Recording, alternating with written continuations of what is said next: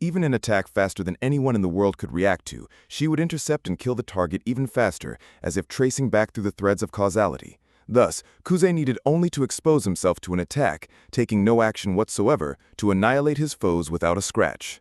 Kuze had never once boasted of this power's activation requirements, but he assumed the Oriatian side have already figured them out through numerous verifications. But there was one other condition for Nastique's activation. It was for Kuze the Calamity to wish for the death of someone he saw with his own eyes. It was not merely a power that retaliated against those with killing intent. If Kuze so wished, he had the right to freely kill anyone.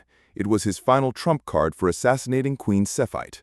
No one knew of this condition. Not Kia the World Word, not Noptok the Crepuscule Bell. No one in this world, save for Mestalexel, had seen him. Back then, I did my best to make it look like an automatic counterattack, but how much can Mestalexel judge or remember? What if this guy returns to Oriatia's side? What about the information he has on me? Hey, stop it, will you? 2, pinned by Mestalexel, forced her upper body up with brute strength. Ooh-ah, ooh-ah! For Mestalexel, a mimic with abnormal physical strength, this was an unexpected display of power. 2 slender arms grabbed Mestalexel's wrist as he lost his posture, and she threw him around. With just one hand, she literally swung him around. Wah, wah, wah! Ceiling, wall, floor, an earthquake-like series of impacts rang out through the moving train.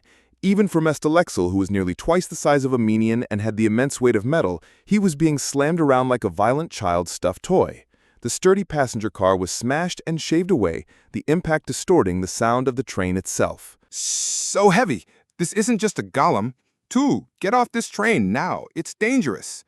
Kuze shouted desperately while shielding Yanigis from the vortex of destruction. Even if his opponent was Mestalexel, the box of desperate knowledge, Kuze hadn't thought 2 would be harmed. She may fight like a berserker, but she had the sense not to involve Kuze or the unrelated Oratian soldiers. But this was dangerous. Uhak was on this train. It was impossible to guess by what standard he acted or what he would erase. But if he got caught up in the erasure of word arts, 2, a mimic, would not escape unscathed. Uhak is here. I know, that's why I came. What? Let go. Mestalexel's palm flashed with light several times. He seemed to be firing something at point-blank range, but the attack only managed to tear through 2's clothes, revealing her soft skin. It's not working. Kaite, missiles, can I use them? Huh? The train, I can't break it. Why? On the other hand, Mestalexel, who should have been smashed by a terrifying force, was also unharmed. The sound of metal creaking and breaking, the sound of gunpowder exploding. They weren't sequential, but overlapping. The sheer pressure of the wind against his great shield enough to create the illusion that he would be blown away. Lord Yanigis, what in the world should I do? Stay on your guard. He should be close. Yanigis, however, was scanning the empty space around them, his gaze roving. His complete lack of interest in the cataclysmic destruction unfolding before his eyes was clearly abnormal. 2 once again hoisted Mestalexel up with one hand. Outside! I'm throwing you out! Perhaps realizing that she couldn't damage him no matter how many times she slammed him, or perhaps thinking she couldn't risk any more damage to the train, she tried to toss Mestalexel out through the large hole in the wall. At that moment, the wrist 2 was holding exploded. Huh? The azure giant rolled across the riddled floor and collided with Kuze's great shield. Gah! Though it was only a light touch, the weight like a physical blow pressed through the shield and a crushed sound escaped his lips. Are you all right, Mr. Kuze? Somehow. Well, this is pretty bad. What is this? This shield! Mestalexel laughed as he stood up, grabbing the great shield he had collided with. Kuze felt his body lift off the floor. Whoa! Hey, your strength is a bit much, isn't it? Just by moving the great shield he held, Mestalexel could swing Kuze's body around as well. Lord Yanigis, this Mestalexel is... ally, right? It has not been made public yet, but Araletia has regained control over Mestalexel. It is currently engaged in the same operation as Uhak. Control? This is control? What are you planning to take down with a monster like this? Kuze tried somehow to pull the great shield back. It was a foolish attempt, like a child fighting over a toy, but it was a pointless endeavor. It is Kia the World Word. She is the self-proclaimed Demon King who abetted the foul play in the 4th match and assaulted the royal palace. Not foul play. A chilling voice came from right beside him. Releasing the great shield, he reflexively looked over. It was a space where Yanigis had just been staring, a space that should have been empty. Say it. In that match, Who was it that committed foul play? A girl was there, long golden hair, clothed in what looked like the traditional garb of a forest dweller, green in color.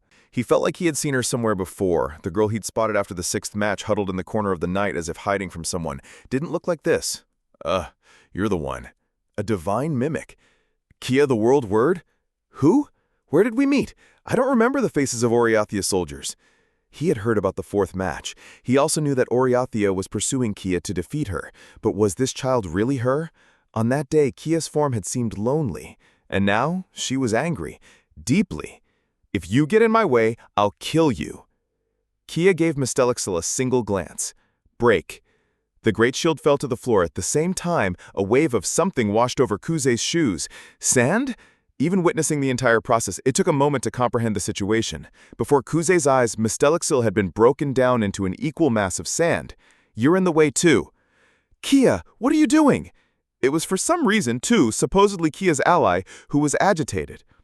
Are you really going to kill him? Our goal is to save Uhak. It's fine. He's fine. The mountain of sand trickled through a hole in the floor from the train's vibration and quickly vanished. It was strange that he didn't regenerate as he had when Kuze fought him, but perhaps his very functions had been killed as well.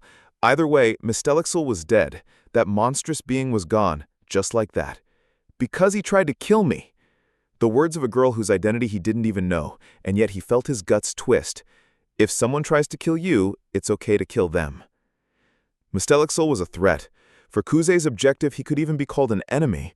But Kia had killed such a monster with ease. No, she had been able to wish for his death. Lord Yenigis, wait, Mr. Yenigis, this girl, should I stop her? With your power, can you kill her? That's not it. I'm the one who told him. After the fungal labyrinth, Kuze had told the Eurasian soldiers something in order to free Uhak. Uhak the Silent, who erases word arts, might be able to defeat Kia the World Word. Somehow, can't you have Uhak not kill her? From the phenomenon he had just witnessed, the possibility of Kuze stopping her was non-existent. Omnipotence and instant death. He would be annihilated without a chance for dialogue, or conversely, Nastique would sense his killing intent and take Kia's life. The outcome could only be one or the other. Still, he couldn't bear it. The girl he might have been able to help that day, by the hands of his younger fellow disciple whom he might have reached in time. The crime of letting her die because of words he himself had spoken was a sin he could not bear. Mr. Yaniguez, are you unharmed? I have brought Uhak the Silent. An Eurasian soldier shouted from outside the room. The door creaked, but perhaps it was warped from the earlier destruction. If Uhak is here, then maybe. He might be able to do it without killing her. He looked out the window. Nastique was nowhere to be seen. Nastique would not approach the vicinity of Uhak. He would never forget, when the poorhouse was attacked, it was because Uhak was watching that he had managed to avoid killing. But at the same time, that meant Kuze's only invulnerability was lost. Uhak is here, I see. I need to talk, Kia the World Word. He had to summon his courage before Uhak and Kia clashed. I am Kuze the Calamity, not a soldier of Eurasia, but a holy knight of the Order. So what? You don't know anything about me. That's true. I don't know anything about you, and you don't know anything about me. Kuze's history as a warrior was peculiar and distorted. He had continuously trained only the techniques to avoid crisis, all in order to avoid killing his enemies. His danger-sensing abilities were telling him, this girl truly could kill him just by thinking it. Could he convey anything to her without killing, or being killed? Kuze's life was no longer his own to freely command. He bore the wishes of the Order. He was doing a foolish thing. But I do know a little about Uhak Kantush. Tu was watching him. She didn't interrupt, but she looked anxious. She was still worried about a murderer like Kuze. Kuze himself tried his best not to let his inner torment and despair show on his face. He put on a relaxed, unreliable smile. Kia, are you worried about Uhak, too? Be silent. Kuze fell to his knees. Both hands unconsciously went to his throat. He had the illusion of choking, but he could tell he was still allowed to breathe. A sense of powerlessness and terror washed over him. You dare to deceive me further, after all this? Kia, that's not right. You can't involve Kuze. Fall. Tu rushed over and supported Kuze's body. Kuze couldn't get up. He could only watch. It was agonizing. Kuze is a good person. That has nothing to do with me. She then turned her vacant eyes to Yaniguis. You are... Even unable to move, he thought, what a farce. Kia had been looking not at Kuze but at Yaniguis behind him from the very start. You deceived me with those documents. Indeed, Kia the World Word. You too cannot sense the location of Uhak the Silent. You couldn't directly pull him to you or have him escape. You had no choice but to board this train yourself to interfere. You could not directly affect Uhak with your word arts, can you? Yanagis forcefully boarded Orange 36, a train he had no authority to be on. His composure when dealing with Kuze was not due to impulsive action, but showed it was all part of a calm calculation. The proof is that you appeared on this train, not the one carrying Uhak. After you rescued the Magic, the next thing you would sense is the conversation of those speaking of Uhak the Silent's whereabouts. The location of Mestalexil, who attacked you, my own location having entrapped you. The reason Aurelia had gathered even Mestalexil, who was not part of their forces, to counter the omnipotent Key of the World Word, was for this. But Yanagis had woven into his plans the possibility that he himself would be detected as a target for retaliation by Key of the World Word. Thus he had illegally boarded this train. At Yanagis's core was hatred. Or perhaps one cannot stop hating, and one cannot stop hurting those they hate. The location of the one who killed Alea of the Red Note. Kia staggered backward as if she'd been struck. Overwhelming anger sometimes resembles terror. What did you say? I am not the one who needs to be told to be silent. Yanayeg smiled as if to provoke her malice. As you said, if Alea of the Red Note was executed, then there must be someone who killed her, right? Oh my, did it not even occur to you that someone so hateful, so unforgivable was alive in this world? Tu shouted, Kia, it's better if you don't listen. You people! Kia began to speak. Kuze, Yanayegs, and perhaps Oriatia itself, a word that would destroy them all. Lord Yanayegs! It was at that moment. The door to the corridor was smashed open. The one who had recognized Kia the World Word and still dared to charge into the passenger compartment. We got here unharmed. We have brought Uhak the Silent. Not yet. Outside the corridor stood a massive ogre with gray skin. Uhak the Silent stared at the chaos within the room with quiet eyes. Uhak has never once said he would neutralize Kia for us. From here on, we can only leave it to his will. It was a matter of course. Uhak could not make a promise to anyone, not a single word. Despite having learned the order script from Kunode of the Ring Seat, he could not even convey his will to anyone. He could not command others, nor could he be manipulated. If there was anything he could do, it was only to pray that he would save everyone. Couldn't have Chirakosima. Usama no habramulya yemena sala kurabala tinske. Uhak. Unable to speak, Kuze stared at Uhak. He had not erased the word arts. In a situation with two before him, he would not ruin everything. Or was even that prediction just a wishful thought? If he could say something, what would Kusei have wished for? Ha ha ha. Then Yanigas laughed vacantly. And so, your plan is too soft, Hito. As a final move, you devise a plan that entrusts the outcome to Uhak's will. If Uhak may not erase the word arts, then we must create a situation where he has no choice but to do so. So that's what you were listening to. Kia seemed to not even see Uhak, who should have been her original objective. She clutched her chest as if to hold it in. She couldn't even control her own immense hatred. Who killed Elia? Before that, isn't there something you should ask? Yanigas' hatred was not like that. It was a blade of malice simmered in filth, all to be thrust into Kia. Why was Elia killed? Why? Ah, that. Is there any need to know? It is the excuse of us murderers, is it not? You are not so foolish as that, are you? You passed the test I prepared and became able to decipher the letters. Elia of the Red Note, for you, what was she like as a teacher? Elia was kind, she brought me to Oriadia, and because Elia was there, I had so many happy things happen to me. Why? Why did Elia have to be killed? Elia of the Red Note it wasn't Yanigas who answered Kia's cry, it was one of the soldiers who had rushed into the room with Uhak. She was a rebel who planned to usurp the authority of Oriadia. For the sake of her own lust for power, she murdered her own hero candidate. And using a child with powerful unknown word arts, she plotted to kill Roskle. Lies, lies. Because Elia about me— Kill me. Yanagisa's voice was so cold it was chilling. That is what she asked of you. Ooh. Thud, a sound rang out. It was Tu, who had thrown Yanagisa's body down. Though she had likely held back as much as possible not to injure him, his wire-thin left shoulder was dislocated from the impact of being slammed to the floor. That's enough. It's enough. Kia, let's take Uhak and go home. He. Ah, damn it, this was hopeless. Kuze was invincible, yet always powerless, only able to pray. And even that prayer was never granted. Kia, you mustn't kill people. Myself. The soldier from before raised his voice as if squeezing it out. Even a nameless soldier Kuze did not know had, for the sake of the operation, summoned his courage and spoken. I am the one who struck down Elea of the Red Note, for the order of the kingdom. At this point where all threads of fate converged. Everything. Yanagisa's mocking laughter echoed. The situation where Uhak has no choice but to use his power is... Lies. Elea is when everything falls apart. Kia uttered the final word. Break. In that instant, several things happened at once. Kia's omnipotent word arts, something whose very function was unclear, tried to animate the soldiers, and the soldiers, to fulfill their duty to Aureltia, opened fire on Kia. Two had leaped in between Kia and the soldiers. Uhak activated the erasure of word arts. Kuze just watched. The world dyed pure white cleared at some point, and the blue sky came into view. In front of him, a brick-built viaduct soared. To the side of his head, something like a crumpled iron plate was stuck. He had fallen, be it because of the word arts or because of the simultaneous attack of explosives and gunfire. At that moment, an unimaginable collapse had occurred, and he realized he had been thrown from the viaduct. Blood was flowing. His forehead was slick and wet. He wondered whose blood it was.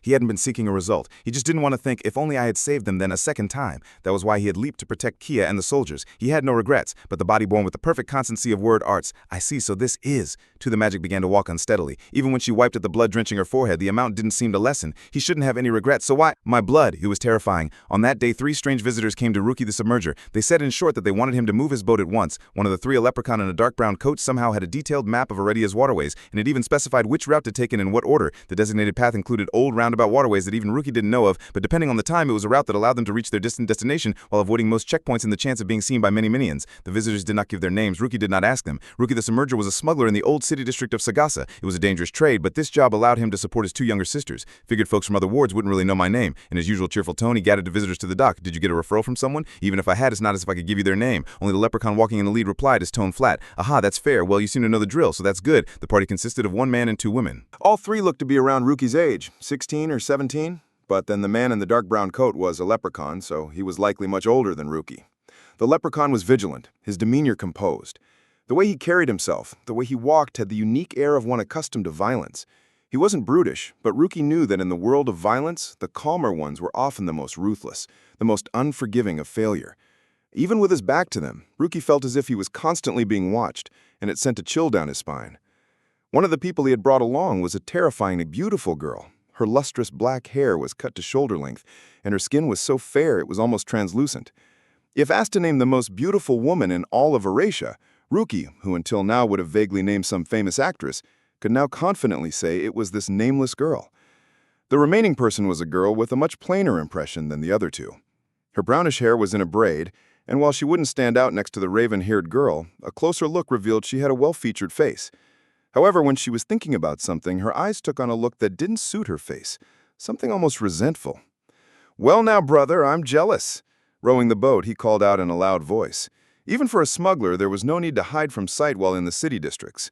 To look like a legitimate tour boat, even if questioned, it was Ruki's own business practice to initiate some harmless small talk. "Taking 2 beauties like you on a tour? Even the nobles would be jealous. Are you all family?" "There are 3 of us." The leprechaun replied, for some reason as if in a foul mood. He was pressing a hand against the area of his chest pocket. Their conversation didn't quite connect. Perhaps this client was just that sort of person. It wasn't unheard of in the underworld, but during their initial negotiation, he hadn't seemed to have any obsessive delusions or peculiarities, so this came as a slight surprise. "Aha, my apologies, you are indeed 3 people." Still, there was nothing to be gained for Ruki from pointing out such inconsistencies. Even if the conversation broke down, it was fine as long as it looked like harmless chatter to any onlookers. "That island over there used to have a chapel for the order." The island Ruki pointed to was now just a patch of overgrown forest, completely untended. "I used to visit it a few times back in the day. They've even taken down the bridge now, though." "Ruki, were you a follower of the order?" "Eh?" The beautiful girl had suddenly called his name, and his heart skipped a beat reflexively. Damn, even her voice is cute. It was a voice like a fleeting sigh, the very picture of transience. Her face, which was too striking, was hidden by a wide-brimmed hat, but it was still a struggle not to be conscious of the full chest pushing against her white blouse. This was a feeling unrelated to his work. He corrected his thoughts. "Well, my parents were involved with the order back when they were alive. I guess I went to that chapel a few times myself." The boat had been left to him by his parents, but it wasn't as if his family had been in this line of work from the beginning. Ruki's family had once made a meager living by transporting supplies to the Order's facilities in the remote regions. But during the chaotic era brought about by the true Demon King, the Order faced harsh persecution. The reasons were unclear. Rumors piled on top of rumors that a priest somewhere had been involved in human trafficking, that some other chapel had worshipped the true Demon King as a god of verse, that other tales of dubious authenticity, and before long, many had come to fear the Order itself. Ruki's parents were forced to make a decision. The number of shops willing to trade with the Order was dwindling, and the Order's own facilities were repeatedly being consolidated and shut down due to downsizing. Ruki, a child at the time, didn't know what kind of discussions his parents had. In any case, Ruki's family chose to abandon the Order, but their lives did not improve. Before long, the boat that had been used for legitimate trade was often carrying illegal cargo. In the end, his parents messed up somehow. His father was found floating in the canal. His mother's body was never recovered. Only Ruki and his 2 young sisters were left. Yeah, well, we were an Order family, so there's all sorts of memories. I was 6 at the time, I think. I came down with a crazy fever, and my parents both rushed to the Order. They begged them to do something, and the Order folks even pleaded with a noble's doctor on our behalf. That's quite a lovely memory you have. Nah, it's pathetic. Almost dying from sickness. Ruki laughed it off brightly. Meanwhile, the plain girl was muttering to herself. In this day and age, there's a medical assistance program for families below a certain income. Lady Flinsuda introduced it. About 4 years ago, I think. Just about 7 years too late for us, huh? You sure know a lot, sis. Me, I don't remember any laws or systems, much less what year they were made. This was just something I happened to remember. Haha, what a coincidence. While it was rare, some underworld figures were strangely knowledgeable about legal loopholes, but it was unusual to find one who had a proper education. For a girl of about 17, it was even more so. I wonder if she goes to some good Order facility or a school in the central districts or something. It was said that until the age of the true Demon King, the true intellectual class had gathered within the Order. He'd even heard a client say that they rivaled, or were perhaps even wiser than the current bureaucrats of Ariadia. But as the Order's power waned, Ariadia established academies as alternative educational institutions for the populace, and no one knew where that intellectual class had vanished to. Were they still working to ensure the Order's survival, or had they, like Ruki and his parents, abandoned their faith for the sake of survival and now walked a completely different path in life? Whether Ariadia will have the spare resources to save its weak from here on out is doubtful. The man in the coat muttered as if spitting the words out. Ariadia is a nation with a weak foundation, having scraped together the last of the minion race's wealth and talent under a wartime system just to form a kingdom. Even if they throw away riches on popular stunts like the 6 Ways exhibition or social welfare, their sustainability is limited. Unless they bring in resources and talent from the outside, they will eventually wither away. Huh? Resources and talent? How are they going to bring that stuff in? War. Hearing the man's reply, the beautiful girl behind him flinched as if frightened. An age of turmoil may be upon us. An age of the frontiers, exhausted by the terror carved by the true Demon King, will be devoured for the sake of Ariadia's lifeblood. For things to end without incident for anyone, the 6 Ways exhibition has been thrown into too much chaos, and Rosclay the Absolute is gone. Oh, right. I was shocked too. The world's gone crazy, you know? You hear about it? 2 students from the Central District followed Rosclay in death. Huh? This time it was the plain girl who reacted with obvious shock. Her eyes widened and she froze like a small animal. Many girls her age tended to avoid the topic of Rosclay's death, but her reaction was of a different nature. What? Don't tell me you didn't know Rosclay died. Come on, there's no way you wouldn't know living in Oriatia. No. The girl covered one eye with a hand and shook her head as if to ward something off. Rosclay lost, and so he died? Huh, that par? Actually, there have been fewer copycat suicides than I thought. He was a symbol of hope who protected Oriatia from the true Demon King. After all, just hearing he died, I wouldn't be surprised if 10 or 100 people died. In fact, I'd say Oriatia did a good job making the announcement. There were just too many witnesses to the match. It would have been impossible to cover up. Someone's ruined it, the plain girl muttered compulsively. It wasn't that Rosclay's death but the deaths that followed that seemed that shocked her, which Roki found incomprehensible. He could understand mourning the dead, but ultimately it was their own free will. It wasn't as if Rosclay or anyone else was responsible. To think such a thing about someone's death was perhaps a cold or a numb way of thinking. It wasn't that she had wished for Sojiro of the Willow Sword to win. She still didn't like Sojiro. Even that day he had slain the dungeon golem, she knew she should feel grateful, but there was an emotional part of her that just couldn't accept it. The fact that he had whimsically saved a Yuno who had lost her reason to live. The fact that he had so much power yet chose not to save anyone. The fact that he didn't even try to understand the hearts of those who suffered from injustice. There were so many things, terrifying things she had wanted to say to him the next time they met, but had kept locked away. So was it that she had wanted him to win and come back? She felt that wasn't it either. Sojiro would surely accept the outcome of the battle, win or lose, with equanimity. Somehow she was sure of it. As she had spent time with him, she had come to understand a once incomprehensible Sojiro just a little. To achieve vengeance, you must make your target understand you. She wanted the one she must take vengeance upon and no one else to acknowledge the undying hatred that Yuno had to live with. That wish was surely two sides of the same coin as understanding her opponent. That was why Yuno and Sojiro's wishes were one and the same.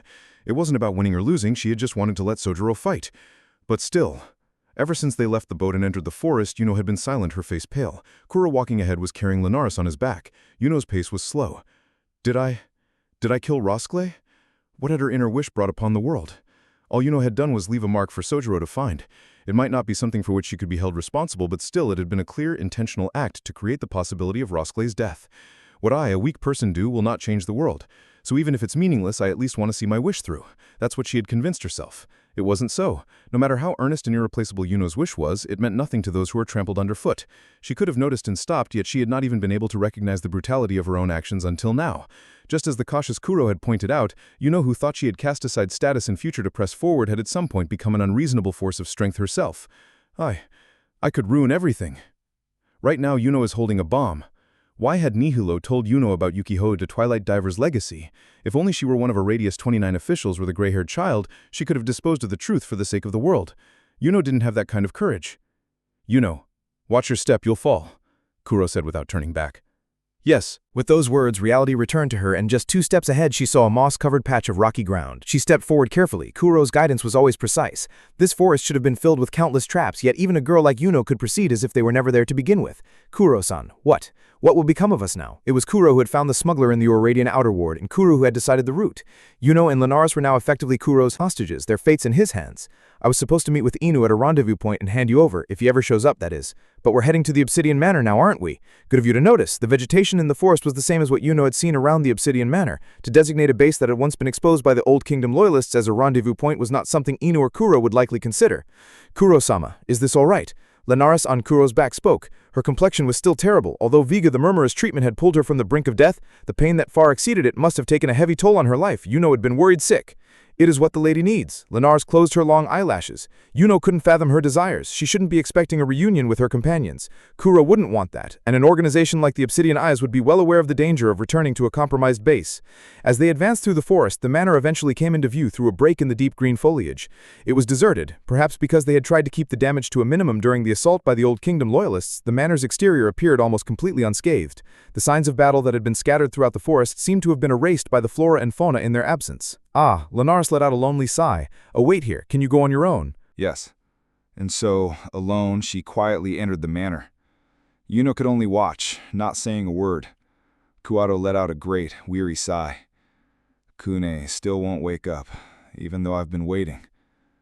Then he sat down on a dry rock, stroking his chest pocket.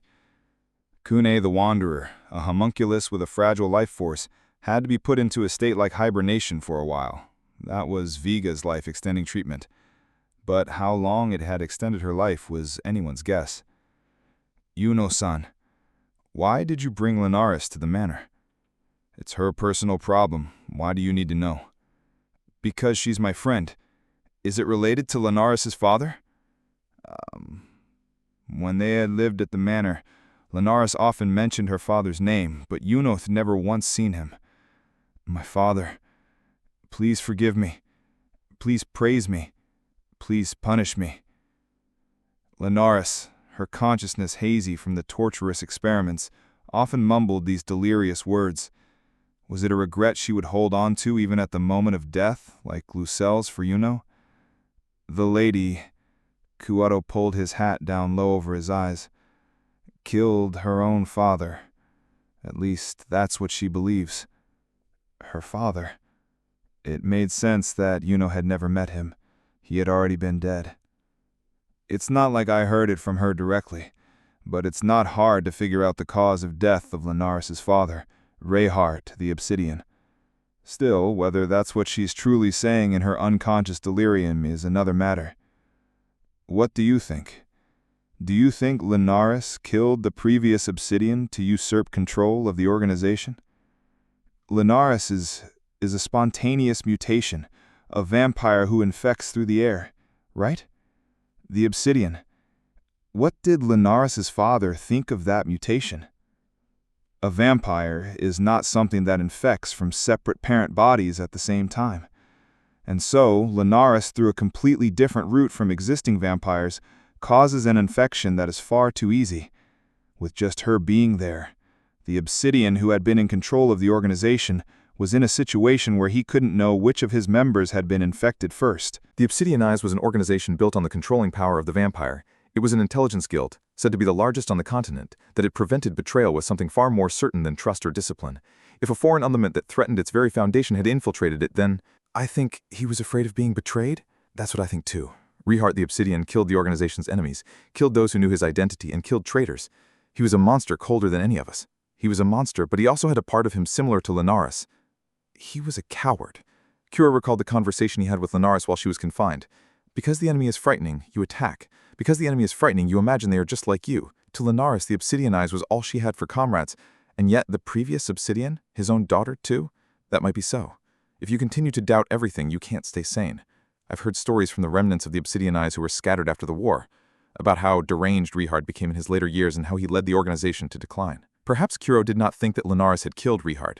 On the other hand, Linares believed from the bottom of her heart that she was responsible for Rehard's death. What was the truth? In any case, it seemed as if karma from a life spent doubting and killing had come back to haunt Rehard, and he had died after a long suffering. You said you brought the lady here for a reason? Because she asked me to. She wanted to see her father at least. Linares' father was dead, yet Linares spoke as if her father were still alive. Kuro walked through the manor without hesitation, arriving at the largest study on the second floor. When he opened the door, Yuno instinctively held her breath. A corpse. A decaying corpse was sitting in a wheelchair. The liquefying tissue had fused with the seat and backrest, and a pungent odor that stung the nostrils hung in the air.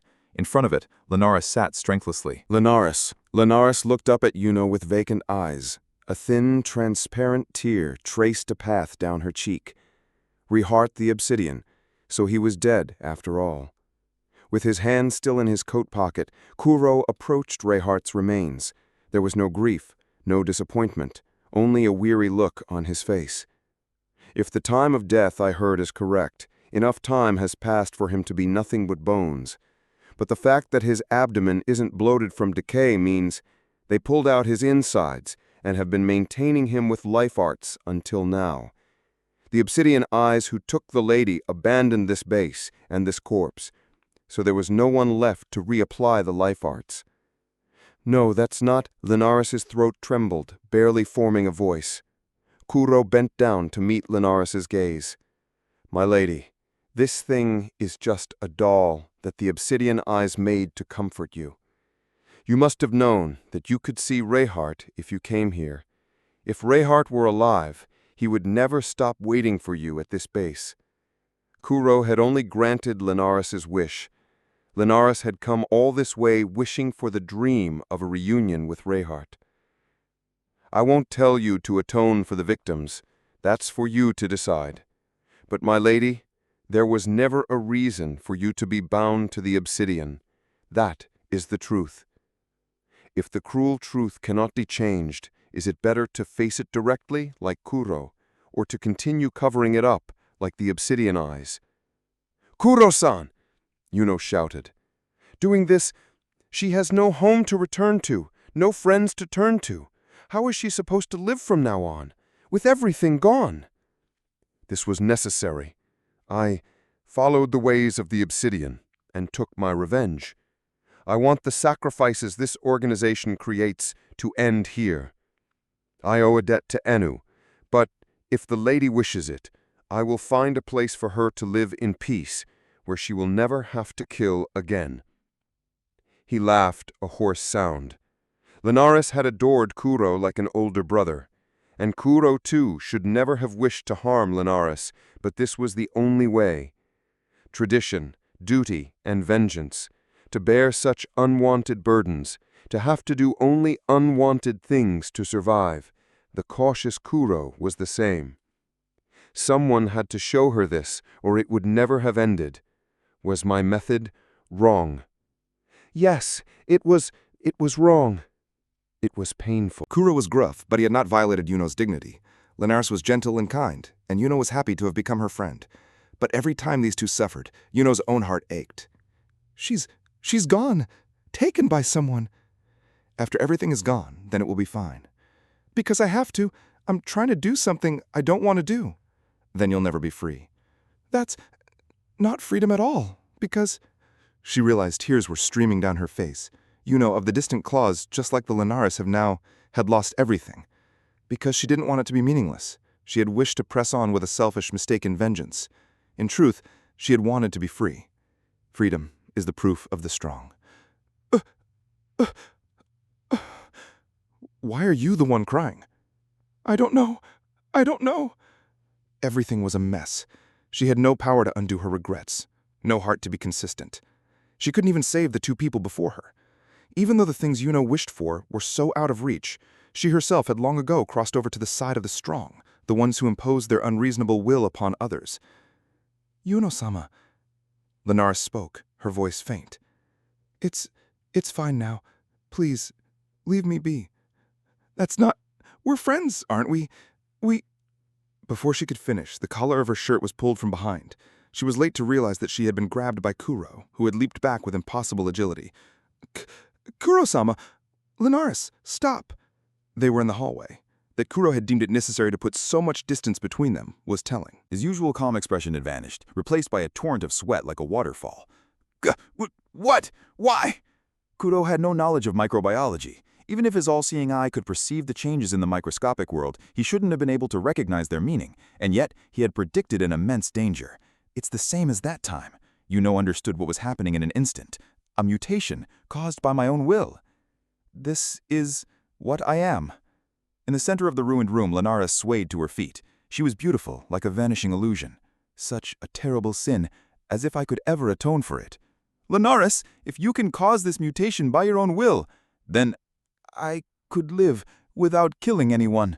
Kuro couldn't continue. He grabbed and ran with all his might. There was so much more he should have said, but he had no choice but to flee. You must not get close. The speed of his escape was the speed of the plague spread. A fatal something, more than mere control, was infecting the air. Linares! No! Linares! Even as he shouted until his throat was raw, he knew his voice would not reach the depths of her despair. He knew because had been the same on the day Nagan was destroyed. Linares' voice alone reached them, like the fading wind. Goodbye. At dusk, Roki the Submerger had finished his day's work and was walking home. He had transported not goods, but 3 strange visitors. Yet even more strangely, he couldn't recall the details of what was so strange about them. The memory of heading to the destination was all that remained, and barely. He was sure he had been working until this hour, and yet it felt as if he had simply been handed his reward at the dock and had come straight home. The one who had come into contact with Linares the Obsidian would become her thrall, her corpse. Linares, whose appearance was more eye-catching than anyone's, would not remain in anyone's memory. This was because a cognitive manipulation was constantly performed to erase the memories of any witnesses who became her corpses.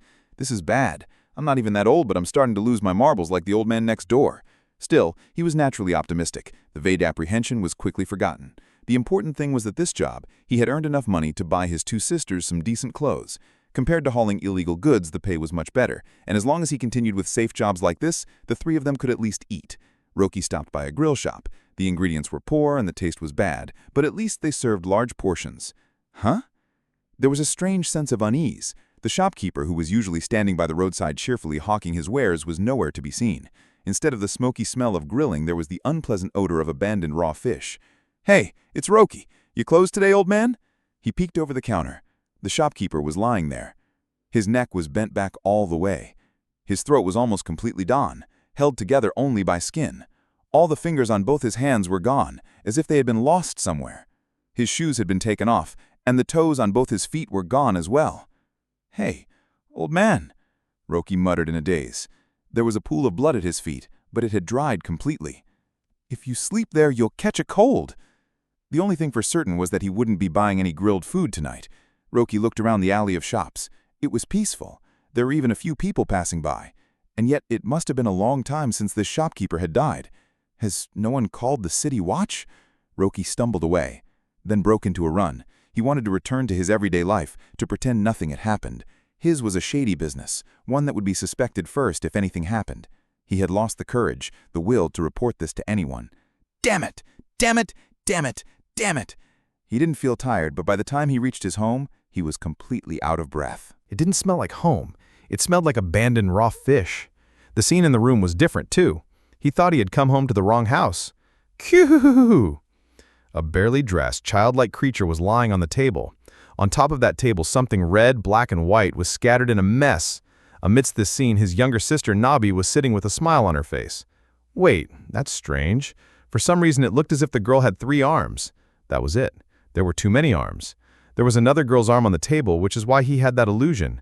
What was scattered on the table, what the girl was covered in, was the dead body of another girl.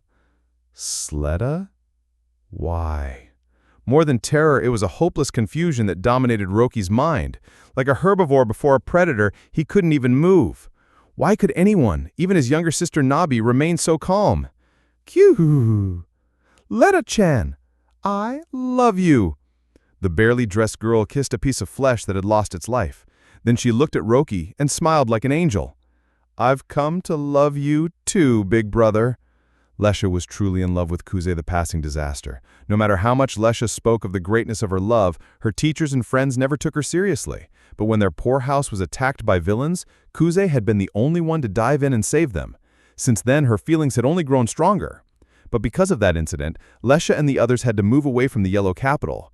During the move, a strange gray-haired child took care of various things for them. He looked to be around the same age as Lesha and the others, but yet for some reason he was working alongside the adults, and the next moment he would be mingling with the children, teaching them games or being taught himself. The other children were simple-minded and quickly grew attached to the gray-haired child, but Lesha was not as childish as they were, so she did not fawn over him. In any case, Lesha and the others were to leave the familiar Yellow Capital. Some of the older children cried and cried even though the younger ones took it in stride. Lesha cried too even though she hadn't cried when the poor house was attacked. It was painful to be separated from Kuze. Just as her love for him had grown, they were to be pulled farther apart. And so they traveled a great distance in a large carriage of the likes of which they had never seen before and came to the free city of Okafu. When they arrived in Okafu, there was a brand new large brown building. None of them had ever seen such a new building, not even among those of the order, so everyone was surprised. After arriving in Okafu, Lesha and the others came to live in that large building. It wasn't just the children and teachers who had come with them to Okafu, but there were about 4 of the teachers they had known in the Yellow Capital, and there were many more teachers from the order whom Lesha did not know. The food was much better too. There was so much meat and so many vegetables that she worried that the order, who had no money, might be overspending. But the sour seasoning of Okafu's cooking was something Lesha disliked just a little bit.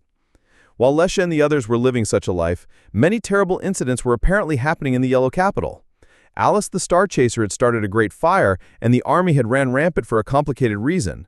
When she heard that Rosclay, the Absolute, had lost a match and died, she was truly surprised. Each time everyone worried about Kuze, but Kuze always sent a letter to Okafu to let them know he was safe.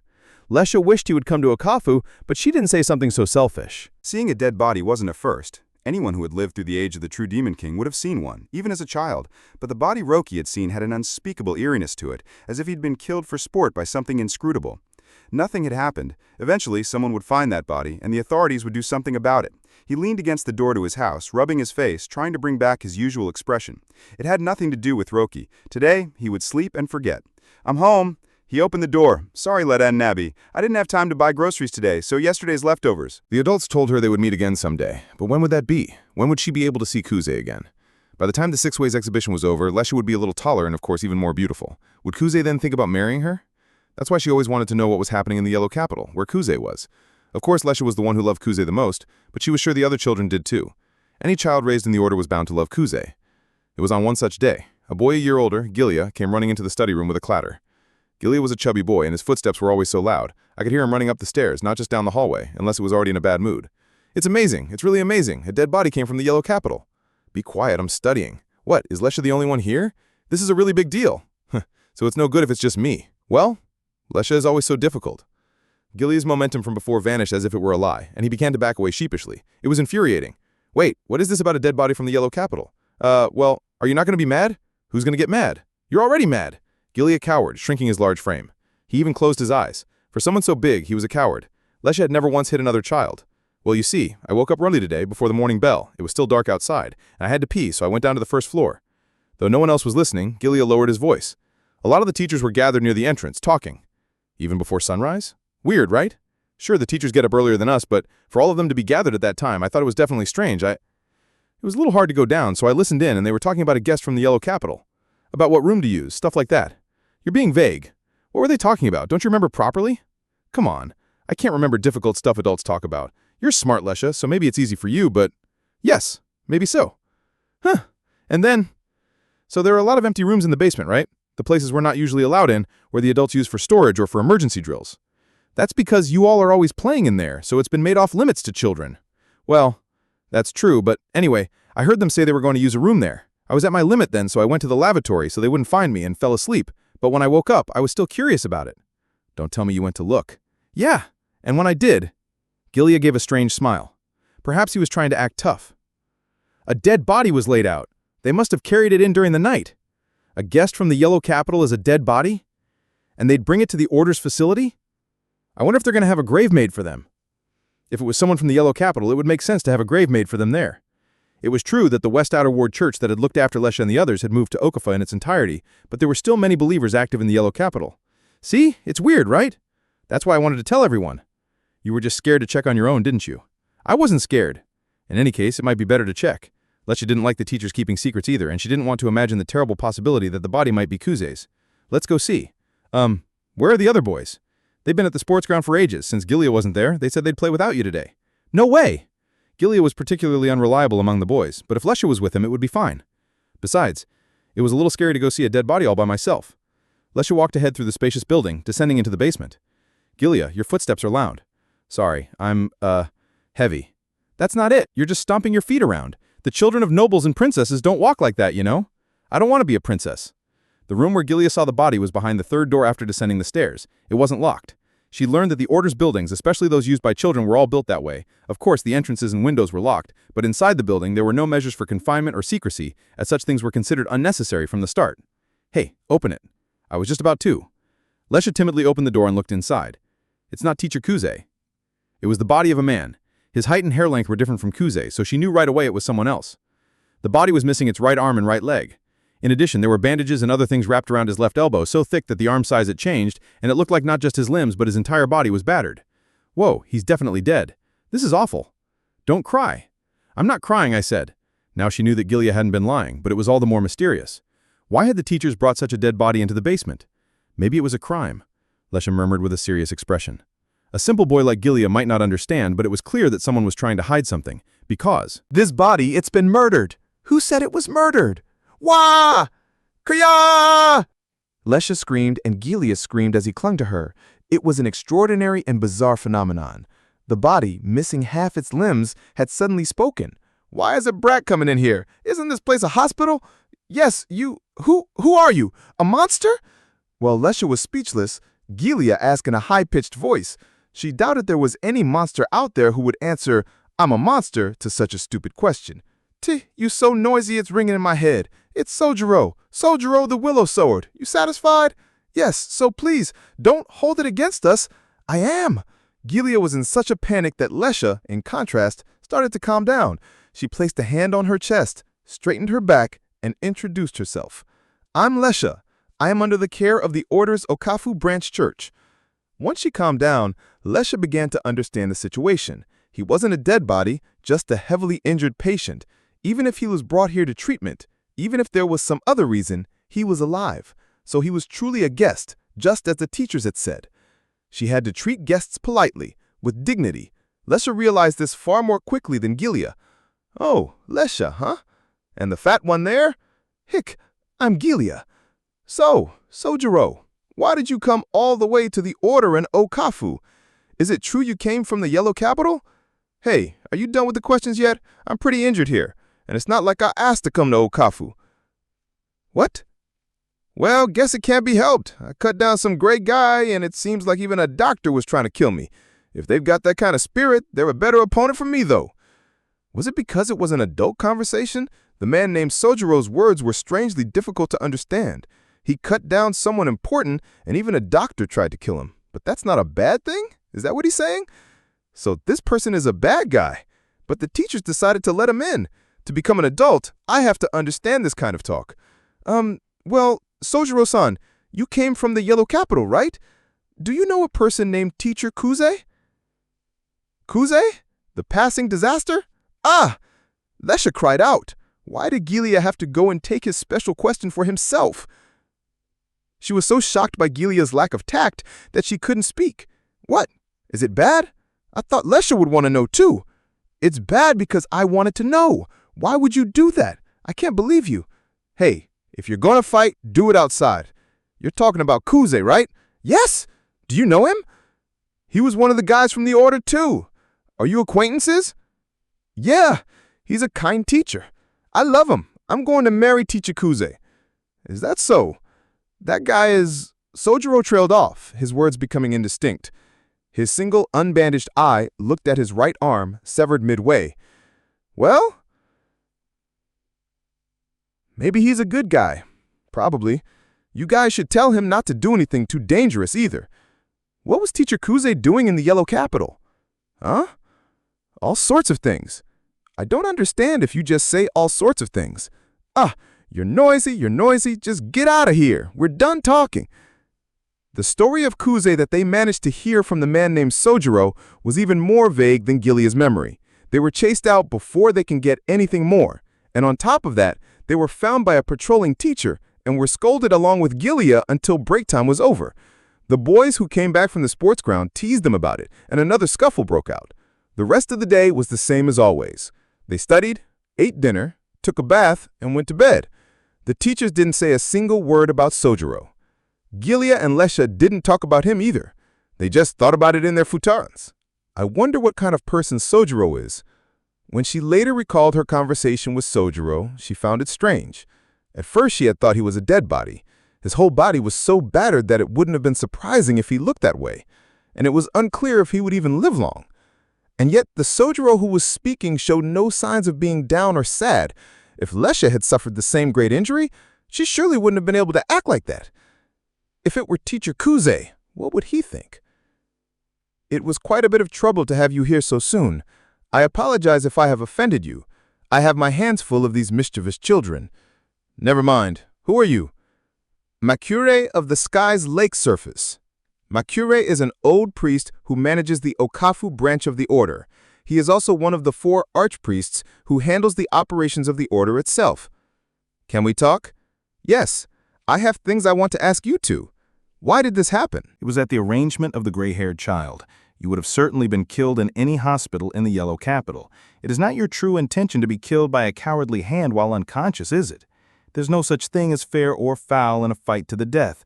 The gray-haired child, that's the guy, right? The merchant-type punk who's teamed up with Okafu? I've never even met him. But he knows you. He judged that helping you would benefit his faction. Accepting Sojiro, the Willow Sword, the guest from the Yellow Capital, was a request passed through the gray-haired child. The order abandoned by the Yellow Capital has decided to join hands with the gray-haired child, entrusting their future after the 6 Ways exhibition to him. I wish to express my gratitude on behalf of the order as well.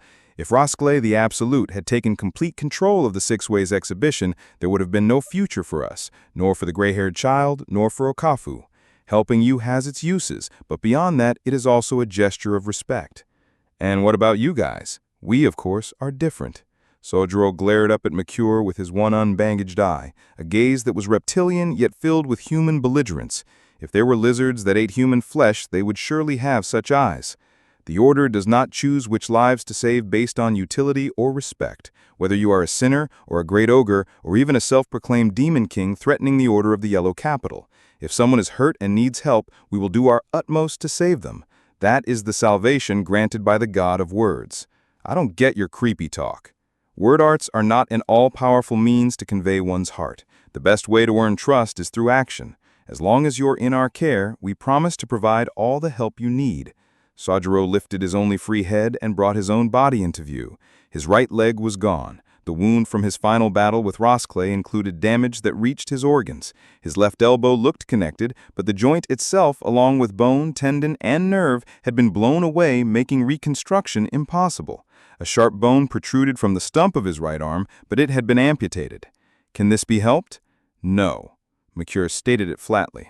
With life arts, it might be possible to regenerate a peripheral part like a fingertip or an ear, or a part that was not long severed and was completely intact as a result of skillful medical treatment. There had been such cases. In the 4th match, Roskle, who had suffered a severe injury to both legs, had mustered the full power of the Yellow Capital and, at the cost of a great deal of his cellular lifespan, had his motor functions restored to their original state. But to create limbs from nothing, a feat of life arts is extremely difficult. Even if a master of life arts fully understood the patient's body, there was still no guarantee of success. Furthermore, Sojiro was in existence from the beyond with many differences from those here. No doctor capable of understanding him enough to regenerate his right arm. Regrettably, there is no possibility that wound will heal. In the beyond where you live, there may have been superior myoelectric prosthetics or transplant technology, but those are techniques we cannot hope for in this world for some time. Besides, the deviant power of a visitor cannot be replicated by simply attaching something in place of a limb. Old man, who are you? Just an old man. Don't act like you know about my world. I do. I know of your world. Knowledge can be acquired by anyone, old or young, if they learn it in a definite form. The knowledge of the visitors who have drifted here is greater than you imagine. Some of it was not accepted by the kingdom and was forgotten. We share unlimited knowledge and wisdom with one another, uniting us. That is the order. So even a know-it-all punk like you can't fix my body. Correct. You have no choice but to accept this loss and live. You will live a life vastly different from the future you imagined, but that does not mean your future will be for the worse. We can help you find the knowledge that will support you. Given Sojiro's situation, Mercure had intended to give him the most realistic hope possible, but few would rejoice at such a sermon. He could have chosen more pleasant-sounding words to momentarily please him, but Mercure was a priest, not a storyteller. He was not good at lying. I won't change, but Sojiro said it with a calm tone, without frustration or despair. Just because I can't win in a fight anymore doesn't mean it's the end for me. If it won't heal, then it won't heal. When the next match comes, just throw me into the arena as I am. It's too early to give up on life. Your life is not your own. Even if you lose your strength, you, yourself, are not lost. You have the time and freedom to think of another way of life. My apologies, but I'm not saying this out of desperation or on a whim. Even with Rosclay, I told him from the start I'd do it with one leg. I came all the way to this different world to be in the Six Ways exhibition. I have to see it through until the winner and loser are decided. It was not just a brave front. Makiyure could tell by looking at his expression and hearing his voice. He had seen the faces of those who truly wished for death at the abyss of despair many times over. But Sojiro's wish did not even seem to be for death. Are you going to look for another way of life? I'm still in the middle of the Six Ways exhibition. I see. I was thinking that your way of life is something completely separate from the strength you were born with. You don't desire to fight because you are strong and can keep winning. Visitors, without exception, fall into this world because of a power that deviates from the world's laws. Such an immense power must influence the personality of its host. Power forms personality, and personality nurtures power. Sojiro's conviction, which could even be called refreshing, could be interpreted as something formed by a strength that could resolve anything through the simple logic of a fight, regardless of who was involved. This is a fruitless inquiry, to try and dissect the heart as a bad habit. It was because Makiyure was still immature that he fell into such thoughts. Makiyure's words for now had not changed Sojiro's will, that was all. To think that understanding the heart could change another's will was nothing but arrogance. I understand. As one who follows the teachings of the God of Words, I will do what I can to keep you from dying, but I will not deny your wish. I have time as well. Let us get to know each other. Just having a bed to borrow is enough. You're a tiring old man to talk to. At those words, Makiyure couldn't help but laugh. The children say that to me often. Makiyure's work in coordinating the order is demanding. Though recently officially recognized as being under the umbrella of the kingdom, the free city of Okafu, a de facto hostile nation to the Yellow Capital, is in a state of poor public order due to the complete halt of its main industry, the mercenary business. The safety of the priests dispatched from the Yellow Capital is even at risk. In the city streets, lined with temporary housing and shops under tents, the sounds of gunshots and something being struck echo almost incessantly day and night. Even in such a city, Makiyure walks around without any means of self-defense.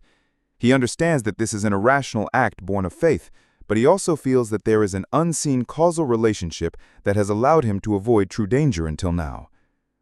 The old ogre mercenary he met on this day was nearly Makiyure's twice height. "Makiyure-san, I wish to ask for the order's cooperation." The ogre's name is Wind of the Astonishing Heavens. He is a veteran mercenary who even stopped the invasion of Kazuki of the Blacktone. He is a rational and cautious ogre who leads one of the mercenary factions.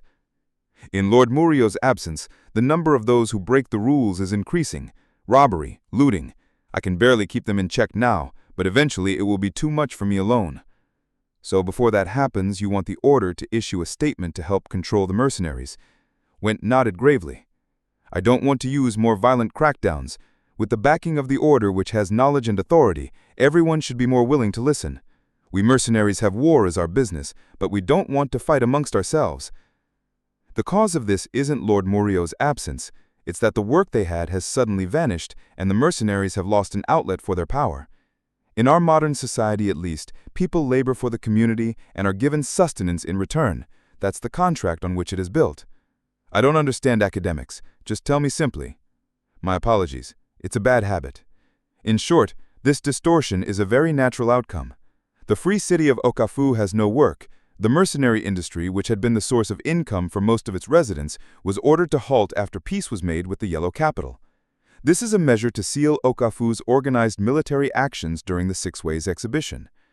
Okafu is maintaining its current state because the gray-haired child has offered full support, investing vast assets and sustaining Okafu, which has lost its means of acquiring foreign currency. The obscene amount of assets accumulated through the musket trade is one of the gray-haired child's monstrous powers. The reason the order in Okafu has a large facility and its believers can live without hardship is also due to the gray-haired child's financial support. Trying to fix a distortion with force will lead to undesirable results. We can issue a statement. Those who believe in the teachings of the God of Words might listen. But what about the ogres and demons? In Okafu, which is not a human society, the order's name doesn't carry as much authority as you might hope. A different power is needed to solve this problem. A different power? There's an idea that the environment creates crime. If there are many robberies and lootings, then by recording the time, location, and actions of the victims for each incident and analyzing the data, we can find a trend. We might find conditions that make it easy for criminals to justify their looting or to resort to robbery. Morio the sentry leaving Okafu doesn't mean the discipline of Okafu has changed. Squad leaders like Wind, who were selected by Morio, are doing their best to adhere to the rules. The change is in those not in Morio's chain of command, the shops and townsfolk who have been victims. There is a possibility. That makes sense. Can we expect the order's cooperation? I will ask someone versed in statistics. We are residents of Okafu as well. No one in the order would begrudge helping to keep the peace. Makure glanced at the huge facility behind him. A church and a poorhouse, it could be called neither. It was a structure that completed all its functions within a single facility. The children who came from the Yellow Capital were happy with the beautiful building, so different from their previous lives, but they could never be allowed to play freely in the Okafu city streets outside the walls. That building, equipped even with an underground shelter for evacuation, was for protecting the believers from the mercenaries of Okafu. The free city of Okafu was the only base where the gray-haired child could block the influence of the Yellow Capital, but the repressed, battle-starved mercenaries of Okafu continued to smolder as a latent danger. Makure-san, one more thing. What is Lord Morio thinking? If we could at least fight under him in the Yellow Capital, that would have been enough for us. Things that seem simple are often not simple to carry out. For whatever reason, Lord Morio had his own thoughts and had you retreat from the Yellow Capital. I, a mere stranger, cannot explain that to you. You must believe that Lord Morio is acting with the good of Okafu in mind. Believe, huh? So that is the salvation the order preaches. I will ask for your cooperation. I was glad to hear from you as well. I'll take my leave for today. Makure went off. The current situation with Okafu's mercenaries must have been an unexpected turn of events for Morio and the gray-haired child. While having the great military power of Okafu at hand, the gray-haired child was forced to seal it as a card for the Six Ways exhibition. The string of suspicious deaths before the Six Ways exhibition began, caused by the unseen army, was one of the effects. The madness of a single gear sets off a chain reaction crippling the free city of Okafu. The stratagem once carved by Linares the Obsidian continues to progress like a chronic disease. Was it just an unfortunate coincidence? Even Makure of the sky's lake surface could only perceive it as such. Makure-sensei. As he was about to walk away, he was called to a stop. It was a young female apprentice priestess. Oh, it's lunchtime. You came to call for me. Were you talking with someone from Okafu? The West District is dangerous. I was consulted by an ogre named Wint of the Astonishing Heavens. No need to be so worried. But an ogre! Ogres are no different from us. They have hearts that the word arts can reach. Fear gives birth to discrimination and severance. But everyone is worried. In Okafu, incidents and accidents happen every day. If something happens to you, Makure-sensei, and you're gone, we'll be in trouble. If I'm gone, who will be in trouble? What? I'll be in great trouble. There's so much you haven't taught me yet, and not just me, everyone. If you weren't here, Makure-sensei, in order would have disbanded long ago. Even if I'm gone, you can still learn. It wasn't for me that I taught you. The accumulated knowledge of our predecessors will always remain. Even if the form of the order disappears, it will be the same. No one will be in trouble. They will just be lonely. But I don't want to be lonely. Someday, it can't be helped. Makure is the mastermind of the Queen assassination plot. He plans to take all the blame that has been cast upon the order and have Kuzi the passing disaster assassinate the Queen at the Six Ways exhibition. Makure and the other leaders of the order who agreed to the plan will become members of a fictitious crime guild. They are wicked apostates who grew fat by parasiting the order and eventually aimed for the overthrow of the state. After the Queen's assassination, there will be those who remain in the order to cooperate with the denunciation of the crime guild and condemn them. The many believers who know nothing, and this young apprentice priestess, will take on that role. the selfish martyrdom of those who lost hope and couldn't change their way of life. My way of life is not my own. I thought I understood that. Makure-sensei. Just thinking. I'll be right there.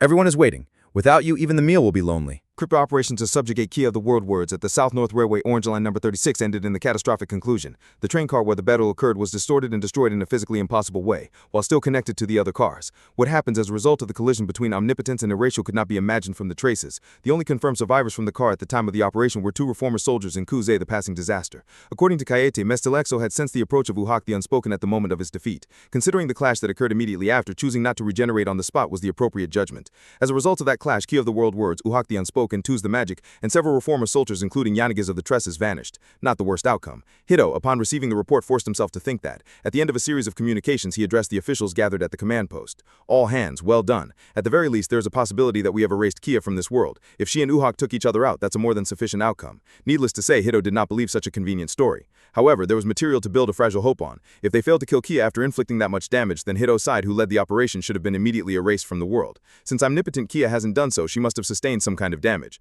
From now on, this operation will switch from the assassination of Kia to the search and recovery of Kia's body. The search has already begun, but we have not been able to obtain the cooperation of the Public Security Bureau. Everyone, you may rest for today. After adding a few more words of praise, the meeting was concluded. Even after everyone had left the room, he didn't have the energy to stand up. He slumped over the desk and let out a deep sigh. He had done everything he possibly could, but this world could end tomorrow, or even in the next instant. That terror would continue until he could confirm Kia's corpse with his own eyes. Hito. He looked up to see the Kaete of the Round Table was still there. Do you really think we managed to kill Kia? It's the same either way. Whether we killed her or not, we have no more moves to play. Which way it went is up to the God of Words. It's not a problem I can do anything about. So you're saying if the Kia assassination was a success, you'll acknowledge it. As promised, I'll have you reinstate Mestelexel as a hero candidate. Do as you please. Either way, that's the only option. There's more. There was no mention of Yanagiz. He interfered with the operation with his selfish judgment. He should be dealt with accordingly. You're one to talk. Kaite of the Round Table was a dangerous individual who had been semi-openly preparing a rebellion against the Yellow Capital. Hito didn't have the energy to rehash that. That guy is probably dead. There's no way he could have survived that situation. What a fool. To challenge a no-win battle for something like revenge. If he'd just done things properly, he could have succeeded. Killing an omnipotent being is a problem beyond human hands from the start. Only Yanagiz was serious about accomplishing it with human means, and he went for it. Perhaps his obsession bore fruit. Never again. This can't be done again. To assassinate Kia of the World Words, Mestelexel of the Box of Calamitous Knowledge, Uhak the Unspoken, and Kusei the Passing Disaster were deployed. No attack that exists on this horizon can surpass that. Hey, Kaite. What is it?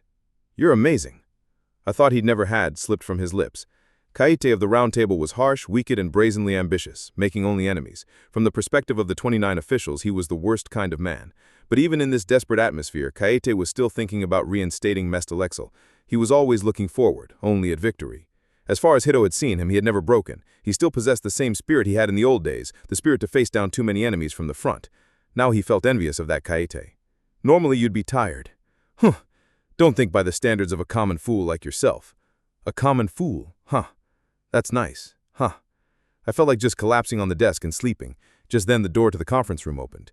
Hito didn't even have the energy to turn his face that way, but Kaite reacted instead. Jelki? Are your eyes okay? Jelki, you say. Hito also lifted his head. The right half of Joki's face was covered in bandages, but it wasn't due to injury. He looked like a completely different person. The man who had defended and managed the crumbling Yellow Capital with an iron body and spirit without a single day of rest looked utterly exhausted and haggard. No problem.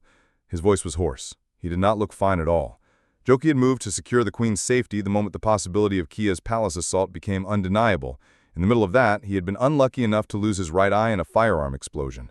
The Yellow Capital coup plot and Roseclay's Beth that came with it. The threat of Kia of the World Words. With the addition of such an unfortunate accident on top of those matters, it was no wonder even someone with Joki's strong mental fortitude would be worn out. Have you subjugated Kia of the World Words? We didn't exactly kill her for sure. But she's at least vanished, and I haven't been killed yet. The way to get confirmation, we'll think about that from now on. Good work, Hito, a clear voice echoed. From behind Joki, a girl in a pure white dress walked out. Her Majesty the Queen. Hadn't Joki evacuated her to a safe location? But her jewel-like red eyes and shining white hair were unmistakably those of Queen Sifite herself. Hito straightened his posture from his bitter thoughts. Forgive my unsightly appearance.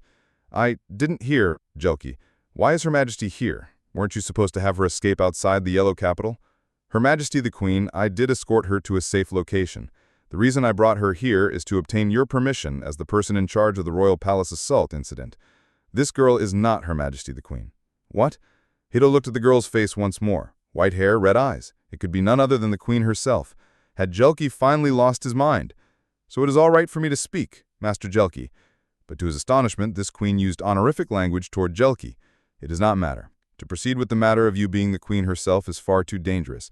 In any case, several of the 29 officials had to be informed." "A body double?" Kaite glared at the girl, his arms crossed. "Yes, my name is Nanel the Fair-Skinned. It is a pleasure to make your acquaintance, Lord Hidao and Lord Kaite." Those reformists. To think they'd prepared such a measure. Not even a mimic could look so much like her.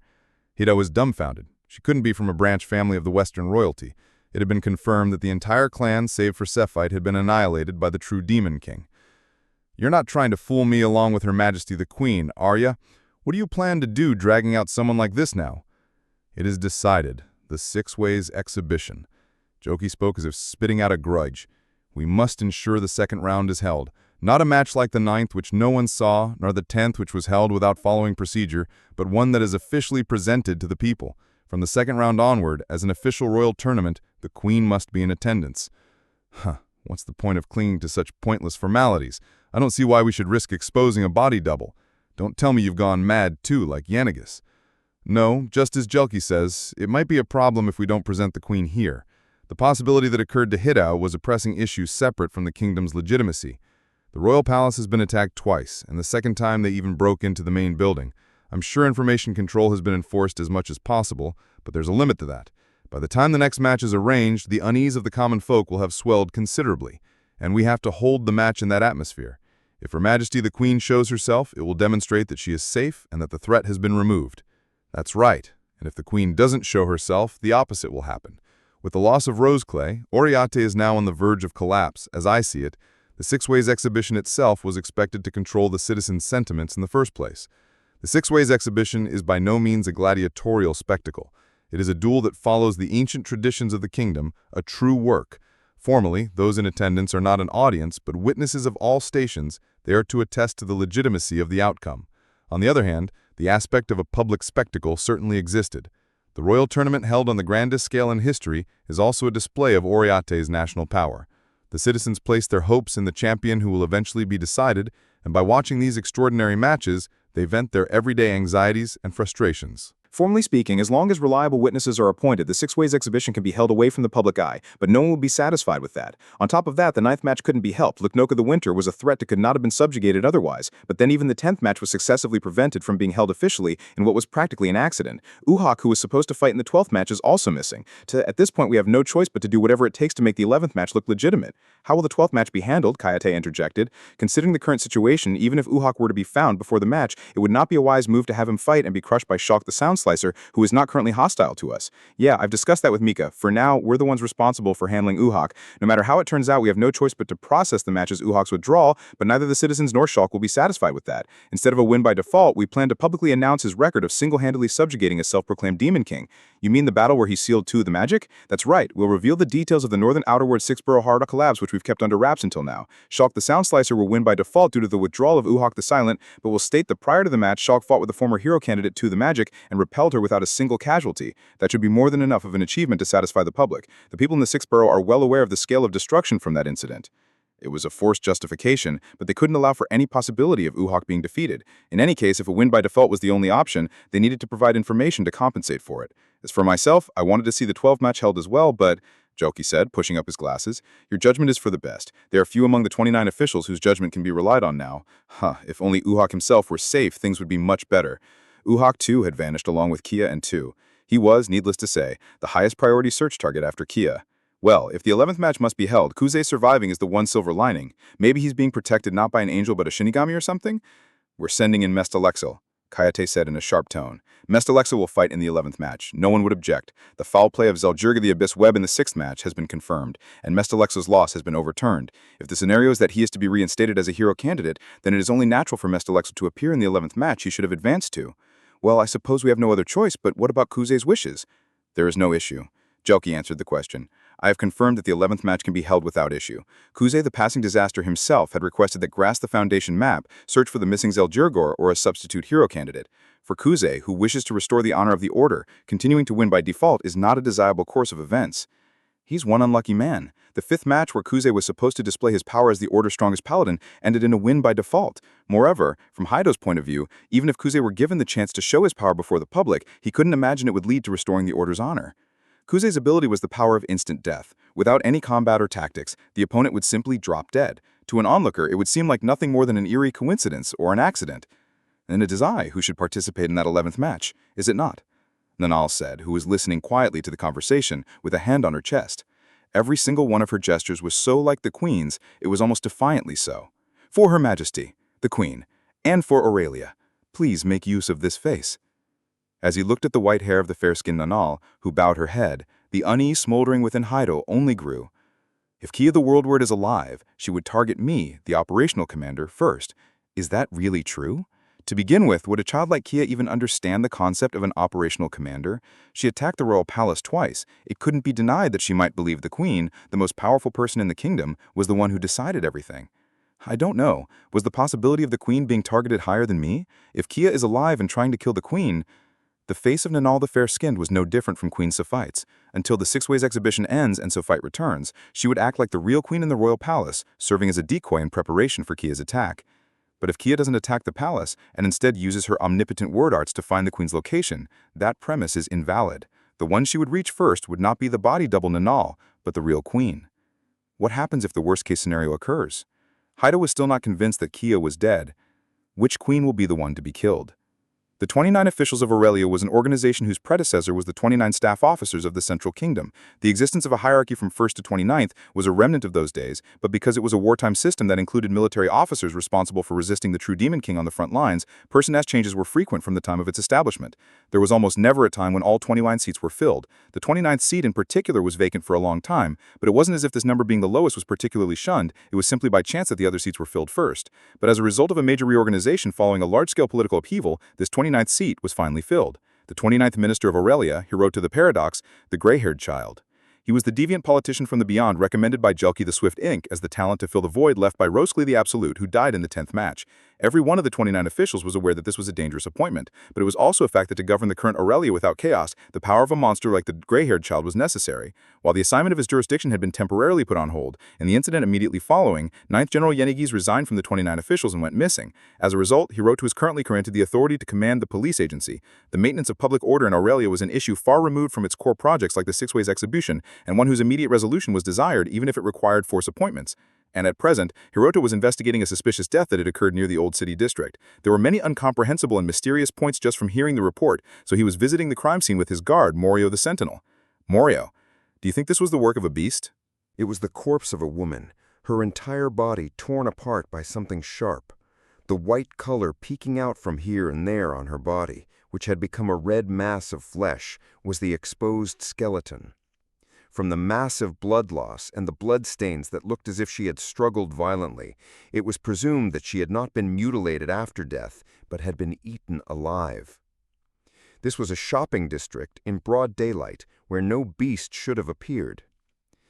There are signs that part of the flesh was bitten off, but from the shape of the wounds, it's not a beast, at least. Morio showed no particular sign of revulsion as he examined the corpse's wounds. This shape is from human teeth, and for an adult male, the jaw is quite small, a child or a woman. Is there a possibility of a goblin? They have a physique close to that of a human child and are a race of Oni that eat people.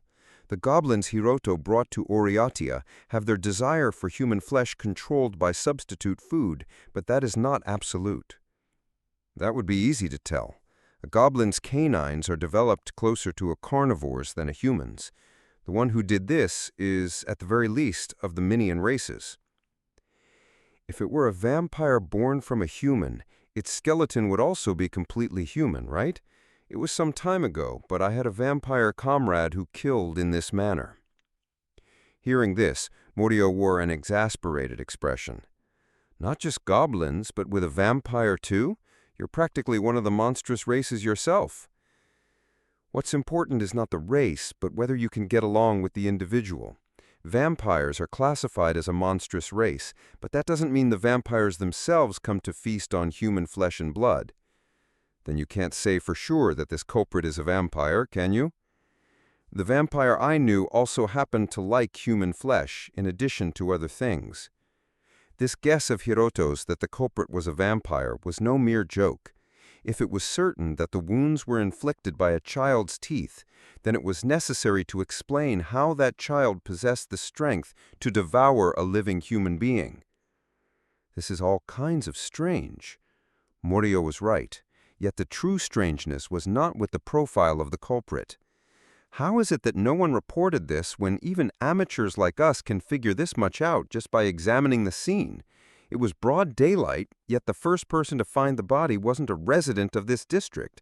Not even the city guard was aware of the incident. This can't be some ridiculous citywide murder plot, can it? The first person to discover the body was a traveler from another of Oriatia's districts.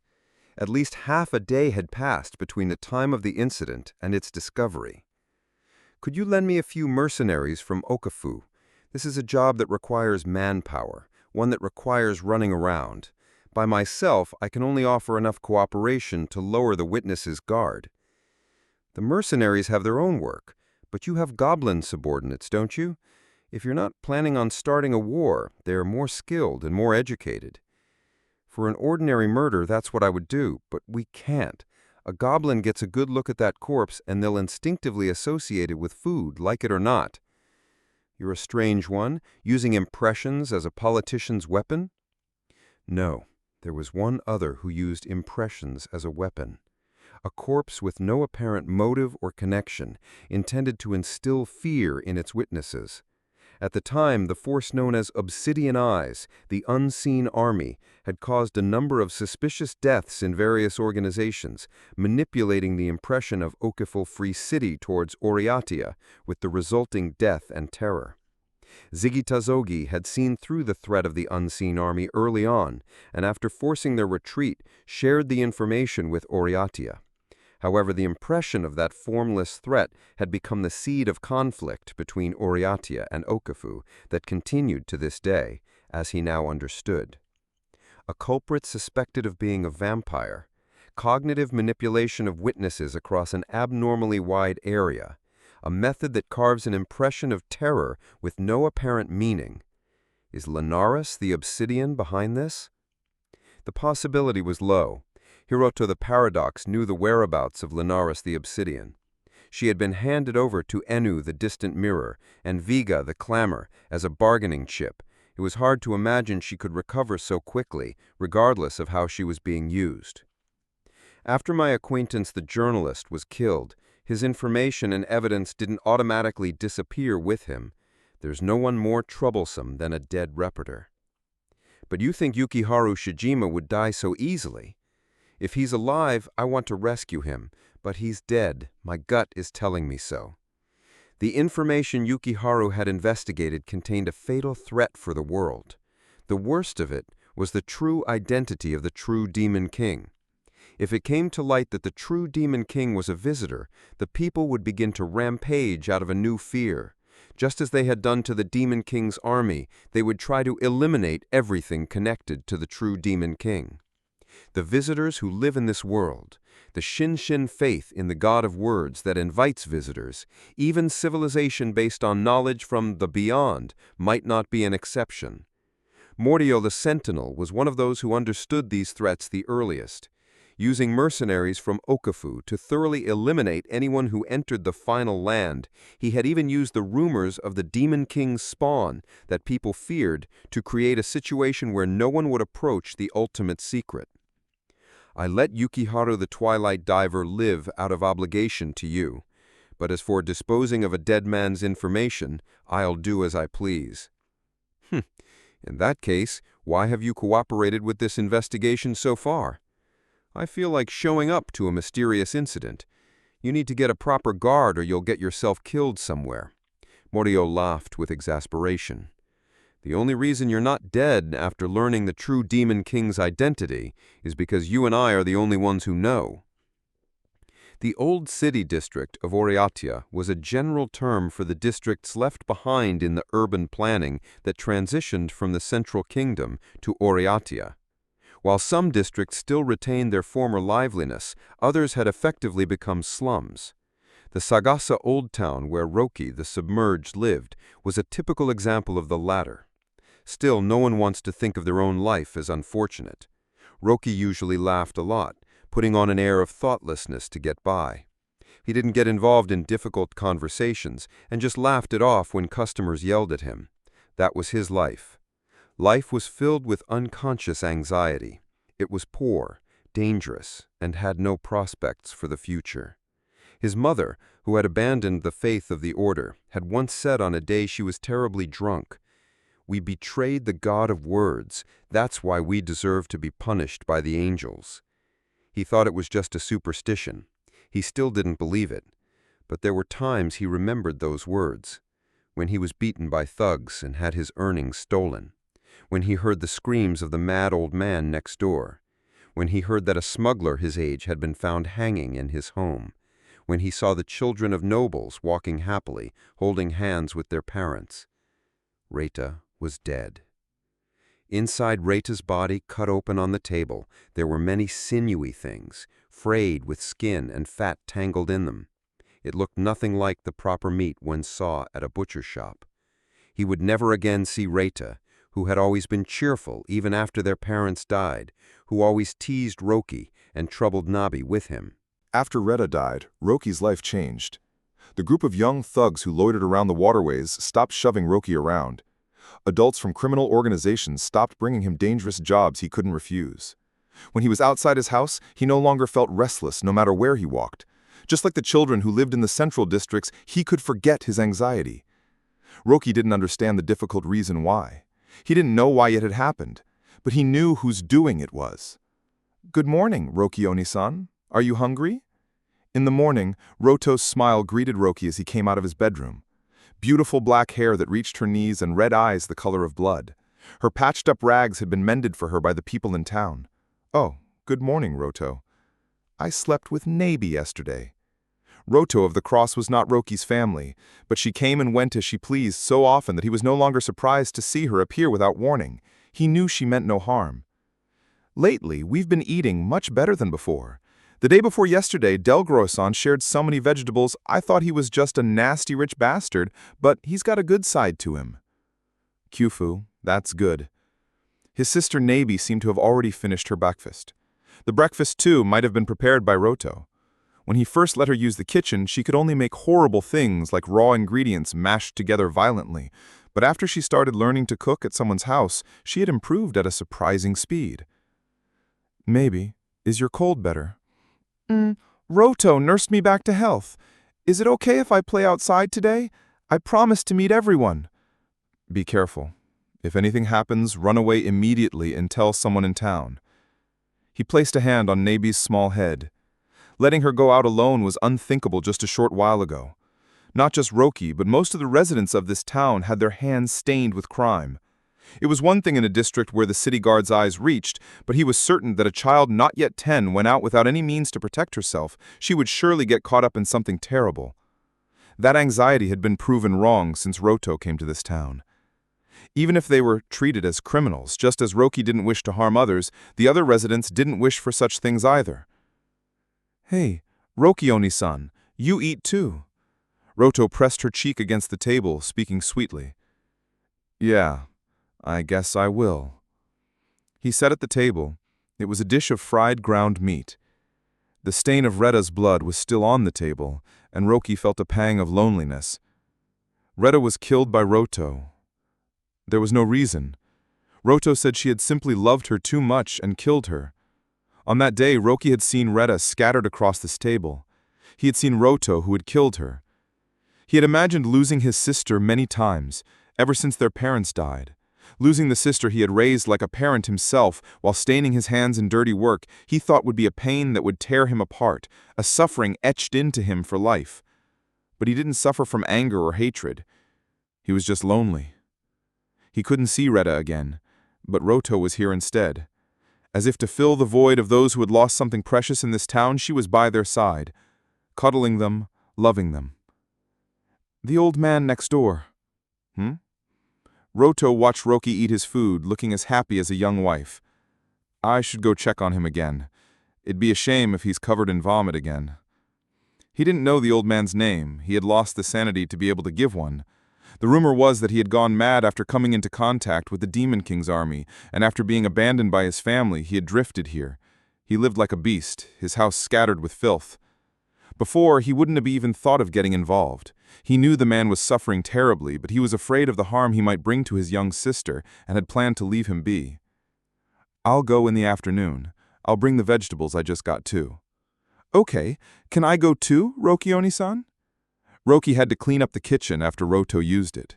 In many ways, she had a grown-up air to her that seemed out of place for a child, but her messiness after finishing something was just as one would expect. Roki finished a few household chores he had been putting off and headed to the old man's house. When he arrived, the old man was groaning on his bed in the middle of the day. The bedsheets, which had just been replaced with ones picked from the garbage dump the other day, were clawed at, the cotton spilling out. Stains that were likely from incontinence were here and there. He would surely never regain his sanity. Still, he was much quieter than before. Ma, Demon King, the Demon King is... Don't come, anyone. I love you, Grandpa. Roto got into the same bed, held him gently, and whispered. Roto loved this old man, lonely and abandoned even by his family, from the bottom of her heart. The Demon King is gone now. Even if your wife is gone, I'm here instead. So, don't worry. I'll always be watching over you. I'll leave some food here. There's canned food too. If you need anything, just call me. The first reason Roki started to care for this old man was because he knew Roto was visiting his house. He thought she was beautiful, comforting the old man without a care for the filth. Not just Roki and this old man, but at every house she had surely done the same thing. That's why, just as she had done, he decided to look after the old man who had lost his sanity. It was a good deed. He was unintentionally doing something defined as such by the world. Roki was not a bad person. At the same time, he didn't think he had the good conscience to perform good deeds. Yet, in taking care of him, he felt his own roughened heart become fulfilled. What was the difference between caring for this old man and cherishing and looking after his young sisters? Aren't all living beings with hearts born to find true joy and benevolence? Grandpa, what's your name? Forgot. I am Roto of the Cross. Roto, don't ever forget, okay? There was no point in telling him her name. No matter how many times she told him, the old man would forget. Yet Roto, hugging him and smiling gently, looked truly happy. She's like an angel. One day she appeared from nowhere. She took the life of Retta, and she made everyone happy. If that is salvation, Mum, maybe we weren't hated by the God of Words after all. In this town, no one stole from each other anymore. There was no one who brandished power and authority to harm the weak. Incidents like robbery and assault no longer occurred. For the first time since he was born, he thought of this town as a paradise. The Okafu mercenaries visited Roki's house that night. They named a man named Iimi who lived in the same Sagasa Old Town and said they were investigating his suspicious death on the main street yesterday morning. Oh, Iimi-san, that's a pity. He was a nice, kind person. We're after the suspect who killed that Iimi. A brat of a girl, 10 or so, bit Iimi to death on the street. Long black hair and red eyes with a big ribbon in her hair. She was apparently almost naked at the time of the crime, but she changes her clothes sometimes. Any idea, kid? Ah, you mean Roto of the Cross? Yeah, it's definitely Roto who killed Iemi-san. She stops by my house sometimes too. Hearing Roki's testimony, the mercenaries looked at each other somehow perplexed. Hey, this is the 6th house. Is it the same here too? The mercenary who had spoken first pressed down his hat with a look like he'd bitten into a bitter bug. Hey kid, everyone in this town knows exactly who the murderer is and you just let her into your house without a care? If someone's threatening you, just say so. Okafu will help you out. Haha, we don't need any help. Isn't it great that you know who did the killing, mister? We've been assigned by the 29th minister and have been given the authority to act as city guards. Hiding a culprit or giving false testimony will get you arrested, you know. Sure about this, kid? I'm not lying, the Roki of the past would have cowered in fear at being intimidated like that by an adult stronger than him, and would have said whatever he could to appease them. But even for a child like Roki, if he had no burden on his conscience, he could stand on equal terms with armed, sturdy men. Hey, she's the kind of person who kills like that. Why aren't you scared? It was the soldiers, rather, who were overwhelmed. Aha, Roto isn't scary. Being afraid of something is painful, isn't it? It was the kind of pretty words a priest from the order would say, but Roki now understood that it was the truth. Where is Roto now? Behind you. A single red eye floated in the darkness of the night. Roto smiled sweetly, having been watching the mercenaries for a while. Hey, Oni-san-tachi. It's her. It's the one of the cross. Can I have a bite?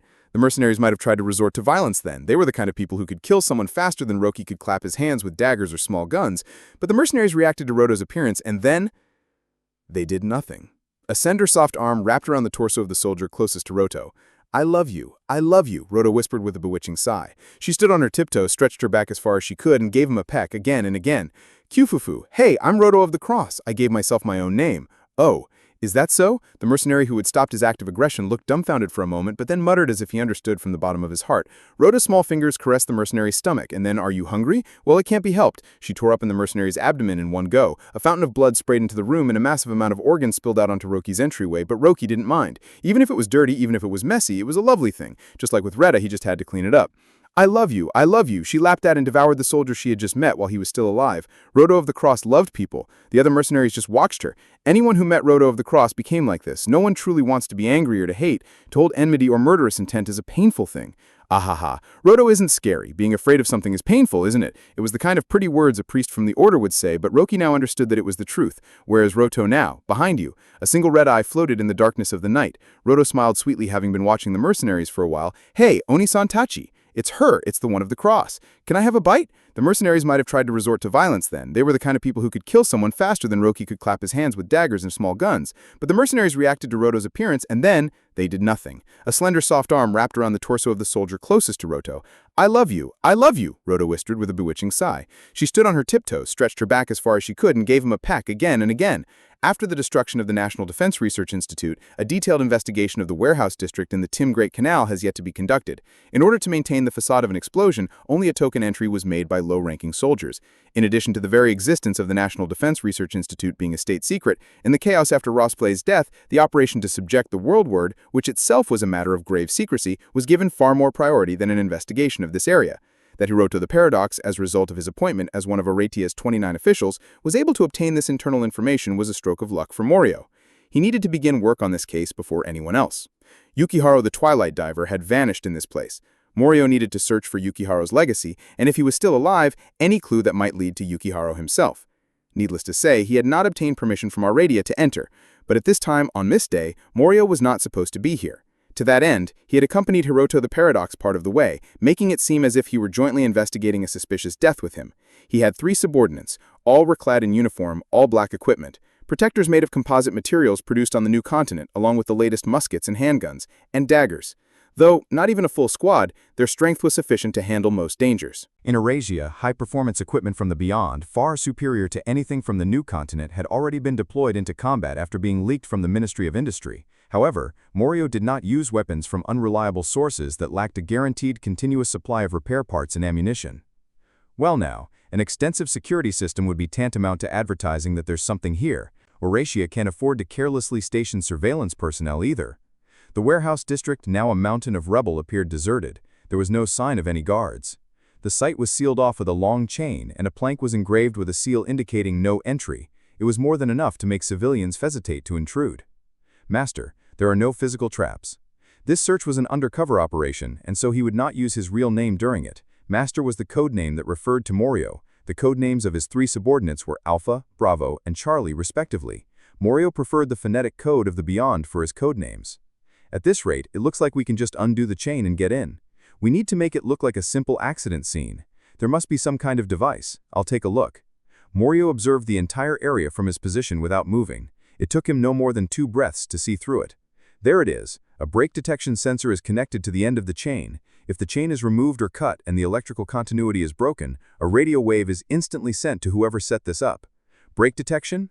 An alarm system from the Beyond. It's like the matter with the eerie old army's armaments during the coup. The people in Eurasia must have found a way to produce machinery from the Beyond, and are now even starting to acquire the wisdom to operate it. It's unsettling.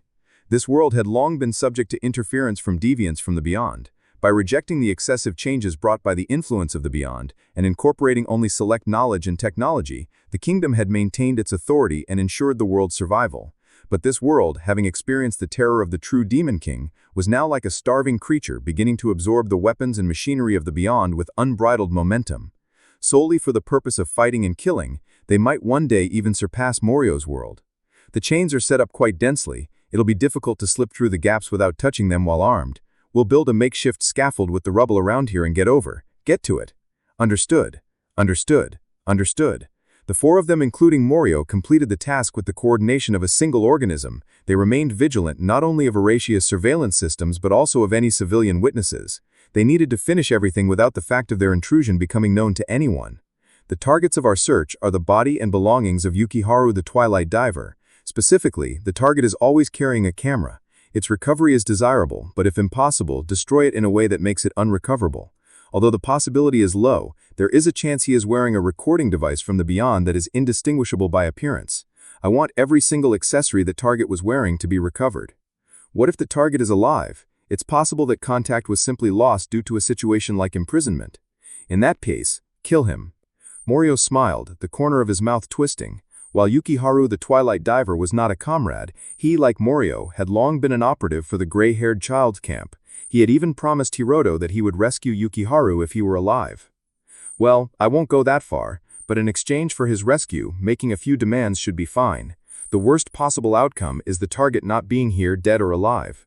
Whether Yukiharu had been secured by some other party or had faked his death to desert the gray-haired child's camp, either would be an extremely inconvenient state of affairs. To confirm the outcome, we need to conduct a thorough search. All units focus on the objective. Understood. Understood. Understood. The mercenaries dispersed to their assigned sectors. Morio too leapt soundlessly into the depths of the night. Having defected from the Krisnik project, Nihilo the Vortical Stampede had nowhere in particular to go.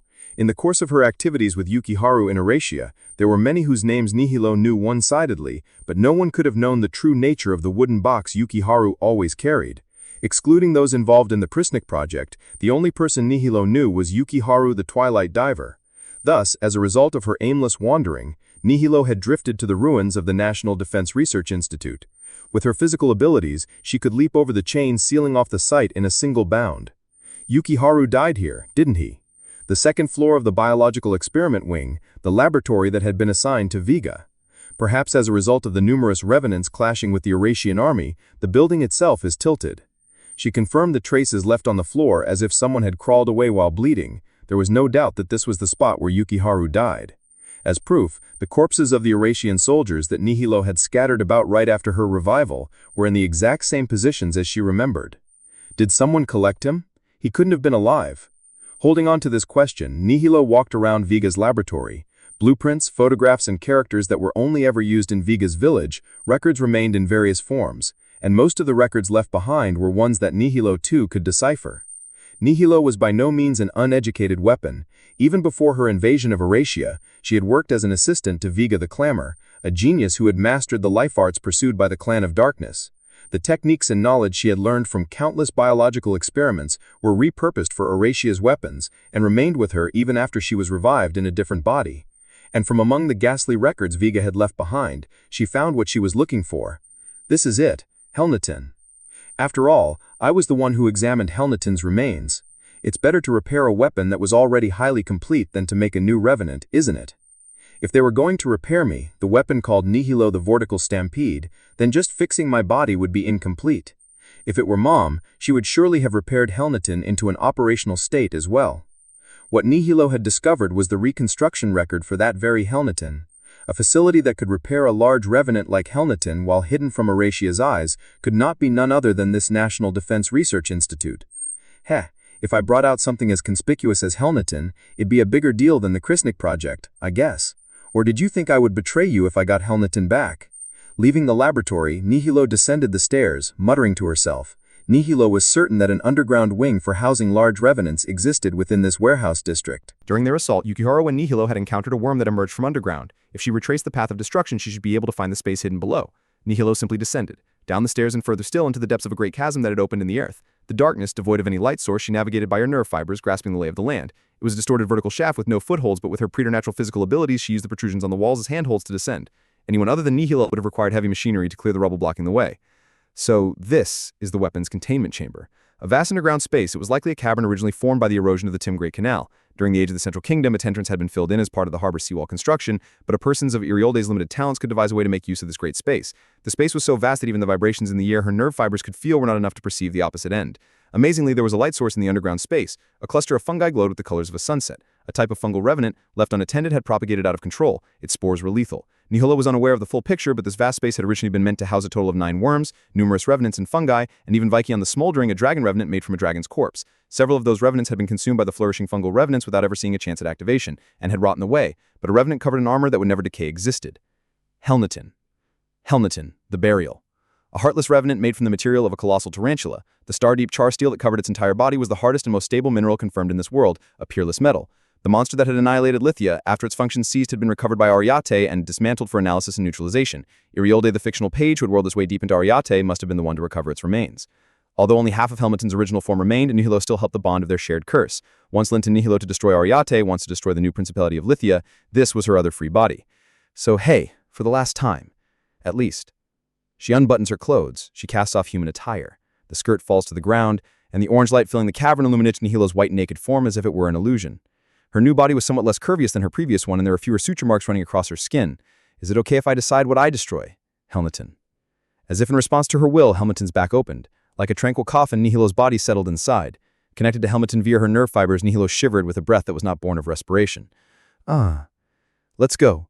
We can go anywhere. Nothing bound Nihilo now. Not country, not friend, not mother. She could live freely as her power and instincts dictated. At the same time, Morio the Sentinel, following the faint traces, had reached the second floor of the tilted bio-experiment wing. A normal person would be unable to walk on a floor tilted at such a great angle, but for a deviant and guest like Morio, it was hardly an obstacle.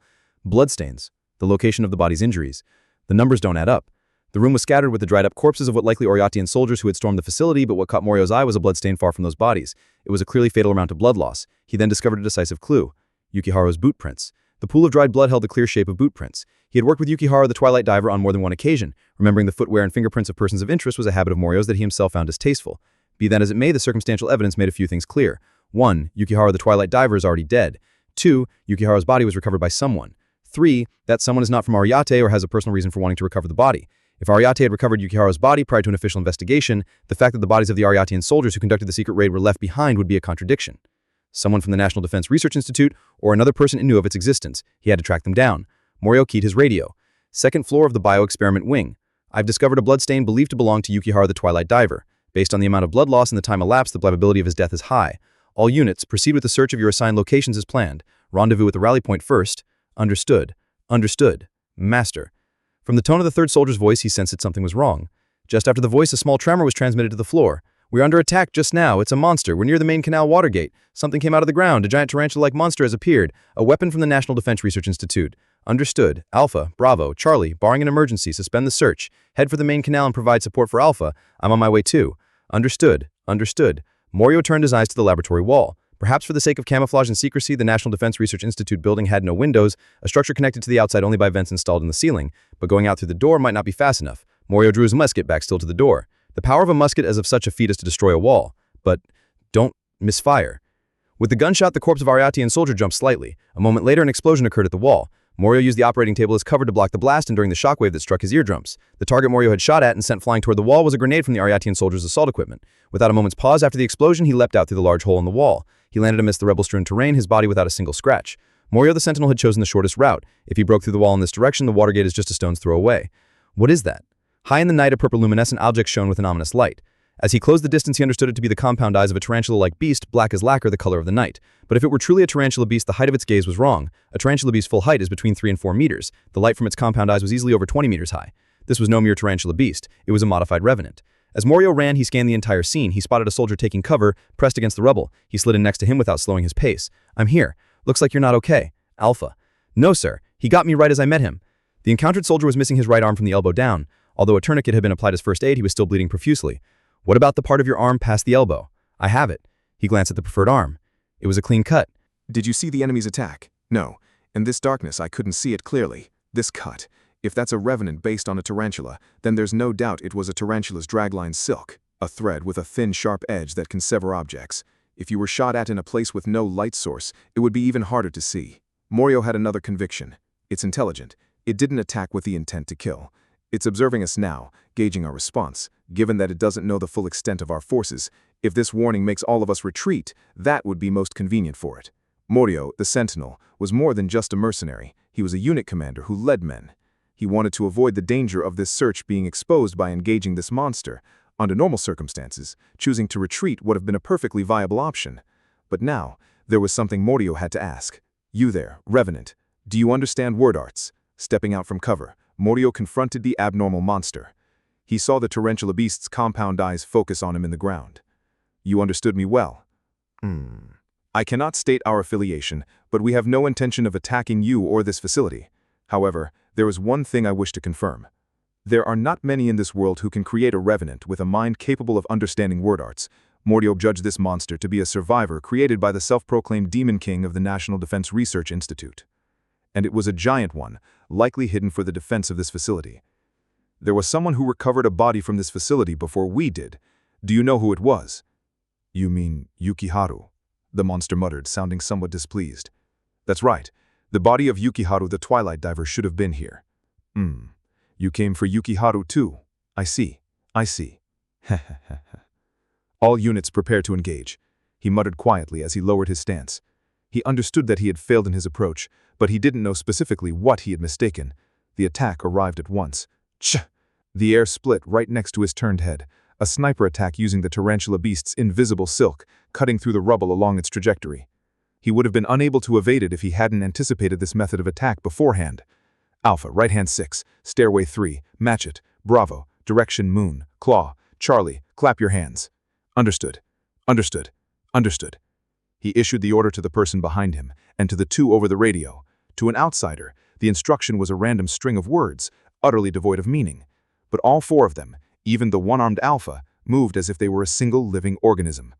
Splitting into two groups in an instant, Morio and Alpha paused as if they had predicted the gaps in the barrage of incoming threats. Simultaneously, two muzzles took aim at the same compound eye. Not two. Including Charlie, who had leapt in from behind the monster, there were three. A volley of gunshots rang out. The new Continental infantry rifles didn't have a rapid-fire mechanism, but the sound was nonetheless continuous. With the precision of interlocking machinery, they each cycled their bolts in alternation, continuing to pour precise fire on the exact same point. Like an impossible coincidence, the gunshots intersected with lethal effect. Kss, kss, kss, kss.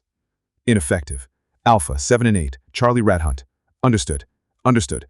Cutting threads flashed, sweeping through the rubble. Morio's unit evaded even that annihilating attack. It wasn't just Morio, a visitor of aberration, but even his two subordinates, mercenaries of Okafu, accepted this miraculous result as a matter of course. Impressive. Where did you find soldiers like these? Morio of the Watch was himself an unorthodox warrior, but his aberration as a visitor was of a nature far different from the individual might of Sojiro the Willow Sword or Kazuki the Black Sound, an aberration of understanding. With an observational ability that took in the whole battlefield as if from above, he could comprehend the situation of every last subordinate under his command and make them understand the optimal judgment he himself had reached. Every soldier has a different character. Some understand the world through numbers, some through images, some through text. For soldiers in the extreme situation of combat, a truly optimized command for each individual becomes an abstract spell, compressed of immense information that is meaningless to others. A true answer unreachable, even by the soldier's own thoughts. When moving in accordance with such an optimal command, a soldier's body can perform the correct action as if it were directly linked to the commander's brain. A correct movement is entirely different from a breakthrough that pushes the operator's body to its breaking point. It is efficient, without burden, and allows one to move with far greater strength than usual, while simultaneously being able to fight on without fatigue. If one can continue to move correctly, based on a correct understanding, they will never be defeated. This was the very essence of Morio's own strength. Thus, on any battlefield where Morio stood, each and every soldier became his equal in combat power. Kss, kss, kss, kss, kss. I suppose I'll have to get a little more used to this body. This isn't a tarantula. With his cognitive functions fully devoted to processing battlefield information, a sliver of capacity was finally freed up to surmise the enemy's true nature. The monster before him was of a form beyond Morio's comprehension, but that was because two different creatures had been stitched together.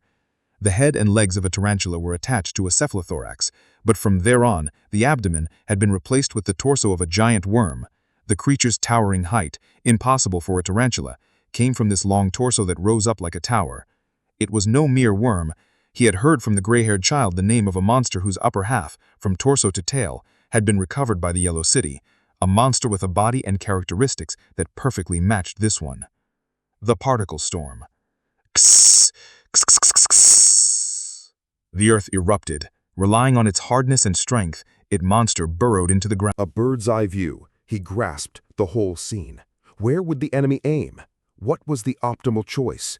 Alpha, breath 1, trigger 23. Charlie, roll the box. Understood. Understood. In place of his infantry rifle, Morio took the rope that was coiled around his belt. He ran, leaping from the rubble to higher ground. Below, Charlie was running. The injured Alpha was pulling back from the previous combat zone, creating distance. A new fissure ran through the earth. The monster burst forth, and the collapsing ground threatened to swallow Charlie. Just as it did, Charlie grabbed the rope Morio had thrown. With the strength of a beast, Morio hauled him up to the high ground in a single breath. "Thank you, Master.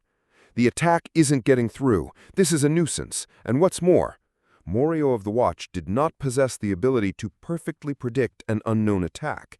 He could only prepare to respond to such attacks based on the situation. The terrain was just split by that attack. Water from the Tim Great Aqueduct was flowing into the chasm.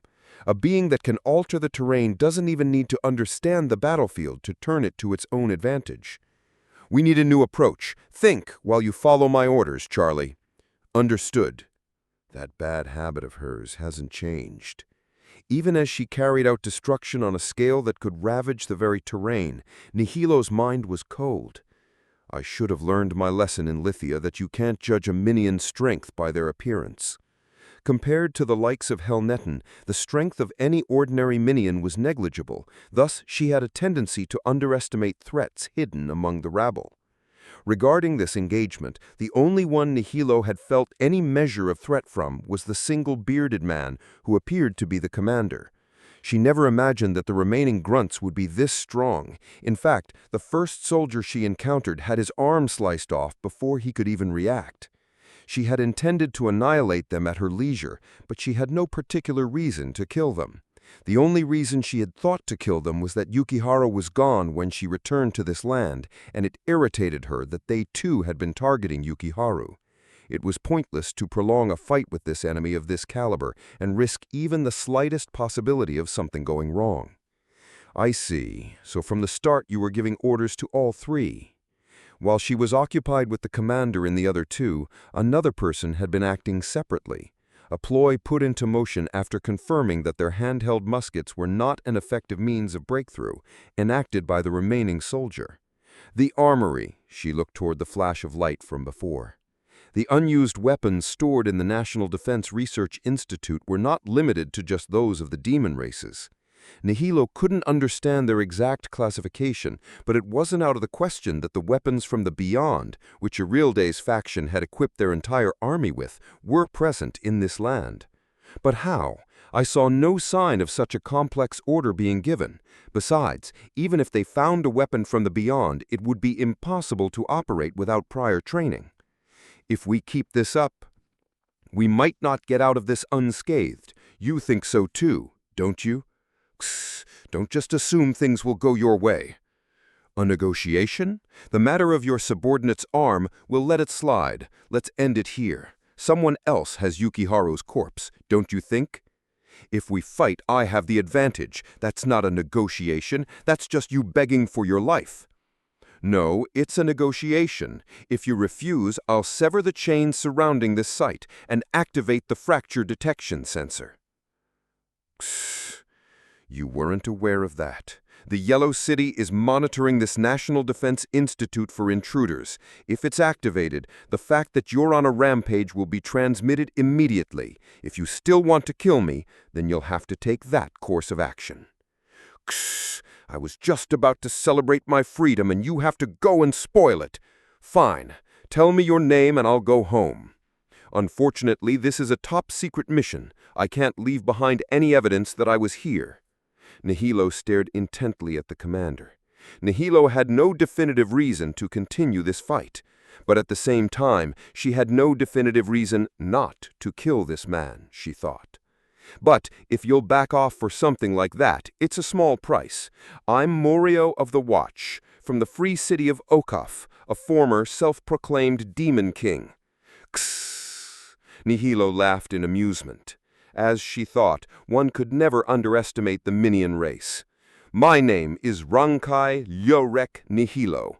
It would be nice to meet again, Morio of the Watch." Reversing Helnetin, she submerged herself into the riverbed of the breached Tim Great Aqueduct. She had once said it before. To enjoy fighting is madness. It was a choice she could not make when she was a weapon. The old city of Sagasa was in a graver crisis than Aurelia had initially recognized. The residents were fully aware of the murders occurring there, and they had no intention of concealing them. They simply did not perceive them as a problem. It also became clear that this was not an abnormality unique to the old city of Sagasa. One of the investigators operating under the 29th official, Hiroto, was brutally murdered in front of the other investigators while offering no resistance, and yet his death was not even reported until the lack of personnel was pointed out after their return. A girl known as Loto of the Cross was the perpetrator of this series of events. Though her name and appearance were known, her origins and race remained a mystery. She lived by moving from one vacant house to another in the old city of Sagasa. It cannot be denied that we underestimated the danger. We have lost men among the Okafu mercenaries. I myself was but a single misstep away from losing my own life. After the incident, Hiroto the Paradox visited the Lomo Joint Military Hospital. He was there to have the Okafu mercenaries who had searched the old city of Segasa, along with several of its residents, tested for the vampire virus. In addition, he had to negotiate with the head of the medical division, 7th official of Ariatia, Frinsu the Harbinger. Phew, it seems that way. Frinsuda's portly body seems somewhat thinner now. It could be that she was simply busy, but Hiroto suspected that the mental strain from Tuta Magic, a protégé she had once championed, being certified as a self-proclaimed demon king was likely a greater factor. The magnitude of the threat to pose to Ariatia would probably force her to resign from the 29 officials, much like Hido the Clarp. But you have nothing to worry about, Lord Hiroto. You were not infected thanks to the anti-serum. However, the mercenaries and the citizens of Segasa all tested positive. There is no doubt that a large-scale infection has occurred in Segasa. Vampires infect others with the virus through the blood, creating thralls known as corpses. The main roots of infection were thought to be the mixing of blood through open wounds or deep physical contact. Therefore, the current case where every inhabitant of an entire city became infected in such a short time was extremely unusual. To explain this away as the vampire's cognitive manipulation leaves several points that are difficult to accept, to Lord Frinsuda, I would like to request your cooperation in identifying the nature of Segasa's disease and resolving this incident. It will take time to analyze. If the parent is involved, it will likely be impossible to understand the phenomenon by investigating the pathogen alone. Indeed, therefore we will handle the capture of the parent. The truly terrifying aspect of the situation in the old city of Segasa was that due to its nature, a considerable number of murders were likely occurring that were not even recognized by Ariatia. The number could be 1 a day or it could be 10. There was still no conclusive evidence that Loto of the Cross was the vampire parent, but if she were eliminated, the string of murders in the old city of Segasa could at least be stopped. I'm aware that our numbers are limited, however a new anti-serum is needed to capture Loto of the Cross. For the sake of the lives of Segasa's people, I was hoping you could spare a few vials for us. That is a difficult request. Frinsuda's well-formed eyebrows furrowed. As you know, the vampire anti-serum cannot be produced in whatever quantity we wish simply because it is needed. No matter how much money is offered, we cannot create what isn't there. The anti-serum, the only confirmed preventative and curative measure for vampire infection, was refined from the bone marrow of the extremely rare dampires. There were times when of 2 people who needed it, only 1 could be saved. For Hiroto, it was a bitter memory. Yes, you're quite right. We will consider what measures we can take on our end as well. It was impossible to buy anti-serum with money. Frinsuda the Harbinger was an undeniable mammonist, but in a certain sense she was the most difficult person for Hiroto to move with his wealth. On matters concerning human life, Frinsuda the Harbinger would not compromise her priorities, but for any other matter, bribes were effective. Then for today I have a separate request. May I have a moment with one of the inpatients? In the battle on the North-South Railway Orange number 36, Kusei the passing disaster had been unharmed. The current situation in the moment Kia had activated her word arts all felt utterly devoid of reality. A destructive event that warped reality itself and a silence that negated that very event had occurred simultaneously. After that, a flash of light and an explosion erased everything. At the time he thought that he had felt an explosion from the clash of 2 immense and strange powers, but that too was wrong. They were merely weapons that Yanagisa's group had brought with them. To strike down Kia after her word arts had been erased and to be immune to the negation of word arts that would dismantle them. He was now in the hospital room, new continent-made infantry rifles and explosives. By the time Yanagis had appeared in Kusei's passenger car, he had already planted bombs disguised as luggage. Kusei had failed to notice. Why couldn't I do anything? He was powerless. He had failed to fulfill his duty of guarding Uhak. As a priest of the Order, he had failed to dissuade Yanagiz. Everyone who had been there, Uhak the Silent, Tuath the Magic, Kia the World Ward, Yanagiz the Chisel, and the soldiers of Ariatia, he had wanted to save them all, but he had done nothing but watch. Kusei was fine. It was like a miracle. A doctor had told him he didn't have a single scratch. He had not lost the blessing of Nastik. She was as always watching over him, even now. Hee. A dry, hollow laugh escaped him. He lay on his back, covering his eyes with an arm. I don't want to give up hope. I want to believe that there is salvation in this world, even though I know that after surviving this, a conclusion mired in sin and suffering is all that awaits. Why am I still alive? If no one was watching, he wanted to at least shed a tear. But it seemed that too had dried up long ago. And so, Kusei the passing disaster simply stared blankly, passing the time until his discharge. Eventually, a visitor arrived at his room. It has been a while, Kusei the passing disaster. Ah, yes, hello, Professor Hiroto. I'm sorry to have you come all this way. I have brought one other person with me. May I ask you to speak with Morio the Sentinel as well? Morio the Sentinel. It's my first time meeting you in person. My regards. Appearing from behind Hiroto was a large bearded man. The dangerous air about him seemed ill-suited for a hospital. But in this Lomog military hospital, such visitors and patients were not uncommon. The leader of Okafu himself, in person. What brings you here? Let's be direct. Morio sat down in a visitor's chair. Nihilo the Rankai Ryolaki has been confirmed. Huh? Nihilo? She certainly used that name. I've heard from Hiroto that you have some acquaintance with her? Yes, well, I was only hired by Oretia as a guard, so I wasn't told about her background, but she was a demon. But a kind and playful good kid. I see. And the Nihilo you saw, she was in the form of a person. Yes, well, a girl whom Oretia had gone to great lengths to disguise and was transporting under high tension toward Lithia. Even someone as dense as Kusei could tell that there was some kind of ominous circumstance surrounding Nihilo. The Nihilo I saw was a giant revenant, nearly 25 meters tall, based on a tarantula. It is hard to imagine an unrelated demon would use that name. Comparing her to the Nihilo you know, have you noticed anything? So to think of it. He recalled the situation at the time. The transport operation led by Hido the Clamp involved not only Nihilo the Rankai Ryolaki, but also a heavy freight car, ostensibly for a merchant disguise for the Oretian soldiers. When I was guarding Nihilo, there was a giant pulling a freight car with unknown contents. Nihilo said, "Would you believe me if I said the contents of that car were me?" That's what she said. I thought it was some kind of joke, but it was a strange thing to say, so I remember it. So that's it. Nihilo the Rankai Ryolaki. She herself is not a giant demon. She is a weapon, made with the premise of being ridden by another giant demon. From a tactical standpoint, it is likely that she is what is headed for the Lithia War. Mr. Kusei, thank you for your testimony. For some reason, Hiroto the Paradox cut off Morio's words. Morio gave a slightly quizzical look, but seemed to have no particular complaints as he deferred to Hiroto. The reason I visited you today was to confirm something regarding the opening of the 11th match. Do you still have the will to proceed through the Six Ways exhibition? Well, of course. I wouldn't be participating if I didn't have that intention. What's with the formality? Kusei answered, though he was shaken inside. In reality, he had no intention of winning. The only thing Kusei needed to ensure victory in was the first round. If he assassinated the queen at the site of the second-round match, the Six Ways exhibition would, at that point, surely be discontinued. By striking down the symbol of Oretia's system and preventing the birth of a hero, Kusei would take upon himself a sin for which there was no room for doubt. The Order, in the Six Ways exhibition, had a cooperative relationship with the gray-haired child, but this plan to save their faith by sacrificing many lives was something he kept hidden even from Hiroto the Paradox. I would try to stop such a stupid plan.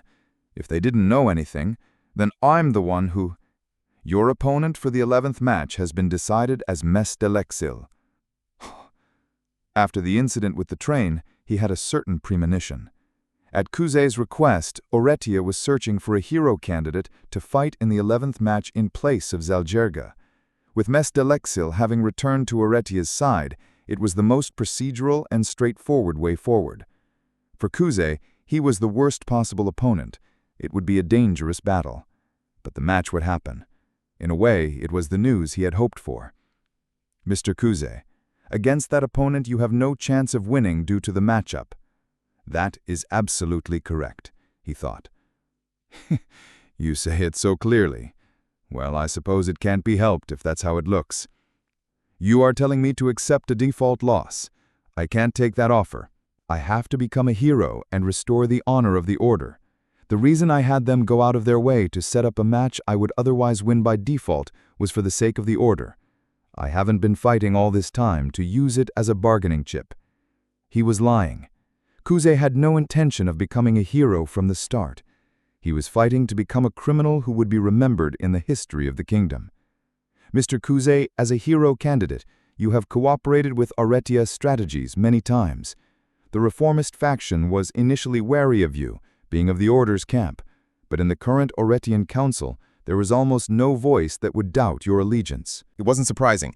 At the Six Ways exhibition, a plan to eliminate powerful individuals who posed a threat to the kingdom, it was convenient for a combatant like Kuz who posed a threat to the kingdom to follow orders. It was the same logic as the Deidi Paumela. Hehe. Really, to think I'd become such a person without even realizing it. Kuz the passing disaster had continued to obey Aurelitia, guarding Nihilo the Rankai Riareki, the assassination plan for Taran the Admonition, the subjugation of the self-proclaimed Demon King Alice, the conquest of the Fungal Labyrinth. He had dirtied his hands in almost all of these tasks and had witnessed tragic deaths. It will be rewarded. Behind the reformist change of heart or perhaps Rosclay's influence, he imagined. Among Aurelitia, only he had figured out the Queen assassination plot and offered his cooperation, to quell Kuz's suspicions and arrange the circumstances for the assassination. That Rosclay would surely be able to guide the reformist's opinions if he were still alive. I respect the will of the voters. Hiroto folded his fingers and sat, smiling as he gazed at Kuz. Seeing his smile, which seemed to reassure all who saw it, Kuz felt his tension rise instead. He had to avoid being seen through. If you wish to fight, I will work to make it so you can. However, Mr. Kuz, to restore the Order is a great cause like being a hero, truly necessary. I, who stand in a position to support the Order, now hold the rank of 29th official of Aurelitia. It should be possible to realize the salvation of those who need protection and the clearing of the Order's reputation through proper procedures without you having to risk your life. Proper procedures, you say. To save the Order by appealing to people's hearts, without anyone dying. That was the best way. Even those who had aided in the Queen's assassination, anyone would have wished for that. I want to turn back, Kuz's heart said. Isn't there still time? Can't this end without anyone dying? Is it not okay to once again entrust the future to someone else's hands? Proper procedures. He's saying my methods are not proper. Hiroto's eyes observed Kuz intently. His opponent was a deviant politician. The chances of Kuz outwitting him with logic were nil. How much does Hiroto know? Why did he come to confirm this with me directly? He felt his palms grow slick with sweat. If he were to confess the Order's plan here and now, it might be possible to end this without killing anyone else. What was painful was that he was aware of his sin. If he confessed his sin, he would be relieved. But the Order would not be saved. It would be the devout followers of the Order, not a criminal guild that had taken it over, who had planned the Queen's assassination. The attempted assassination of the Queen was a capital crime, worthy of death on its own. The resolution of the followers who were prepared to take on all the sins would become meaningless, and the Order, as perpetrators instead of victims, would continue to suffer from persecution indefinitely. To have us, and us only, be judged for the assassination plot in secret, without anyone knowing, it's a selfish wish, but if it were Hiroto's power, he had witnessed time and again just what Hiroto the Paradox was capable of accomplishing. It was possible. On the other hand, he also thought it was impossible. Kuz had deceived Hiroto the Paradox and joined hands with him, only to use him for the Queen assassination. It was a grave betrayal. He couldn't believe that Hiroto would go so far as to protect the treacherous Order or how far he would honor his obligation to Kuz. The priests of the Order were literally staking their lives and trusting the future to Kuz. For Kuz alone to decide to expose the plan in this place was something he absolutely could not do. I am by no means proposing this because I have sided with Aurelitia. I think of you, Mr. Kuz, as a precious comrade. I do not want to see my comrades die. He said it with a sincere tone. It made one want to rely on him, to believe in him. A path that didn't involve shouldering the sin of regicide was one that would save no one. It was a foolish martyrdom. Professor Hiroto, if I win, won't that solve the problem? Kuz muttered in a low voice. He wasn't sweating. He pushed down all of his agitation and sorrow and spoke as if with resentment. To do something about Mestelixil, I have to have some chance of victory. Even if I drop out of the Six Ways exhibition, I understand that you, Professor Hiroto, intend to look after the Order. But you see, I'm part of the Order too. All I can do is fight, and if you're telling me to lose here, for that purpose I came to fight. He looked directly into the eyes of Hiroto, who was staring at him. For what purpose did I kill Norful? Kuze's heart was weak. Faced with Hiroto's proposal, he was on the verge of simply breaking. He had to remember the sacrifices he had made to reach this point, or he couldn't bear it. Libel of the frost-fallen leaves, Norful of the grieving wind, Rick of the calminous fate. Kuze had sacrificed them all. Yes, you are right. It was a one-sided proposal ignoring your will, Mr. Kuze. I apologize. It's fine. Just, I need a little time to think. Understood. I shall take my leave for today. Thank you for coming all this way, Professor Hiroto, and for your concern. By confronting the demon known as Hiroto the Paradox, he had managed to avoid betraying his faith. He was always being watched by the pure, innocent angel that belonged only to Kuze. Nastique. Nastique sat beside Kuze, watching Hiroto's back as he departed. He was glad she hadn't disappeared. Alone, Kuze's heart would surely have been broken. It was the road back from the Lomog Military Hospital. Swaying in the carriage, Morio asked Hiroto, who was sitting beside him, "What are you going to do? Are you planning to let him have a serious match with Mr. Elixiel?" "Unless Mr. Kuze's opinion changes, that is what will happen. Aratia desires for the 11th match to be held for the sake of maintaining control over the populace, especially Kiate of the Round Table, who must be thinking of demonstrating the capabilities of Mr. Elixiel, the box of fated knowledge. The returned fourth official, huh? Since they're going out of their way to reinstate a once-defeated Mr. Elixiel, he is to assume his authority using the Six Ways exhibition.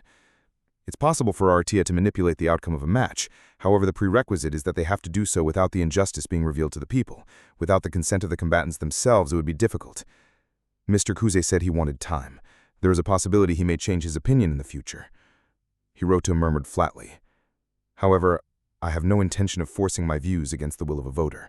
If I were to change the heart of a voter, it would be meaningless." Is Kuze not hiding something? Though there was no specific evidence, from Morio's perspective, that is how it appeared. Perhaps he saw meaning beyond victory or defeat in the match with Mr. Elixiel, or perhaps he had already prepared some kind of trump card that would work even on Mr. Elixiel. Everyone has secrets. I will not pry. Secrets, huh. You also cut off the talk about Nihilo's true form. That was intentional, wasn't it? Yes. Nihilo the Rankai Ryolyuk, being the tarantula revenant that appeared during the Great Fire of Lithia, is, without a doubt, a fact. Just as Kuze suspected Terran the Admonition's assassins, Nihilo was a trump card that Aratia held as a last resort. It's as if they're using demons for war, just like the self-proclaimed demon kings. If you gather the evidence and present it, it's a scandal that could overturn Aratia. However, Morio did not think that Hiroto would do such a thing. He had burned the evidence of the existence of the true demon king before Morio's very eyes. He would not choose a battle that would ruin everything for the sake of truth, justice, or the elimination of an enemy. Is it something that would trouble you if Kuze heard it? Did you think the Order might make some unnecessary moves? Not at all. I did not tell him for a different reason. Hiroto laughed as if in self-derision. The slaughter of Nihilo the Rankai Ryolyuk involved a large number of civilians. I did not want Kuze, who had traveled with her, to hear of it. Oh, he even thinks of such things, the gray-haired child. Inwardly, Morio was slightly surprised. At first, Hiroto the Paradox seems to be moving the world based on a grand vision that ordinary people cannot fathom. But in reality, he seems to grasp the value of small sentiments that ordinary people would cast aside as being far more important than countless grand visions. Morio would try to light the cigar, but remembered he was in a carriage and stopped. There's another reason I confirmed the matter of Nihilo. As you know, I was making a deal with Enu of the Thousand League Mirror. The information regarding the National Defense Research Institute was something that Shijima Yukiharu wanted more than anything. You used the large-scale political upheaval which was predicted beforehand by multiple sources to crush Roskli. So what was Yukiharu doing at that time? There was one other piece of information that Shijima Yukiharu showed interest in.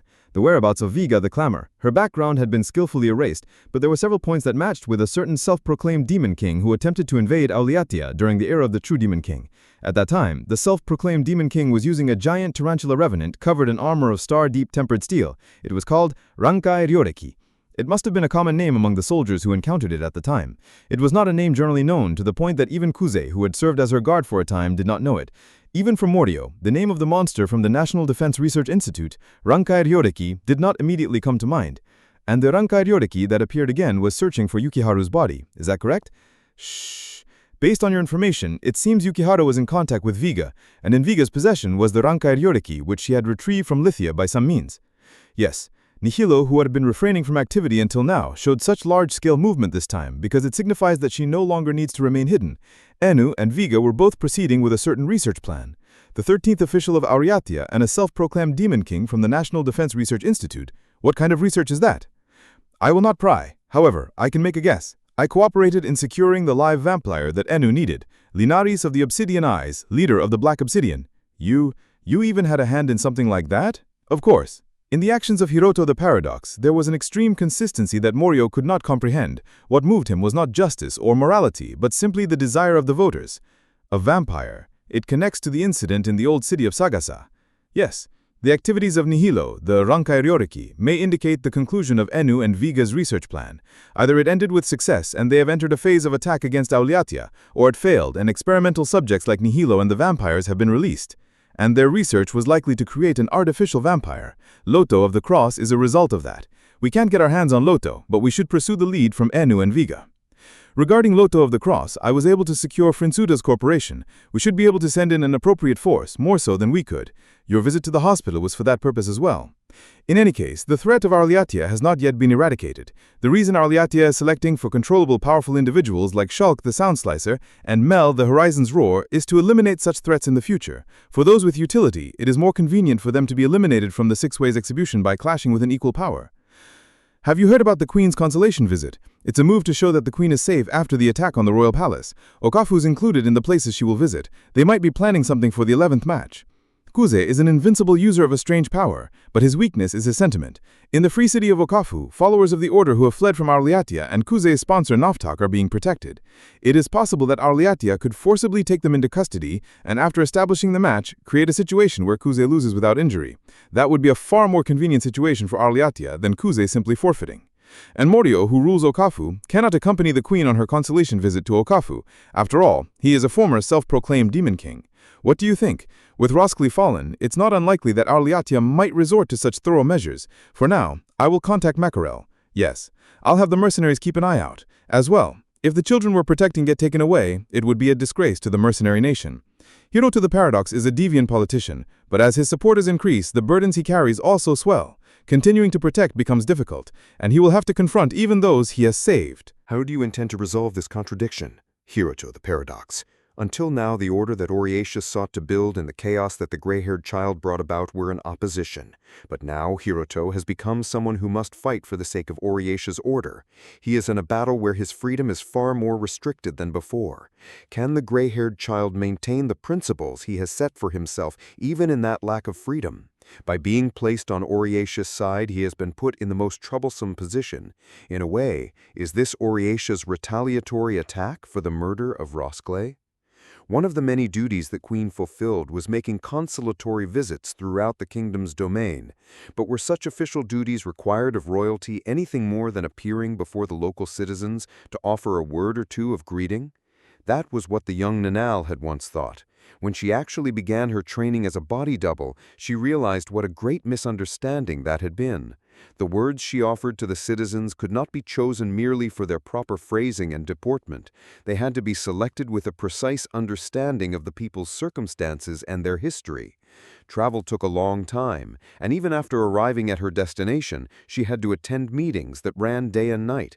She had to constantly be mindful of her makeup and attire so that she would be presentable no matter who saw her. And amid all that, she had to perform her usual work. While most of the government's affairs were handled by the 29 officials of Oriatia, there were still numerous matters that required the Queen's approval, and not a single one could be judged carelessly. Nanal, born a mere commoner, had to do it all. Even setting aside the long days of education in the annex, it was a task that required immense effort.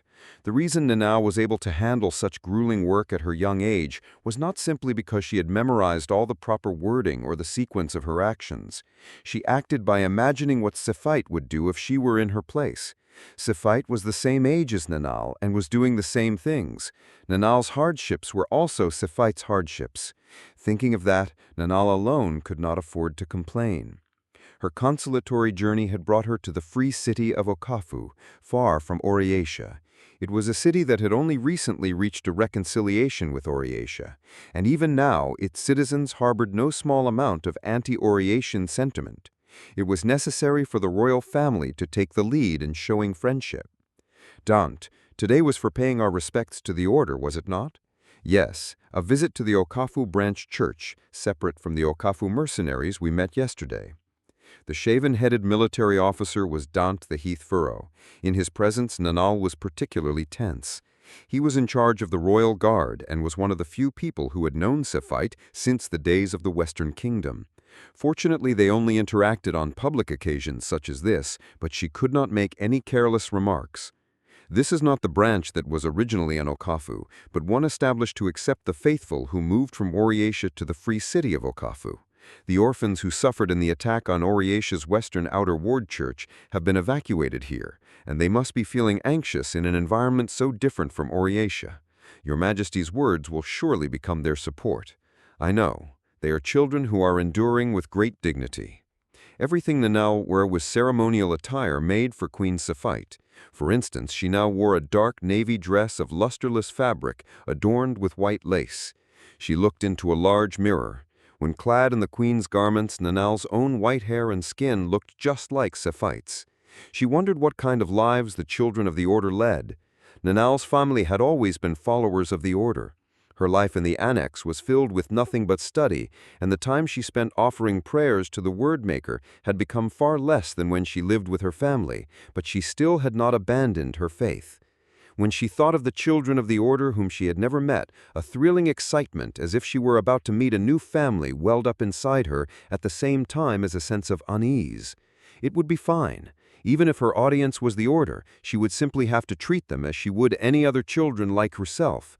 She would do it with all her heart, just as Sefite had done for her. Even in her nervousness, she didn't place her hand on her chest or take a deep breath. Instead, Nanal would blink her large eyes. It was a characteristic gesture of Sefite's, one she had watched and committed to memory time and again. In the large assembly hall, dozens of children were seated quietly. Behind them were adults of the order gathered from all over Okafu. Standing beside the dais, the large, square-shouldered woman was Mika the Whispered, the 26th official. A word from Her Majesty the Queen. Mika greeted Nanal with a stiff, expressionless face. She must not have given any pointless speech before Nanal's arrival. To all of you in the order of Okafu, to be given this opportunity to speak with you today brings me great joy. I express my gratitude for the great consideration and effort that went into this visit. The training to speak clearly, as if opening her throat, was something she had repeated more than anything else. Though Nanal's natural voice was slightly higher, she didn't need to force it to sound the same. If she simply mimicked Sefite's intonation, speed, and breathing, no one would ever notice. Furthermore, I wish to extend my deepest sympathies regarding the series of incidents that caused the children here to move to Okafu. As you are all aware, our Oriatia is facing many trials amid a period of change. That all of you who were forced to undergo the greatest of these changes have continued your tireless efforts without faltering, keeping the flame of your faith alive. This, I feel, is as joyous as if it were my own success.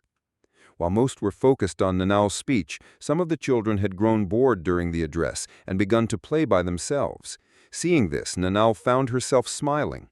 Young Nanal had never imagined the authority of an archbishop or the royal family.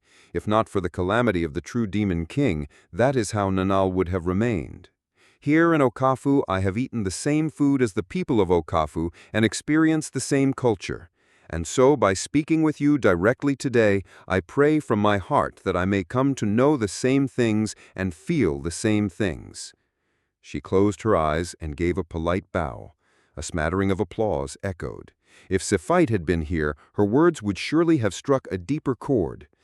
Today, by the grace of Her Majesty's magnanimous arrangement, we have set aside time for interaction with the afflicted children. Those who have been called upon after raising your hand, please come up to the dais. Mika. At Mika's stiffly phrased cutoff, Nanal spoke quietly. I will go down to speak with them. Answering questions as if this were a formal assembly will not allow me to understand the children's true hearts, will it? As you wish. Mika obeyed without argument. It was all part of the planned performance. A queen who would interact with the unfortunate children of her own age without distinction. A queen who felt no guilt toward the former enemy nation of Okafu, and who feared no one. This was to be made known to all. Moreover, to converse so normally with the children of the order was something Nanal herself desired. The children, who had been caught up in the absurdity as Nanal, yet unlike her had been saved by the word-maker, wanted to know what made them different from her. "Is that Lady Safite? Is it okay? She's so pretty." The children were bewildered, and at first none even dared to approach. But soon, with a push from the adult priests, they began to surround Nanal one by one. What did she do for fun? Was the royal family busy? How does one live to get hair as white as the queen's? Had she ever thought about people who had died? What was her favorite food? A number of artless yet earnest questions were posed to her, and Nanal in turn asked them various things about themselves. What were their names? Where were their hometowns? What did they treasure in their lives? The chairs in the assembly hall were arranged in a circle, and the children who couldn't find a seat took turns talking. If she ever became lost for words, she could have signaled Mika to end the interaction at any time, but there was no need. It had to be the same for Safite. "Lady Safite." Just as they were starting to warm up to each other, a young girl with long blonde hair leaned forward. She was a cute girl named Lesya. "Do you have someone you love?" "Yes, I suppose I do. I love everyone in Oratia, the land I rule." That's not what I mean. I want to know if you have a partner that you're in love with. I wonder if even a queen can feel that way." "Lesya, stop it. Don't ask the queen something like that." "I suppose." She knew the truth. To deflect with a vague answer might have been a discourtesy to Lesya. The talk of love was a difficult one. It was surely not a conversation about a royal marriage, while there were no such talks for the young Safite now. As one who must carry on the royal bloodline, she would eventually be betrothed to someone. But love was something different from that fact, something of the heart. Nanal had no idea what kind of romance Safite might have, and Nanal herself had never truly been in love with anyone. "I'm sorry, I have not yet experienced love." When she answered with a troubled smile, the children erupted in a clamor. It was embarrassing. "But you're so beautiful. I thought you were married for sure. Don't be stupid, the queen's only 11. Even people like the queen feel that way." Nanal gently touched her own cheek. She was worried she might be blushing. It wasn't a question about the kingdom, nor was it one that could expose her identity. It was such a trivial question, yet she didn't know how Safite would act in such a situation. Her heart pounded in her chest. "Your Majesty, I have someone I love. It's Master Kuze, the man they call Kuze the Scourge." Kuze the Scourge. She repeated the name slowly, buying herself time to think. A member of the royal family, or perhaps one of Oratia's officials. No, that was wrong. It was the name of a hero candidate. He was, if I recall, a holy knight of the order. "Ah, you mean Kuze, the hero candidate. I hear he is a very brave man for having announced his entry in the Six Ways exhibition. You have fallen for a wonderful person, Lesya." "Yes, I've been in love with Master Kuze for a long, long time," Lesya confessed haltingly, clutching the skirt in her lap. Nanal walked to Lesya's seat without hesitation. She moved to comfort the girl's trembling shoulders. "Are you worried about Kuze?" "Yes, Master Kuze gets hurt. When he helped us, he was injured a lot. Your Majesty, no, all of us, we don't want Master Kuze to die in the exhibition match." "I see. You are a kind person, Lesya." Nanal made sure not to be swayed by Lesya's emotions. She offered a gentle, affectionate smile and drew near without touching her. The Six Ways exhibition is held in a format known as a shingo. It was a traditional form of duel from the Old Kingdom where all personal means were permitted. As a result, to take a life or to have one's life taken were both acknowledged. Nanal, having studied the same knowledge as Safite, could explain why the Six Ways exhibition was the way it was. As it was a royal tournament to prove one had defeated the true Demon King, a mere practice or sporting match would not suffice to demonstrate the same conditions as that time. As a battle to decide the future of the kingdom, an undeniable victory was what everyone sought. Nanal, who had lived in the annex, did not truly know the deep shadow of terror the true Demon King had cast on the world, and so even knowing the logic, she couldn't help but feel it was irresponsible. If there was a way to decide this without anyone dying, even if the method was perfectly justifiable, that a life with a heart should be lost for its sake was unacceptable. That so many had come to wish for such a thing was perhaps because it was an age when the teachings of the Word-Maker were fading. Your Majesty, what if Master Kuze is the true hero? And yet, I don't want him to fight in the Six Ways exhibition anymore. Is there nothing you can do with all your power? Indeed. A person's heart is something that even I, the Queen, cannot change. If Kuze wished to flee from battle, then of course I could answer that wish. Forfeiture is permitted in the Six Ways exhibition. But surely Kuze has something more precious to him than his own life. Is that more precious than me? Than everyone in the order? Everyone would be sad if Master Kuze were gone, so isn't his own life what's most important? No other child moved to stop Lesya from questioning the Queen any further. Everyone wore a sad expression. Kuze the Scourge was worried about by so many people. A young priestess, unable to watch any longer, admonished Lesya. Lesya, you mustn't trouble Her Majesty so. There are other children who wish to speak. You are the older one, so you should let them have their turn. Wait! The word of restraint escaped her lips. The real Safite would never act in such a way. I want to let these children meet Kuze the Scourge. She wanted to grant their wish.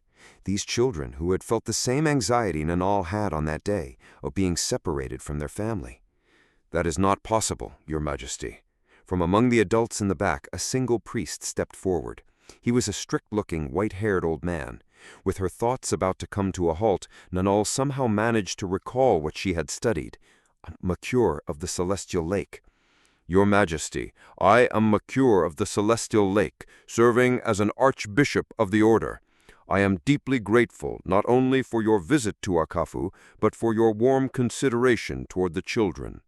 Mercure's voice was as stern as his appearance. Though he was expressing gratitude, she felt as if she were being scolded.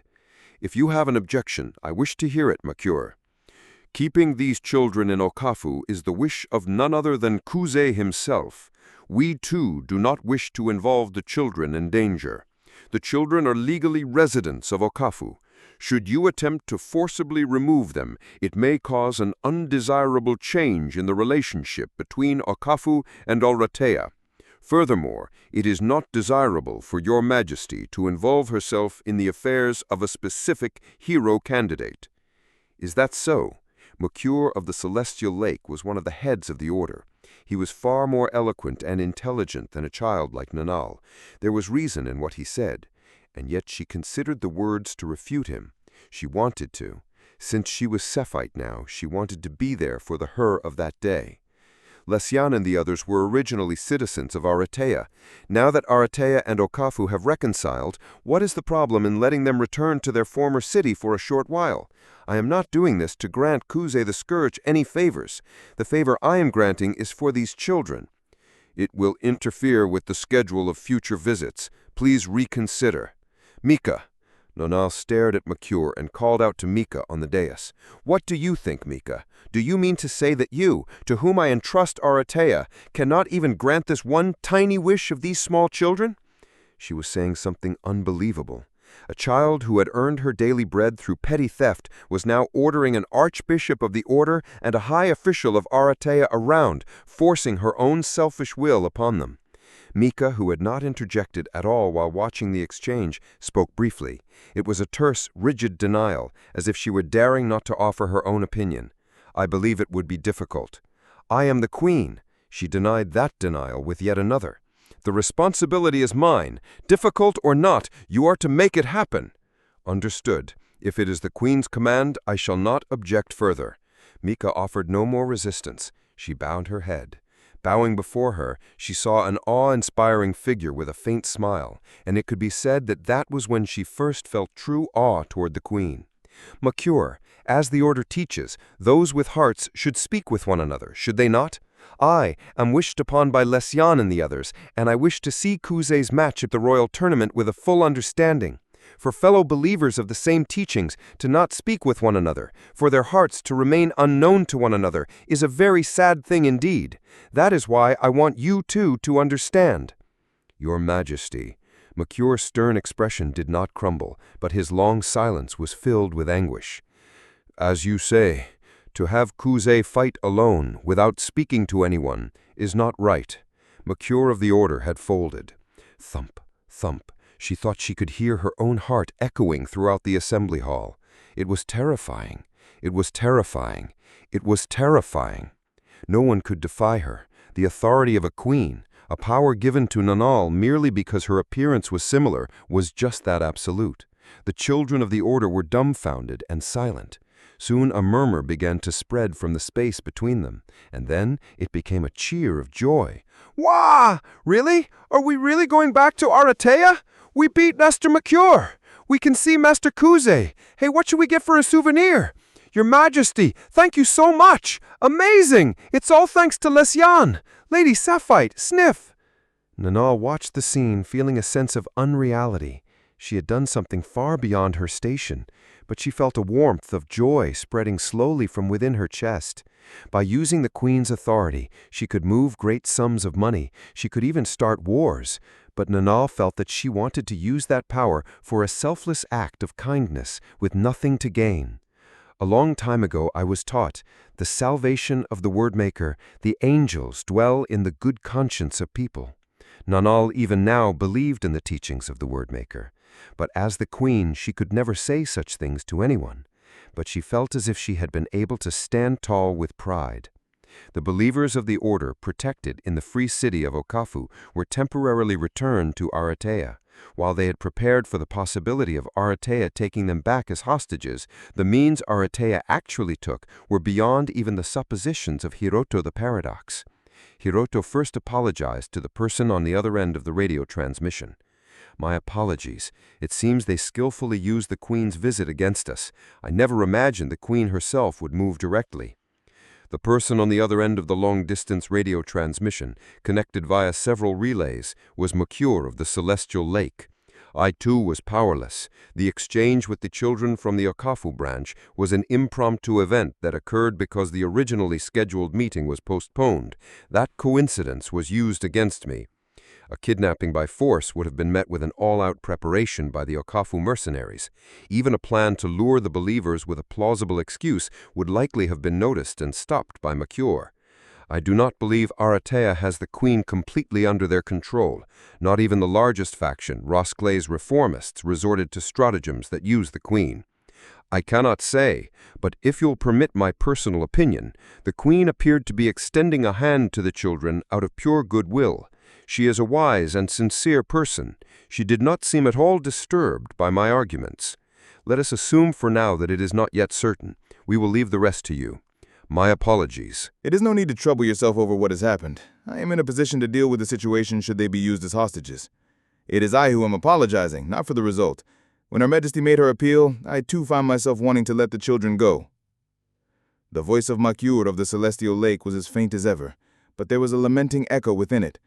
To think it was I who decided to have Kuze fight alone, and yet I am so immature. At this age, my doubts only continue to grow. Hearing this confession, Hiroto laughed.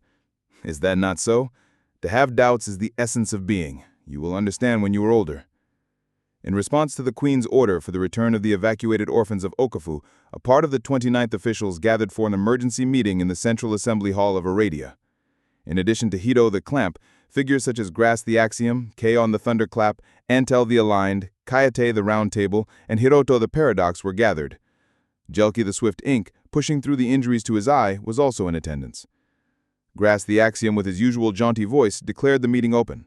All right, the official order from the Queen regarding the temporary return of the Okafu orphans is today's main topic.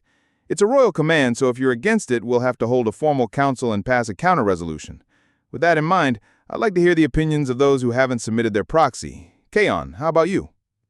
What's wrong with it? Sounds fine to me. The one-armed man. He was the backer of Melee the Horizon's Roar and was neutral in terms of factional alignment. It's not like it's an order related to Aradia's strategy, and bringing back some kids for a bit is a cute gesture. Okafu isn't so free that they'd use something like this as a pretext to start trouble, right? Kaon passed the buck to Hiroto, seated diagonally across from him. Having become the 29th official, he was now, after the virtual downfall of Hardy the Volcanic, in charge of negotiations between Oradia and the free city of Okafu. This was an arrangement made out of Her Majesty's consideration for the children, so there should be no objections. Sentry Morio and the other leaders of Okafu too welcomed this temporary return as a sign of improving relations between Okafu and Oradia. If there is any concern, it would not be from Okafu, but from the Order. Hiroko the Paradox represented the stance of the Order as well as the free city of Okafu.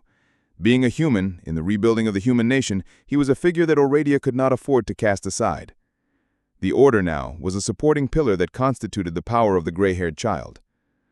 Although it ended in an attempt during the 5th match, there is the fact that someone tried to pass their demands during the match of Kuze the Scourge, a hero candidate of the Order, by targeting not him, but those around him. The incident at the Western Outer Ward Church of Oradia was principally caused by the son's conifer, but considering the current political climate of Oradia, there is no telling if such a despicable crime will not occur again. What a pathetic excuse from a man of your caliber. Or are you that afraid of Kuze's Scourge power? Don't worry, his opponent in the 12th match is Shulk the Sound Slicer. This time, there's no way he'll win. Antel the Aligned, a man with brown skin and colored glasses, spoke. Kuze's instant death ability is troublesome in that it offers no visible form of counterattack. Depending on how it's used, it could look like a one-sided slaughter by a weapon. Mestalexil is already being reinstated despite being disqualified. To avoid worsening public sentiment towards Mestalexil, it would be best to place some sort of restriction on the methods of combat for the 11th match. Don't get ahead of yourself. A mere underling of the reformist faction has no place to speak. Whether you find my reinstatement an eyesore or not, the fact is that Mestalexil is far more useful than a gutless wonder like Kuze. Or what? Are you going to operate from now on by constantly checking the mood of the Order, just like with this Okafu kid incident? A pawn like Kuze the Scourge is no longer needed. I was not talking about Kuze, but making a proposal out of concern for your position. There are ways to win. Whether you understood that or not was the difference between you and Rosclay. Oh, I see. And Rosclay, who understood, is now dead. So I was right then, wasn't I? Hey now, stop your bickering. This is a meeting, you know? Kaon interjected into the tense atmosphere. Hido was got up. Grass, seeming to pay it no mind, or rather seeming to enjoy it, proceeded with the meeting. Well, let's take Antel's words as just a proposal for now. As for Kuze's participation, I'd like to confirm with, or rather get confirmation, Kuze is going to fight, isn't he? He has declared his intent to participate, but he himself seems to have some doubts. Depending on Kuze's wishes, a default victory for Mestalexil is also a possibility, so I hope you will prepare with that in mind. Is that so? We'd be in a bit of a bind if he forfeits. It was because he asked us to set up the 11th match that we went through with Mestalexil's reinstatement. Well, it can't be helped if he changes his mind. He though said it, leaning his head back into his chair. A power that only kills is too much of a liability against Mestalexil. I'm sure he didn't expect a previously eliminated hero candidate to come back at that point. Jelki turned his gaze towards Hiroto. He would entrust this to Nanaru. The 11th match will proceed. Even if Kuze the Scourge forfeits, the sponsors, in their responsibility, must put forth a substitute hero candidate. If Kuze has bouts, then I want him to solidify his intentions as quickly as possible. We will endeavor to do so. Strictly speaking, Hiroto the Paradox was not the sponsor of Kuze the Scourge. Kuze's sponsor was still Noptok the Crepuscular Bell as before.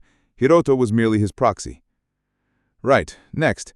The matter of the world poem can be considered resolved for now. Is everyone fine with that? There will be no retaliatory attacks on persons of interest at this time.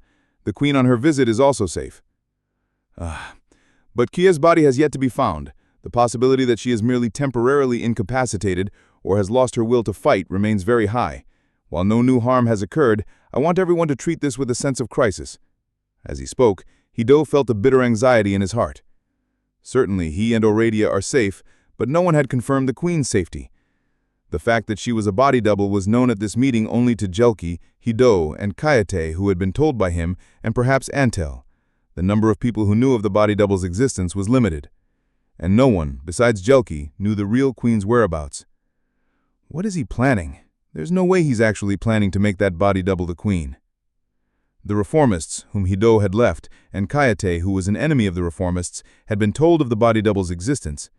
As long as that was the case, he had to believe they wouldn't make any foolish moves. Since we've determined that she's no longer a threat, Her Majesty has been able to go on her tour of the various regions. Let's move on to the next topic, regarding the incident in the old city of Sagasa. The Sagasa incident, the one with Roto the Cross. In place of Kia the World poem, the problem that Aurelia now faces directly is this. To be precise, it was a threat that had not yet become a problem. A clear, bizarre murder case had occurred, and the culprit was also known, but not a single person had grasped the full picture. Due to the fear of infection, they couldn't even send in personnel. Another 29th official involved. You've been busy since you took office, processing too many cases. Are you all right? No need for concern. To Grass's consideration, Hiroto replied with a refreshing smile. Based on the casualties among the Okafu mercenaries during the search, a large-scale mobilization into the old city of Sagasa is not a wise move. The desirable course of action is to neutralize Roto the Cross with a small, swift force without affecting the citizens. To that end, we have requested the cooperation of Flinsuda-san and have been able to secure 1 dose of anti-serum for Kuze the Scourge, as well as his cooperation in the investigation. Let's say the enemy is a foe that shows no hesitation in killing. Using Kuze as bait might get him killed, but this is an airborne vampire, right? Hido muttered. It was a ridiculous story, but Kayate, who had assaulted the stronghold of the Onyx Eyes along with the Old Kingdom loyalists, had witnessed the threat firsthand. I still can't believe it. Is there really such a creature, Kayate?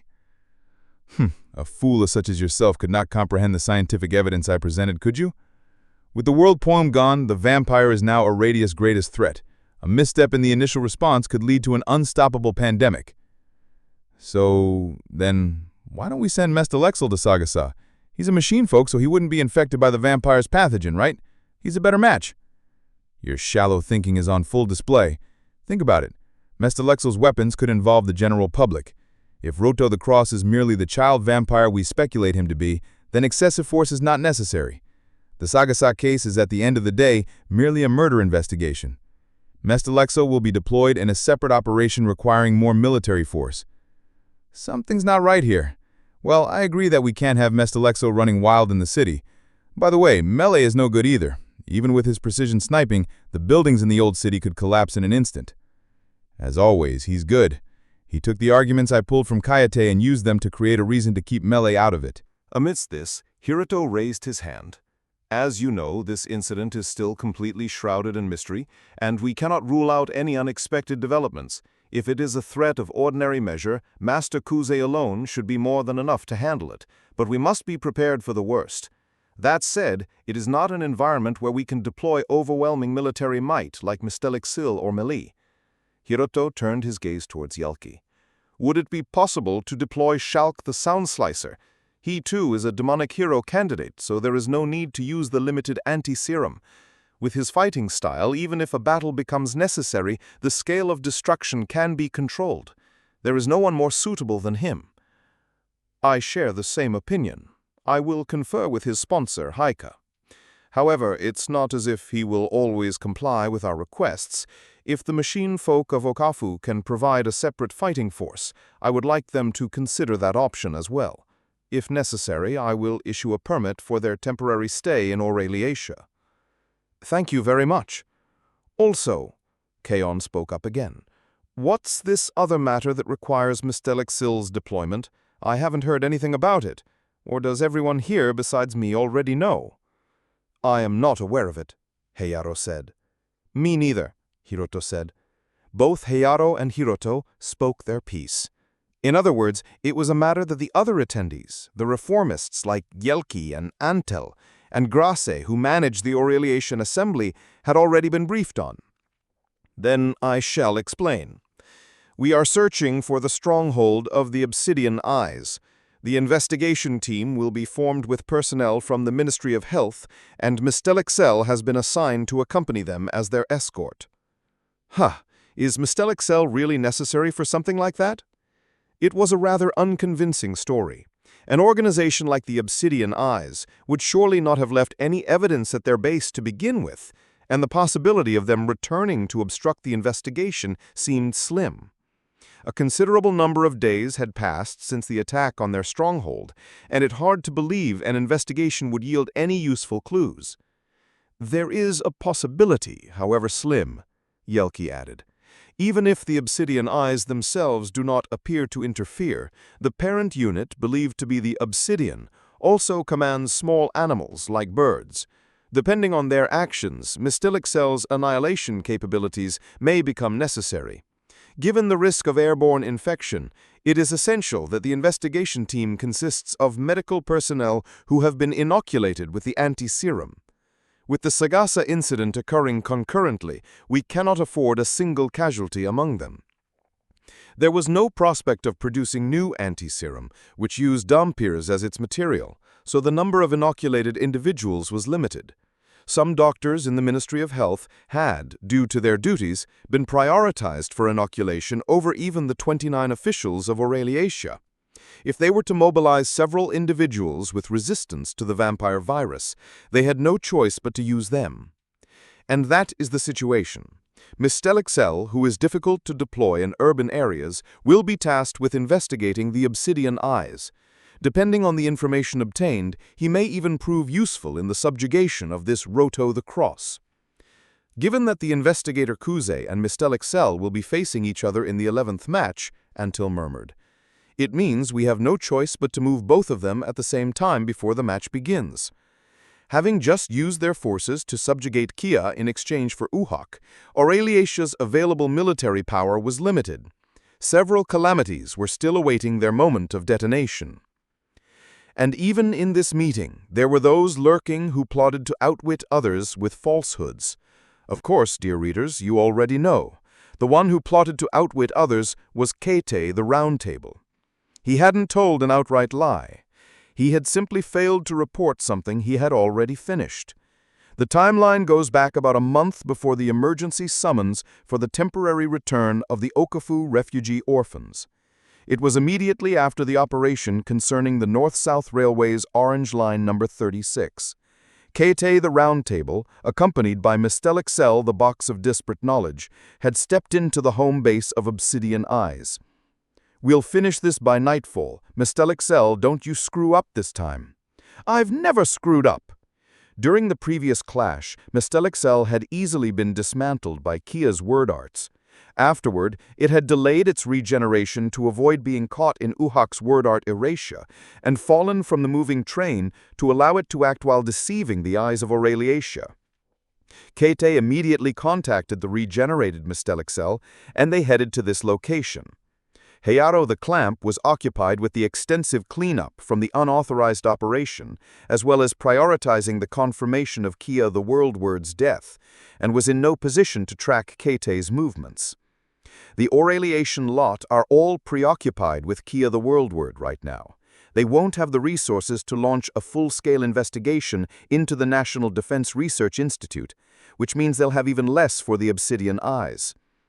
Obsidian Eyes had not left any important information at their base. Kete thought so as well, but if they had withdrawn from that chaotic battle, they wouldn't have had time to dispose of everyone who had been present. Still, this place held something that only Kete's faction could make use of. Any residual pathogens, Mystelic Cell? Yeah, it's all good, no poison either. A crackling sound, pachi, pachi, echoed from the thickets all around, and the smell of scorched metal and vegetation drifted in the air. Following that, the sounds of a taut string snapping and something heavy falling could be heard intermittently. Mystelic Cell, having sensed the traps laid around the manor, was burning them away with invisible laser beams. Even after Obsidian Eyes was gone, this place was still dangerous. It was unclear how many days the airborne mutant virus would remain, but even setting that possibility aside, the physical traps would carelessly reap the lives of any who stepped foot here. Those who trespassed would be cut down. On Aureliacia's records, Kete was noted as not having been inoculated with the vampire anti-serum, but this was no problem. Keite had concealed many facts that would be advantageous to Aureliatia. One of them was that with Mestelixel's life arts, any drug whose components were understood could be replicated without limit. They only were able to possess as much anti-serum as they wanted.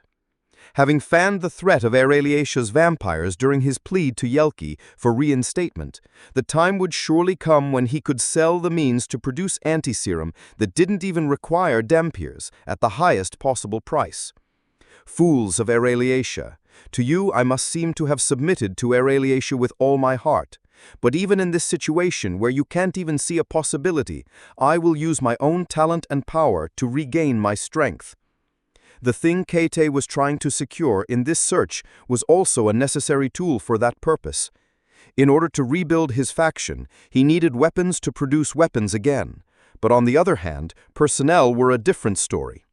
He needed to once again gather up, as a faction, those with the will to rebel against Aureliatia's current regime. Keite, I found them in the basement. They've fallen over. Well done. Are they alive? I don't know.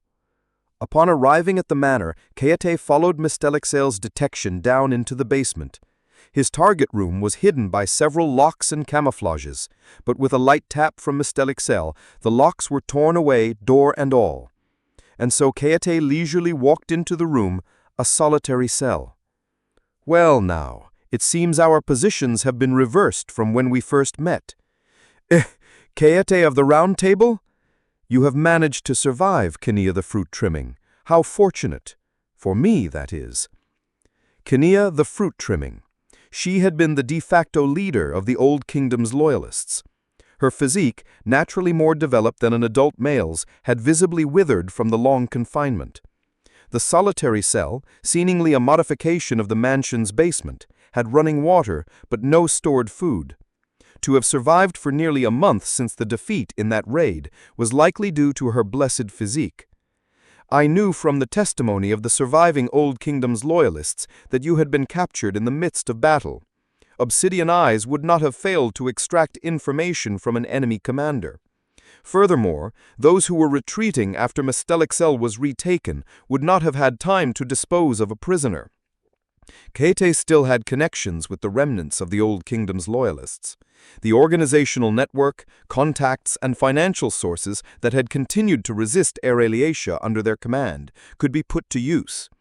Until now, Keite had been pursued by Aureliatia and had no choice but to accept the organizational protection of the Old Kingdom's loyalists. But from here on, the roles of master and servant would be reversed.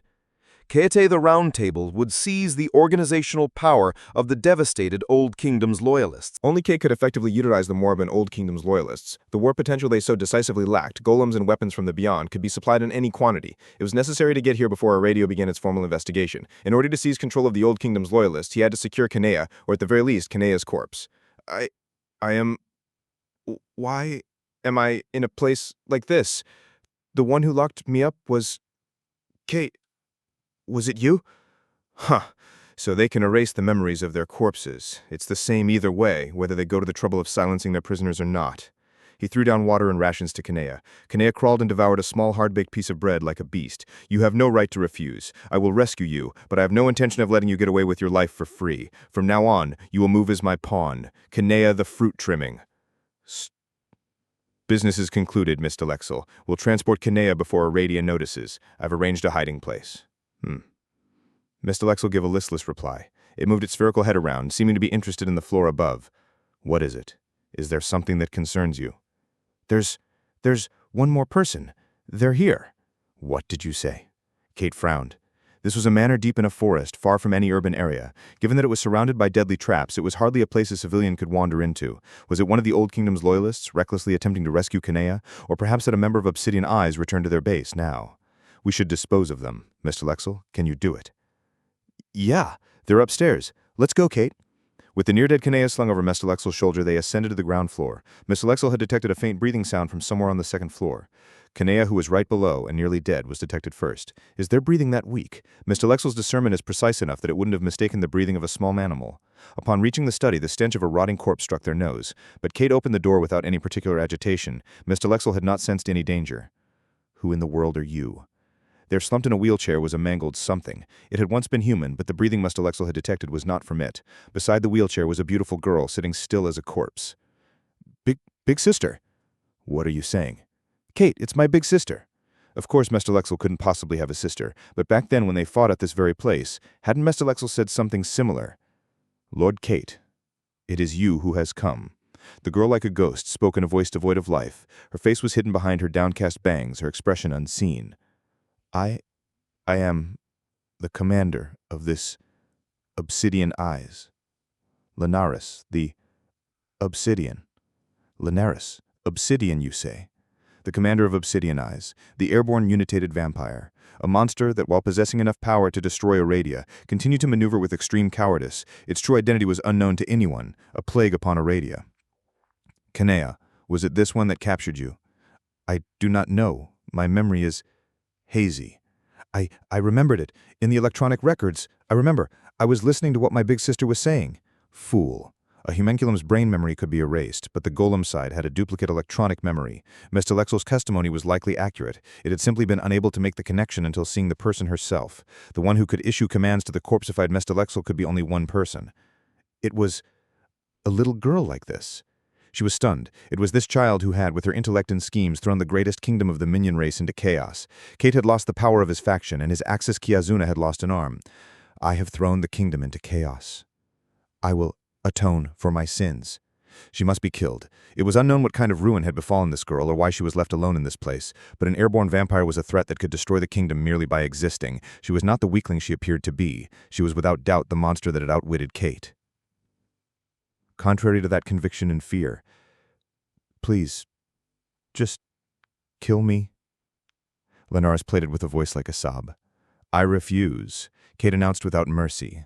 A smile that seemed to pull at the corners of his mouth formed on his face. It was terrifying. Did you think you could atone for your deeds by merely dying? Rejoice. You too shall be used and discarded as a pawn of mine. This was a stroke of luck that would not come twice. Only Kate could effectively utilize obsidian, a calamity to all others. The means to mass-produce antiserum, and the means to spread the vampire infection at will. With these two cards, unknown to anyone in Aradia, the overthrow of Aradia could be realized in any number of ways. The one who will hold everything in the end is me. Kate, the Round Table would not be broken. As long as ambition drove him, he would move forward. But any who stood against Linares the Obsidian would, without fail. The base Kate the Round Table had secured was extorted from the remnants of the Old Kingdom's loyalists through means approaching intimidation. It was disguised as a private home on the outskirts of Tao's 9th District, and apart from a mid-range communication radio and a small supply of ammunition, it was no different from the surrounding houses. It was a crude base, a reflection of the Old Kingdom's loyalists' current state, but there was no way to once again construct the kind of large-scale facility like the underground sick room that Kiazuna the Axle was hidden in. Kanea the Fruit Trimming, recovered from the Obsidianized base, was under house arrest in this private home. The supplies necessary for her life and treatment were delivered via the Old Kingdom's loyalists arranged by Kate. Perhaps due to her naturally robust body, Kanea recovered relatively quickly, but she could not remember the circumstances that led to her imprisonment in the mansion's basement. The plan to revolt on a massive scale and simultaneously attack Oriachia's key targets, her memories from that point on had been erased by Linares' cognitive manipulation. Linares the Obsidian was also in a state of isolation in a room of the same private home. To accommodate the light-sensitive Linares, the window was always covered by a black curtain, and the room was sealed to prevent the virus from spreading. Contact with the outside was forbidden. With the faint morning light, Linares awoke from a nightmare. As she sat up, the thin sheet slipped smoothly off her skin. Though she was in great pain, her constitution was such that she rarely sweated. In the darkness, she thought vaguely of the same things over and over. I should have died. If she had been born as the daughter of an ordinary citizen, she would have died of illness without access to proper treatment. From the beginning, her body was one for which death was the correct state. It was because Linares was alive that the great Lehart was driven to madness by suspicion. To soothe Lehart's fear, to comfort him, Linares desperately continued to prove her obedience. He died without ever being able to believe in even his own daughter's love. Everything became meaningless. Her own life had brought ruin to everything. Continuing a battle to deny that truth, she had sacrificed countless people who had no connection to the conflict or to Obsidianize. Hartol died and Frey died. Yuno, who had become her friend, and Kuro, who was once like a brother, had both rejected her. If only I had never been alive from the beginning. She was aware that her wish for death was a form of escapism. Despite being born with high intellect and insight, the too young Linares lacked imagination. She could sacrifice countless people whose faces and names she did not know, and because she did not know their faces and names, she did not know how to atone. She wished to settle a debt that could not possibly be balanced by a single life by simply dying unknown to anyone. Big sister. She glanced down listlessly in the direction of the voice. A sphere with a single purple eye was rolling across the dark floor. Do you want to talk to Father? It was a child unit of Mestelexel, tasked with monitoring Linares. It had 3 thin legs, but on a flat floor it could move by rolling like this. It didn't possess a mind of its own. It was little more than a radio terminal for exchanging visual and audio information with Mestelexel, so Linares understood. My father? Yeah. Mestelexo spun around and around. I love my mom more than anything in the world. You love your dad too, right, big sister? You're always calling out for your dad. Yes, but even if I call, he will never come back, so I cannot speak with my father. He's not coming back? Why? Linares sealed her lips. Her father would not come back. Even if she fulfilled his ideals, there would be no one to praise her, because he was dead. I wonder why. Ha ha ha ha. It would be great if you could meet him. It would make me happy if you could. For some reason, Mestelexel, the box of desperate knowledge, was friendly to Linares. Was it a lingering effect from its time as a corpse, or was it referencing memories from a copy of its consciousness from that time? It called Linares big sister, just as it had when it was under her control. Obsidian Eyes had a technique to peer deep into the mind of a subject and rearrange it. At the root of Mestelexel's mind was an unconditional trust in its family. Linares had been able to parasitize that trust. It was a monstrous act. Lord Mestelexel, you will be participating in the 6 Ways exhibition again, I see. Yeah. Even with outside information almost completely cut off, by predicting the situation and imagining the movements of those involved, she could easily arrive at the answer. The fact that not only Kiyatsuna the Axle, but even Kayate the Round Table had risked their lives to recapture Mestelexel was because they had a goal of regaining their power in Oriatia by putting forth a champion candidate once more. Is Lord Mestelexel fighting for Lord Kayate, or is it because your mother, Lady Kiyatsuna, wishes for it? Nope, Mom said I'm free to do what I want, but I like violence. Seeing people get smashed up and turned to mush is fun. Ha ha ha ha ha ha, so it's my own free will that I'm helping Kayate. Linares sealed her lips. How envious, she thought. If she couldn't atone, she should have just enjoyed the killing, the deceit, the suffering. There once was a worm called Atrazek, the dust storm. It was a being of pure malice that had tormented the weak of the desert. Linares had used that Atrazek in her schemes and killed it along with judging it, but compared to the pathetic Linares, who couldn't even make one person happy, she felt that Atrazek was far more respectable. Big sister. The single eye of the child unit looked up at Linares' profile. Do you want someone to order you around? You can't fight otherwise? Yes. She smiled bitterly. Mestelexel was far more intelligent than its speech and behavior suggested. Separate from Linares, who analyzed a person's psychology to understand the logical course of their actions, it possessed the ability to calculate backward from the irrationality of an opponent's actions to identify weaknesses that could be exploited in battle. Lord Mestelexel, have you ever felt that fighting is painful? Never. Why would it be painful? Well, that is... Faced with such a direct question, Linares was flustered, hesitant, searching for an answer. It's when you kill someone, you are trampling on the life they've built, their thoughts, that perhaps they held the same pain as myself. We could have become friends, perhaps. It was a logic even a child could learn. Even Linares understood such a basic thing. But she had thought she was different.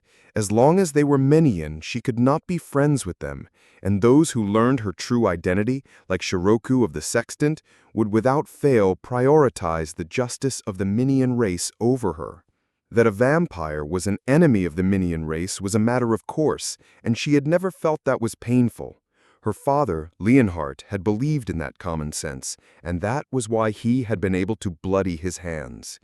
And yet Yuno had not betrayed her. She didn't think Yuno was a special exception among the Minion race.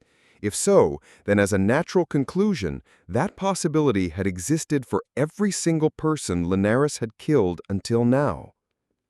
I've never thought about something that difficult, trying to be friends with everyone, but people I don't like, I can kill them all. That's not hard at all, and it's fun, because I'm the strongest. That is, well, a bit of a violent way of thinking. You can't do it, big sister. Kayete was bad-mouthing you. He said you're really the strongest, but you're a coward. A coward? That's right. That was the only way she could live. And yet, that's why you do things you don't want to, things you have to do. She murmured Yuno's desperate words in her heart. There's no freedom in that at all. Those words still tightened her chest. She understood what she was saying, but just like the evil of hurting someone different, even if she understood it in her head, she surely didn't understand it in her heart. Mestelexel would fight in the 6 Ways exhibition with a purer motive than Linares than anyone. It had nothing to do with great causes or justice. That seemed to be the most correct thing of all. Hey, Lord Mestelexel, please, I ask you, win for me. Yeah, you'll cheer for me too, big sister? Yes. Wrapped in a thin sheet, she smiled faintly. Linares' virus was mutating. If she could wield the power to destroy everything without a second thought. She might even want to fight against the victorious Lord Mestelexiel. A month and a half had passed since Kaete's faction secured Linares the Obsidian. During this 40-day period, Kia the Worldward, who had been silent since the train attack, was judged to have been neutralized. On the other hand, Rodo the Cross had secretly infiltrated Sagasa Old Town. The temporary return of the Okafu refugee orphans, under an order feigned by Nanal, was an unexpected turn of events for Jelki as well. With the chaos following Roskleigh's death beginning to settle, the date for the 11th match was decided. Just before the match, the champion candidates Mestelexiel and Kusei were each assigned to dangerous search missions. Mestelexiel's mission to investigate the base of Obsidian Eyes was part of a cover-up operation by Kaete the Round Table. The traces left by Mestelexiel's informal incursion would be erased by having it officially re-enter for the investigation. Meanwhile, Kusei was headed to investigate a series of serial murders that had occurred in Sagasa Old Town. Despite multiple residents witnessing the culprit and the crime, there were no reports from any witnesses, a case of an invisible serial killer. The one who first noticed this anomaly in Sagasa Old Town and entrusted the investigation to Hiroto the Paradox was the third minister of Oriatia, Jelki the Swift Ink. Oriatia was vast. The deaths of people occurred every day. But the Jelki of now had to be more vigilant of the small deaths and accidents occurring in the city than any other matter. It was a murder that wouldn't have even been treated as a case in normal times, one that went unrecognized. After inferring its existence from numerous rumors and testimonies and directly dispatching one of the 29 officials of Oriatia, the result was that a variant of the airborne vampire, Rodo the Cross, had surfaced as a suspect. It's different. The true terror is nothing like this, he thought, glaring at the map of Oriatia hanging on his office wall. Roskleigh had died, and the royal palace had been attacked. With the true terror already unleashed, it was a miracle that Oriatia had not yet collapsed from civil unrest. For the incident in Sagasa Old Town, he had dispatched Kusei, a passing disaster, and his group. He could even expect them to resolve the situation. But only Jelki knew that the true terror was lurking somewhere else. Queen Sephit, the resurrected Demon King.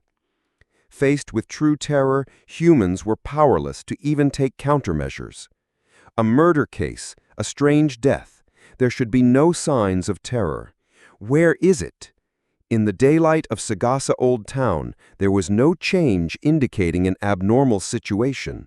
The sounds of cooking, the sounds of stringed instruments being played, and the sounds of residents conversing with one another. It was unthinkable that a serial murder case with an unknown scope was occurring in this town. Although he had been informed of the anomaly in Sagasa Old Town beforehand, seeing the actual scene with his own eyes made Kusei suspicious at first. Are you telling me that this Rodo the Cross fellow is really in this town? Kusei, who only used a great shield and gauntlets, was dressed in a way that could blend into civilian life to some extent, but even that equipment felt out of place here. It was peaceful, and to make matters worse, Kusei's companion was, "Indeed, an anomaly has occurred." A chimera with a physique more than twice the size of a human, with a coat of silvery blue fur like a wolf. From a citizen's perspective, it was a monster itself, and if anything, it was the greater anomaly. The public order in the old town is said to have continued to improve. The criminal organizations that were active around Sagasa seem to have all ceased their activities at once.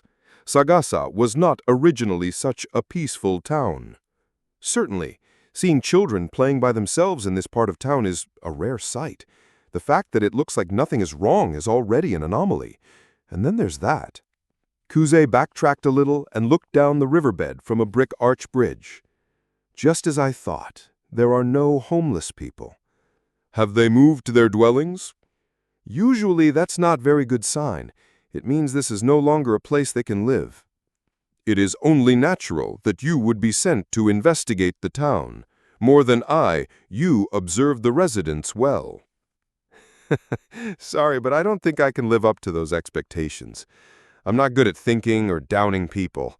It's painful enough just knowing that people are dying. On that point, the intelligent Ozonesma was likely a suitable choice. He had formed cooperative relationships with Flinsuda the Portent on several occasions, and was a beastman who possessed medical knowledge capable of dealing with a vampire infection outbreak. Ozonesma had been dispatched as a proxy for the champion candidate that Hiroto had originally requested support from, Shulk the Sound Slicer. Shulk was also a suitable candidate in that he was immune to the vampire virus, but he was not the type of warrior to willingly involve himself in a criminal investigation for the sake of public order. And Ozonesma had once traveled between this continent and the new continent, and had initially belonged to the faction of the gray-haired child. The fact that Hiroto was able to dispatch him was a testament to the power of his connections. Come to think of it, this is the first time we've worked together, though we were in the same faction at one point. To express it as a faction is not appropriate. Neither you nor I were following Hiroto the Paradox, the individual. Those who meet the gray-haired child have their own individual objectives. Hiroto the Paradox does not interfere with that. It is a relationship of equal cooperation. Then what are comrades to that man? Those who take the outstretched hand. Those who do not need help. Hiroto does not need either. While conversing with Ozonesma, Kuze descended to the riverbed and searched for signs of life. Burned embers and food containers. Indeed, someone had been living under this bridge until recently. If there was a branch of the order in town, I could ask them. I have a grasp of the geography. There is no branch of the order in Sagasa. That's because it was shut down long ago. Taking care of people who had fallen through the cracks of society was supposed to be the order's job. Kuse, may I leave the questioning of the residents to you? Ozonesma turned his snout toward the top of the bridge. Just then, an elderly woman, who seemed to be a local resident, was passing by. Kuze climbed the riverbank and called out, "Excuse me, ma'am, I'd like to ask you a few questions about Sagasa." "Oh, my! Aren't you Master Kuze of the Order? The hero candidate?" Well, if it isn't, Kuze the Passing Disaster at your service." Kuze scratched his head awkwardly. Consciousness, if Ozonesma comes out, he'll just scare her. He looked down toward the riverbed he had just climbed up from, but Ozonesma was already gone. He had likely hidden under the bridge so as not to be seen by the citizen. "I'm surprised you recognized me at a glance. I didn't think I was that famous." The Six Ways exhibition was officially not a public spectacle, and information warfare was tacitly permitted, so Aureatia did not officially release portraits or photographs of the candidates. Thus, the difference in name recognition among the 16 champion candidates was extreme. For instance, his current companion, Ozonesma, was one of the candidates who advanced by thoroughly concealing information about his finishing moves. Among them, Kuze had never fought a proper match in the Six Ways exhibition. The only one to win the first round by default was Kuze. "Oh, no! My family has been greatly indebted to the Order since the time of the Central Kingdom. After the Demon King caused the churches to disappear, Sagasa had a very hard time. But I heard a holy knight from the Order had become a hero candidate, and I got in touch with an old acquaintance.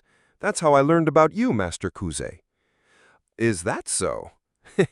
If it allowed you to reconnect with an old friend, then that's wonderful. The fact that you are safe after overcoming so many trials is a salvation to us all." The Order did not only refer to the community that practiced the teachings of the Wordmaker. Even if they lost their churches and could no longer continue their prayers, people could still connect. Those who studied the same scholarship, those who lived in the same region. The teachings of the Wordmaker could serve as a catalyst for many kinds of bonds. Like this old woman, they could remember those bonds somewhere in their lives. "I'm sorry I've been doing all the talking. You have business, don't you?"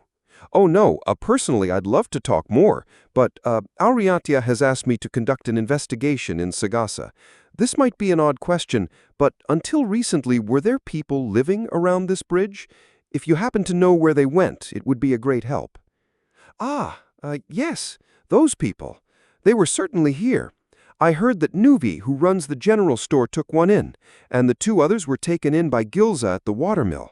I don't know about the others, but perhaps someone in Sagasa is looking after them now. They took them in? And those people aren't relatives or anything? That's right. The people who were here had no family to speak of. A world where mutual aid among people is properly established is the ideal of the Order, but it was precisely because he was a member of the Order that he knew such an ideal could not be so easily realized. Were ordinary citizens, running their own businesses and lives, now spontaneously taking in the homeless people who had been neglected until now? If something like that is happening, this is an anomaly. Roto the Cross is having some kind of effect on Sagasa Old Town. Isn't this anomaly a joyous thing? From the bridge, the state of the riverside plaza could be seen. Children were laughing and running about freely. On the riverbank, an old man sat alone fishing. There was also a group of young men who had likely lived in a world of violence. They seemed to be struggling with an unfamiliar delivery job, repairing an old steam-powered automobile that had broken down with the help of a nearby resident. Among them was a face Kuze had seen once before. The large man was one of the members of Daydram, wasn't. No one feared others. If there was a world where everything went so well. Master Kuze? The old woman's voice called out to him with concern. I'm sorry. I was just thinking about something, being unaccustomed to this work. Ma'am, are you having any trouble these days? Are you living without worry? Yes, there have been no dangerous incidents recently, and everyone is so kind to me. It seems she truly felt that way. I wonder if this is also thanks to Roto-chan coming here. Roto the Cross. Auriatia had determined that a girl named Roto was the culprit of a bizarre murder case. But if Roto the Cross truly existed, was she really a threat to Auriatia? Just as in the case of Tu the Magic, was it not simply that Auriatia was trying to eliminate an uncontrollable, inconvenient existence? You've been asking so many questions. I hope I wasn't taking you away. Oh, that's right. I was on my way to a friend's tea party. I don't have the money or the tools to buy real tea, but like I used to admire as a child, I wanted to try playing make-believe just once. Isn't that the best? May the words of the Wordmaker aid you on your way. Thank you. I'll be cheering for you from the shadows, Master Kuze. Do your best. Kuze watched the old woman's back as she crossed the bridge with slow steps. This conversation had made it clear. There was no conspiracy or malice in this series of anomalies. It was possible that Roto the Cross was cunningly making it seem that way, but even so, he felt that the satisfaction of the people of Sagasa was not something that was being manipulated. What do you think? At some point, Ozonesma had climbed up onto the bridge's railing. It was hard to imagine how this body could be so flexible, but he had made no sound. Her testimony cannot be guaranteed to be true. The residents of Sagasa are in a state where they cannot recognize the murders as a problem, even while being aware of them. We should assume that the content of her testimony and the actual situation diverge to some extent. Probably. But she's not being forced to lie out of fear. No matter what the reality is, if her own heart is saved, then maybe it's all the same. Salvation of the heart rather than salvation from reality. A line of thought befitting a cleric. Roto of the Cross is doing what the Order couldn't. I felt like talking to her. What do you think? The residents' words and the information from the Yellow City. Which one is right? I have no intention of approaching this investigation with prejudice. Which is correct is something we should be able to confirm directly from here on. At the very least, cognitive manipulation will not work on us. If we can confirm the presence or absence of an incident, that will be the greatest proof of all. But even if you say we'll confirm it directly, we might be able to prove there was an incident if we find evidence. But how are we supposed to prove there wasn't? Because if the Yellow City story is correct, there'd be no uproar if even something happened, and the residents wouldn't even recognize anything as abnormal, right? We need only ask for the whereabouts of Loto of the Cross. In fact, when the Okafu soldiers investigated, she apparently answered their questions about her location honestly. Whether or not an incident has occurred can be confirmed by tracing her movements. If the residents did not recognize anything as abnormal from the start, there is no way they would shelter her or hide her away. Now that you mention it, I messed up. That old woman from before might have known something. A lesson to be applied in the future, Kuze the passing disaster. I'm in your debt. With a slight laugh, he raised his head to scratch it and then froze. Something on the edge of his consciousness he'd noticed too late. Loto of the Cross is a young girl, looks to be about 10. The residents don't seem to find her presence out of place. Kuze turned his gaze once more at the plaza along the river, visible from the bridge. Children were laughing, playing a game of tag.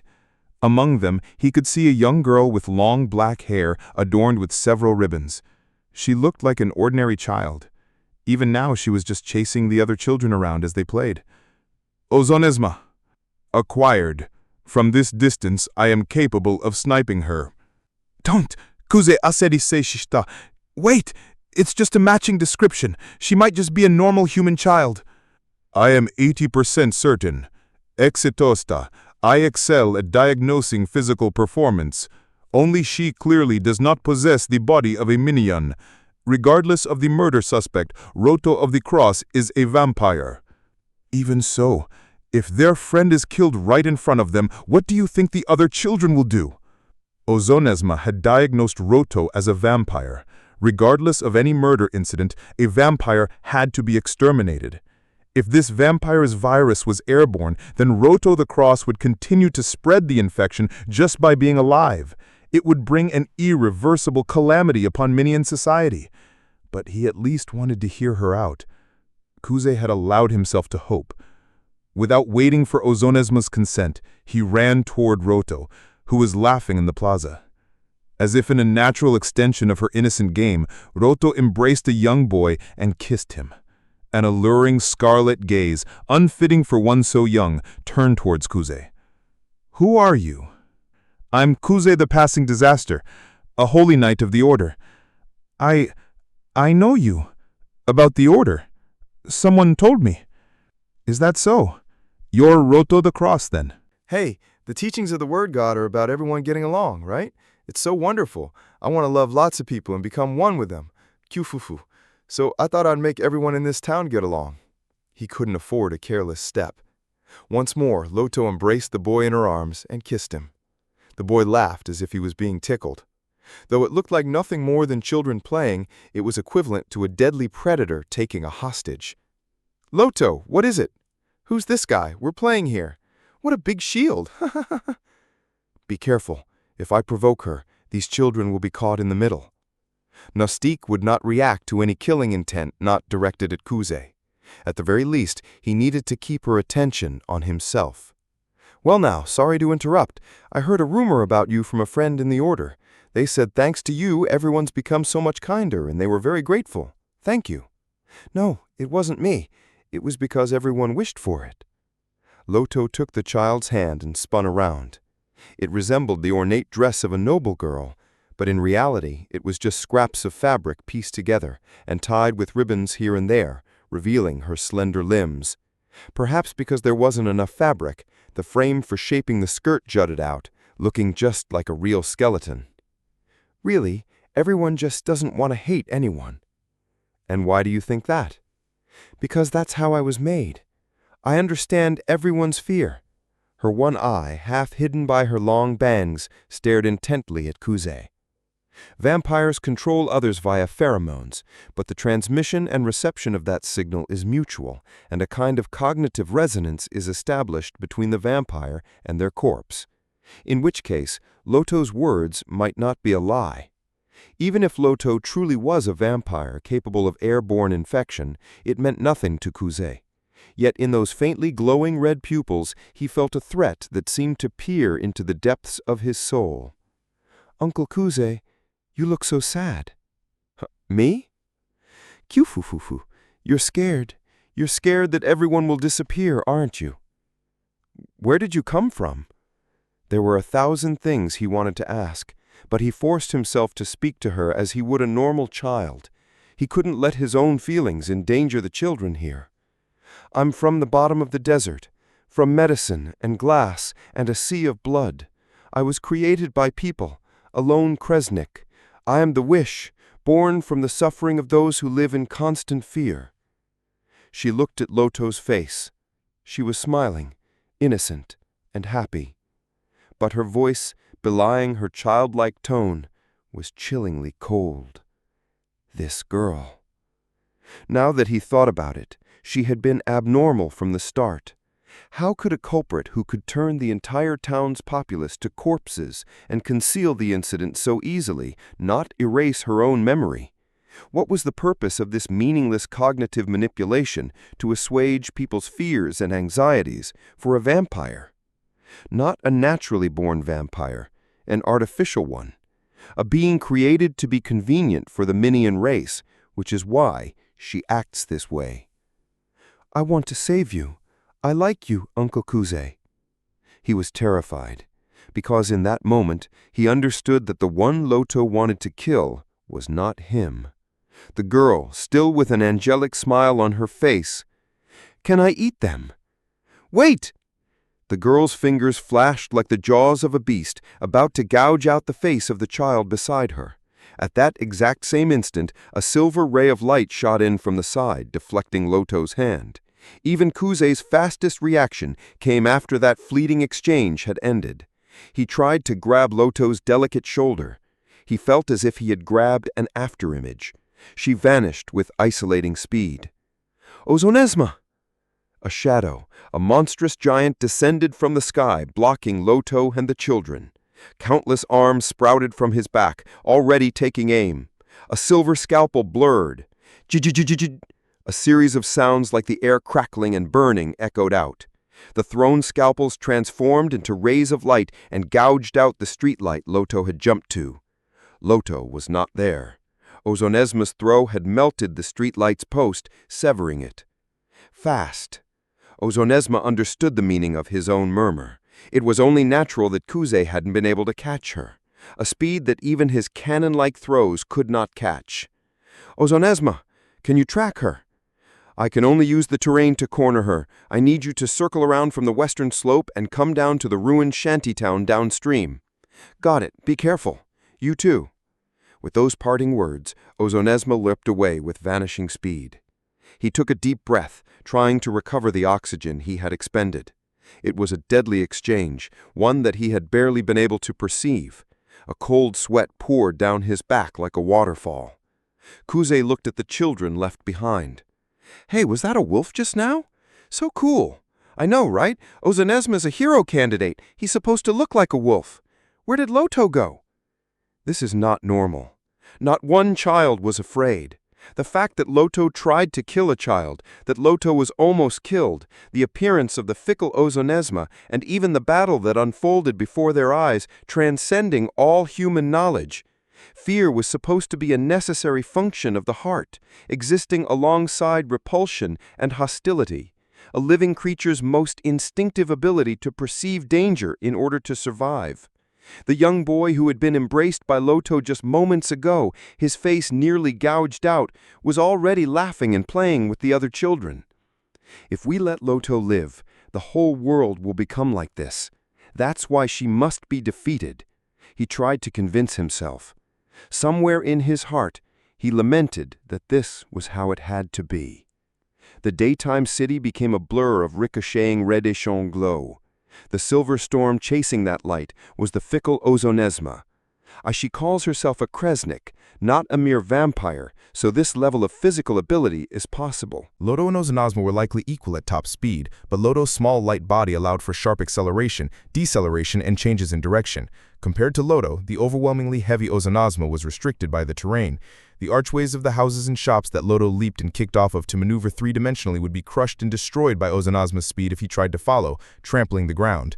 Thus, he was unable to choose the shortest path and was left far behind by Lodo of the Cross. Leap. Run. A speed where the scenery melts away and both sound and sight can no longer be perceived normally. He chased Lodo's fleeting star-like light, slower than Shulk the Sound Slicer, but compared to, say, Alus the Star Runner, it was impossible to declare which was faster. That is how light and swift she was. Ozanazma's advantage, though slower, was his ability to restrict the enemy's movement and guide them. Again, he readied a great number of scalpels.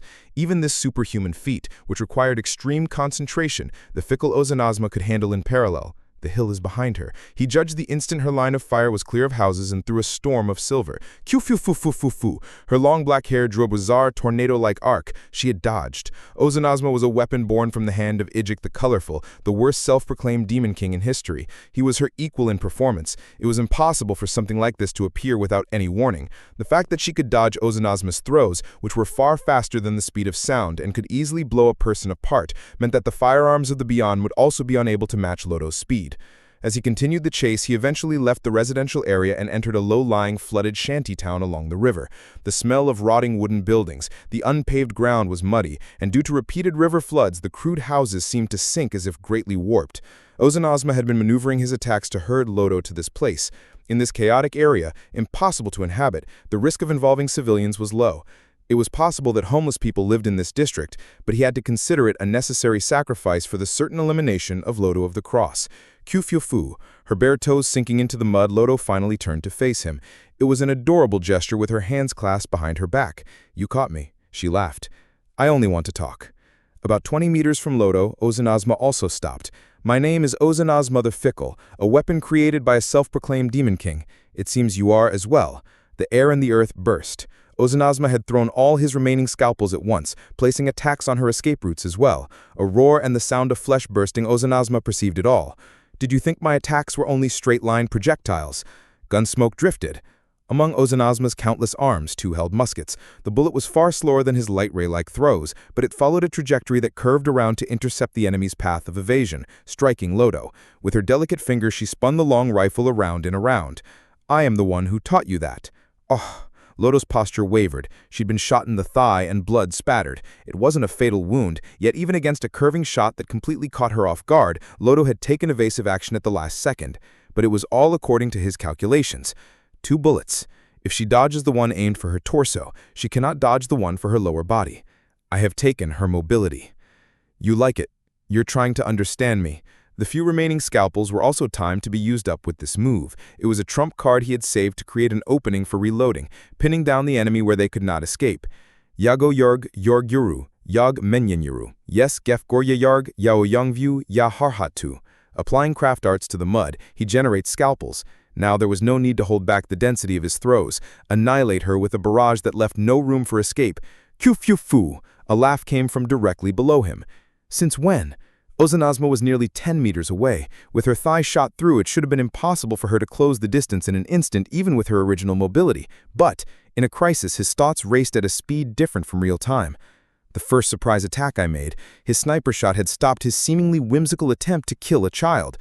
She didn't block it, did she? Bayou, a dull sound echoed in Ozanazma's abdomen, a technique close to the tiger claw of the Beyond, but not something that could be called a martial art. But those young fingertips possessed a sharpness that pierced through Ozanazma's armor like fur, like 5 jeweled claws, a blade that shone with a translucent red. Yayumyo, Yasrio Yuchon, Yon Fu Shon, you stopped my movement. No matter how much physical strength Lodo possessed, her abdomen was not a vital spot for Ozanazma. Just as he was about to slice Lodo from close range, Yayu Yo Yan Shriya whacked. Batoon! With that sound, Ozanazma's countless hands flew into disarray. He staggered. He thought. He recognized that his own abdomen had been gouged out. The spot where Lodo's claws had dug in had exploded from the inside. Ozanazma, about you. I've taken a liking to you. This time it was Ozanazma's turn to try and create distance. A crimson claw drew a crescent moon of residual light, and one of his parrying arms was sliced off.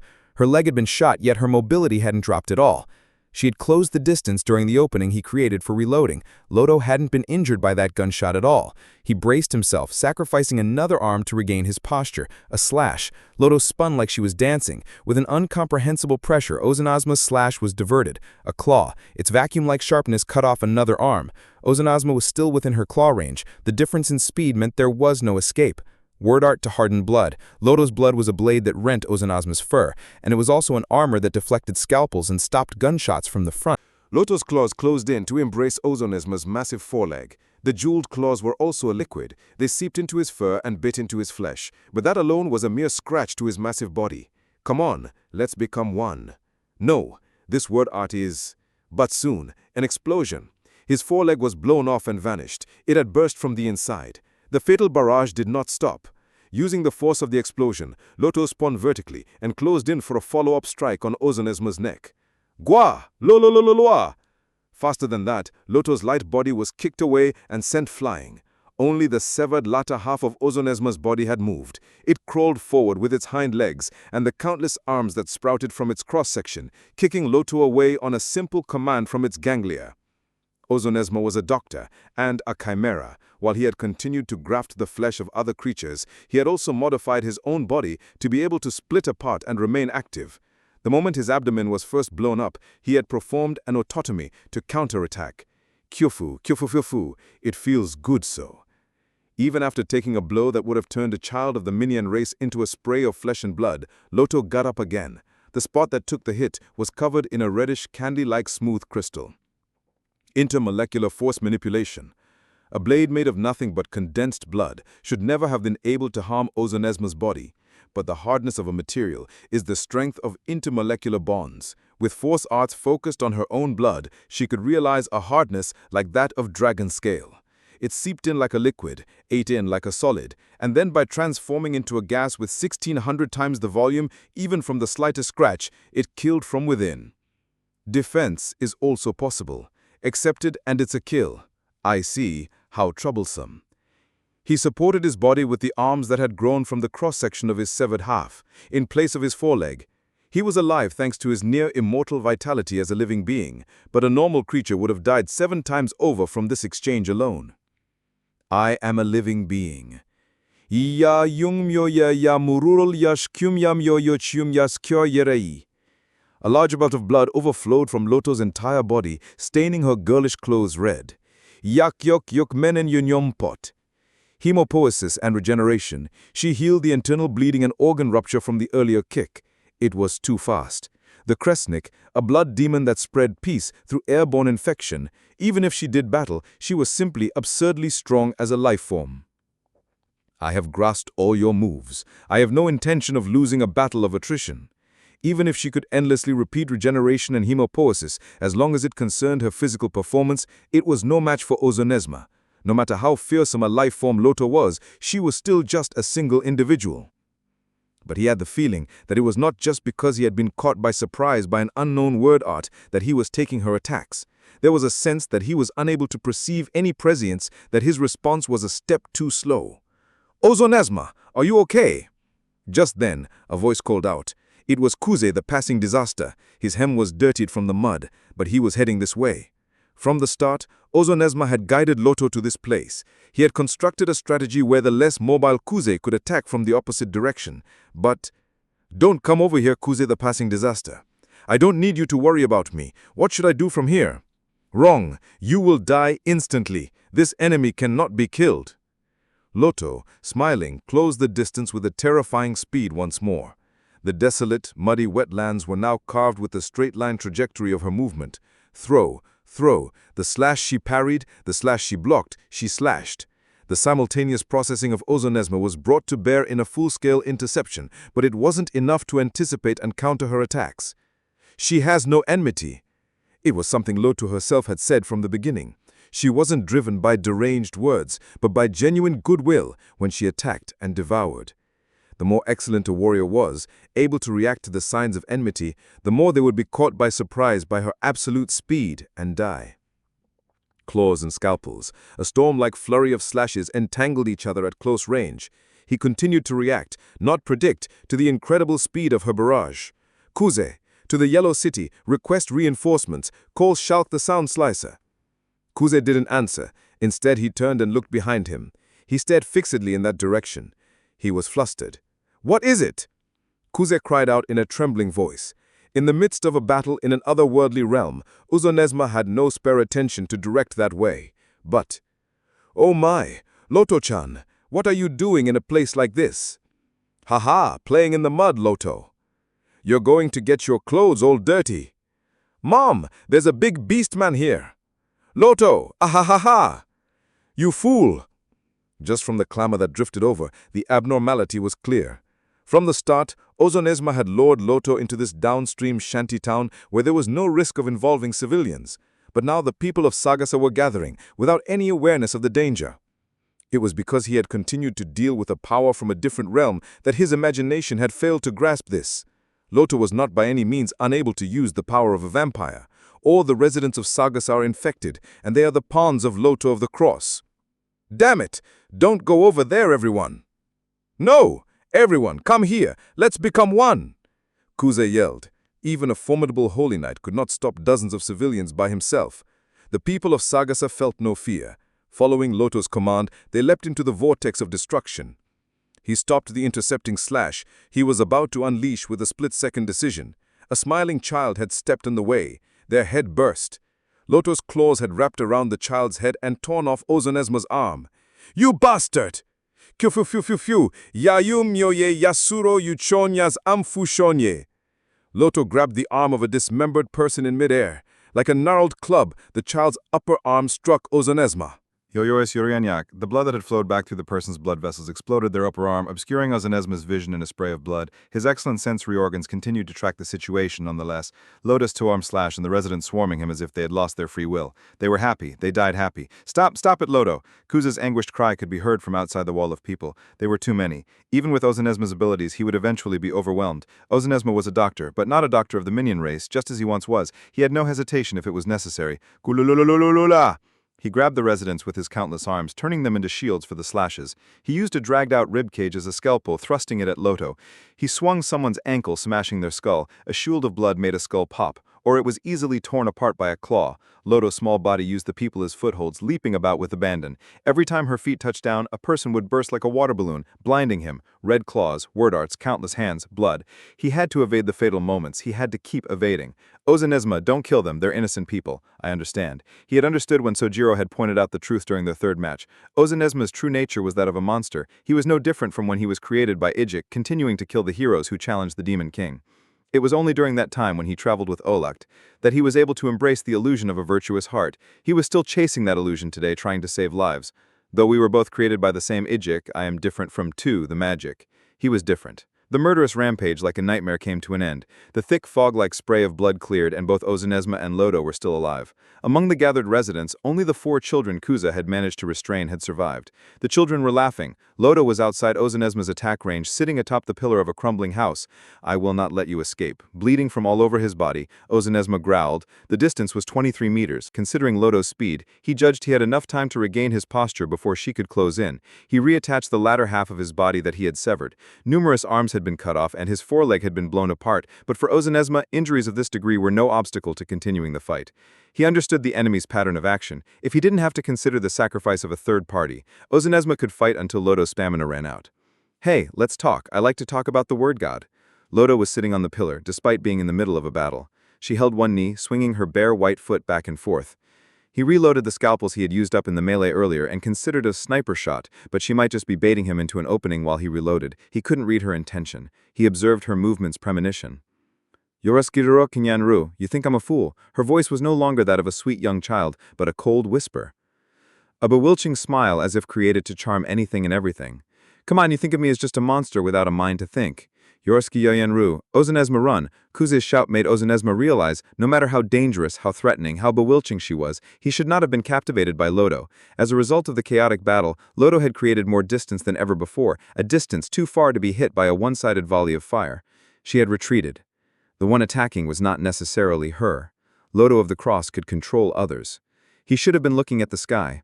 Through the screen of blood smoke, Ozonesma saw it too. The red noon sky was still blazing, a blinding star. He knew this attack. It was unbelievable.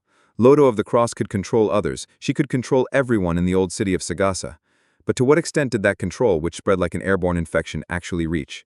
Red pupils stared intently at Ozanesma. She was taking aim. Horizon's roar. An arrow star-like fell. The arrow that landed on Ozanesma's coordinates gouged out, melted, and annihilated everything on its linear path. Melee, the Horizon's roar, has attacked the city. Hearing the report in his office, Jelki, the swift ink, could not say another word. It was a catastrophe that should never have happened. There is no mistake. According to the arrow that was fired, the shantytown in the lower basin of the Sagasa River has been annihilated. Loto of the Cross and Ozanesma the Fickle were in a battle there. Both were hit by the direct blast. Since everything on site has been melted, we cannot confirm their remains, but it's likely they are dead. Malay, the Horizon's roar, has been infected. An even more terrifying reality exists. Jelki looked at the map of the Yellow City hanging on the wall. From the old city of Sagasa to the northernmost giant's ward in the Yellow City, the distance was equivalent to crossing the entire capital. That showed a despairing fact. It meant that everything was already too late. Roskilde was dead, the royal palace under attack. With true terror already unleashed, the fact that the Yellow City hadn't collapsed into civic riot was nothing short of a miracle. Everyone, every single person is infected. A miracle is happening. A world where no one feels fear is coming. It possesses the blood of endless transmigration, turning into a weapon of certain death and an indestructible shield. It has acquired an infectious root through an impossible mutation devised by human hands. As the final strange seed, it encroaches with a speed and intellect that surpasses all history. The love of an ideal world arriving and proliferating at the end of wishes and prayers. Norn Ruin, the founder, blood demon, Loto of the Cross. Lisha and her group were on a long carriage journey, much like the one they had taken from Oriatia to Okafu. Queen Cephite, who had arranged passage for the children of the Order, accompanied them for part of the way. Even on the road, Cephite was exceedingly kind. She had a pleasant scent whenever you drew near, and her posture was perfectly straight. It was a little frustrating, but she was even more beautiful than Lisha. How was life in the Order, Lisha? This was when they had stayed at an inn east of Okafu. Tomorrow, their paths would diverge on the road to Oriatia. She had said she would be continuing her visits to other towns for a little while longer. It must be difficult, Lisha thought. Living together with children of the same age must be quite lively and fun, I imagine. No, not at all. It's so frustrating. Well, there are many ill-mannered children, and I just wish they would act properly, like you do, Lady Cephite. No one is well-mannered from the moment they're born. You and the other children are all still in the middle of learning many things, and no matter what mistakes you or the others make, you will be forgiven. Being told such a thing by someone as magnificent as Cephite made Lisha feel ashamed of her usual behavior, even as she was being forgiven. In truth, Lisha was still just a child. It should have been a great honor for a poor, parentless child to even speak with the queen, something she should have been content with, yet she had spoken selfishly to the kind Cephite and on top of that had started to cry. All the other children, some much younger than Lisha, never cried, no matter how lonely or sad they felt. But Lady Cephite, Lisha murmured. Cephite herself should have been around the same age as Lisha and the others. Is your journey already over? No. Cephite narrowed her eyes, her face a mixture of sadness and trouble as she looked at Lisha. It is still on the way. I believe that unless I become wiser and kinder to many more people, I cannot become the person I want to be. But you are so wonderful already, Lady Cephite. I can't believe that you're not yet the person you want to be. Whether they leave the Order or become adults, as long as people have a dream, they are always on their way. So you too, Lisha, must change for the sake of your dream. Thank you very much. After unconsciously bowing her head, Cephite's words began to spin in her mind. If their studies would never end, when would Lisha and the others become adults? If not yet and someday continued forever, did that mean it would never come? Lady Cephite. I want to marry Master Kuze. Not when I become an adult or something like that. I want to marry him right away. Everyone, especially the boys, laughs when I say this, but is that strange? Tell me more, Lisha. Cephite's pure white hand took Lisha's. Even though she was another girl, her warmth and the feel of her hand made Lisha's heart pound. I want to become Master Kuze's wife and live with him, make his meals, do his laundry, and shave his beard for him. I've changed myself in so many ways. I practiced so much so I could become a fitting match for Master Kuze, so I could be ready to become his bride even tomorrow. A distant future was no good. This was not some irresponsible dream spoken on a whim. It was because she truly loved Kuze. When will this in-between part end? Even if I want it now, do I have to fix my selfishness, study forever, and keep changing myself where my dreams will never come true? That is, for the first time, Cephite faltered. It was the first time Licia had seen the ever-eloquent and composed Cephite hesitate to speak. Yes, that's right. No matter how much you are on your way, the you of now is the only you there is. There are things you might regret after you've changed, I'm sure there are.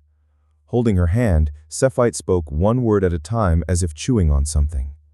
Lady Cephite, I'm going to go tell Master Kuze my feelings. Yes. Tell him to quit being a hero and live with me in a small house.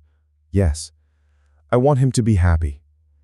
It was a child's dream, one that perhaps could only be held while still on a journey, knowing little of so many things, and yet it was a desperate dream. Licia, I'm sure you should tell him how you feel. An embrace, long white hair enveloped Licia. Through the warmth, it felt as if her true heart was being conveyed. She wanted to convey her heart to Kuze, too. The arrow of Mele, the horizon's roar, which had erased the ruins in the lower Sagasa River basin, had been aimed at Otsonesma's coordinates with perfect accuracy. Following the clash between Kia and Uhak at the North-South Railway, the fact that Kuze, the passing disaster, had again escaped a ruinous calamity was thought to be only because of the precision of Mele's aim, which had targeted Otsonesma alone. But even in Oriatia, which conducted a post-incident investigation, there was no one who knew the true state of the scene at that time. Kuze's position had been merely 10 meters from Otsonesma's impact point, and it was not only Kuze himself. The 4 children he had protected had also survived without serious injury. No one knew that a miracle, like the very protection of an angel, had occurred. Kuze requested to participate in the 11th match, which was scheduled for the following day. Kuze was meeting with Hiro, his sponsor's representative, at the Oriatia branch of the Okefu guest house. The Ministry of Health has requested you be hospitalized for examination, but we have confirmed that you are not infected with Roto's virus. It is possible to arrange a match, if that is what you wish, Kuze-san. Of course I'll do it, otherwise there'd be no meaning in me being the only one to survive. Uhak the Silent, Tu the Magic, Yaniges the Chisel, the people of the old Sagasa City district who had died before his eyes. Kuze was powerless in the face of their tragedy. He could not strike down the enemies of Oriatia. Despite having no wounds on his body, he was terribly tired. I'll do it, Nastique. Don't stop me. He should have suffered enough. He just wanted to finish his final job. It was fate that Kuze had survived. Besides, there's no need for hospitalization now.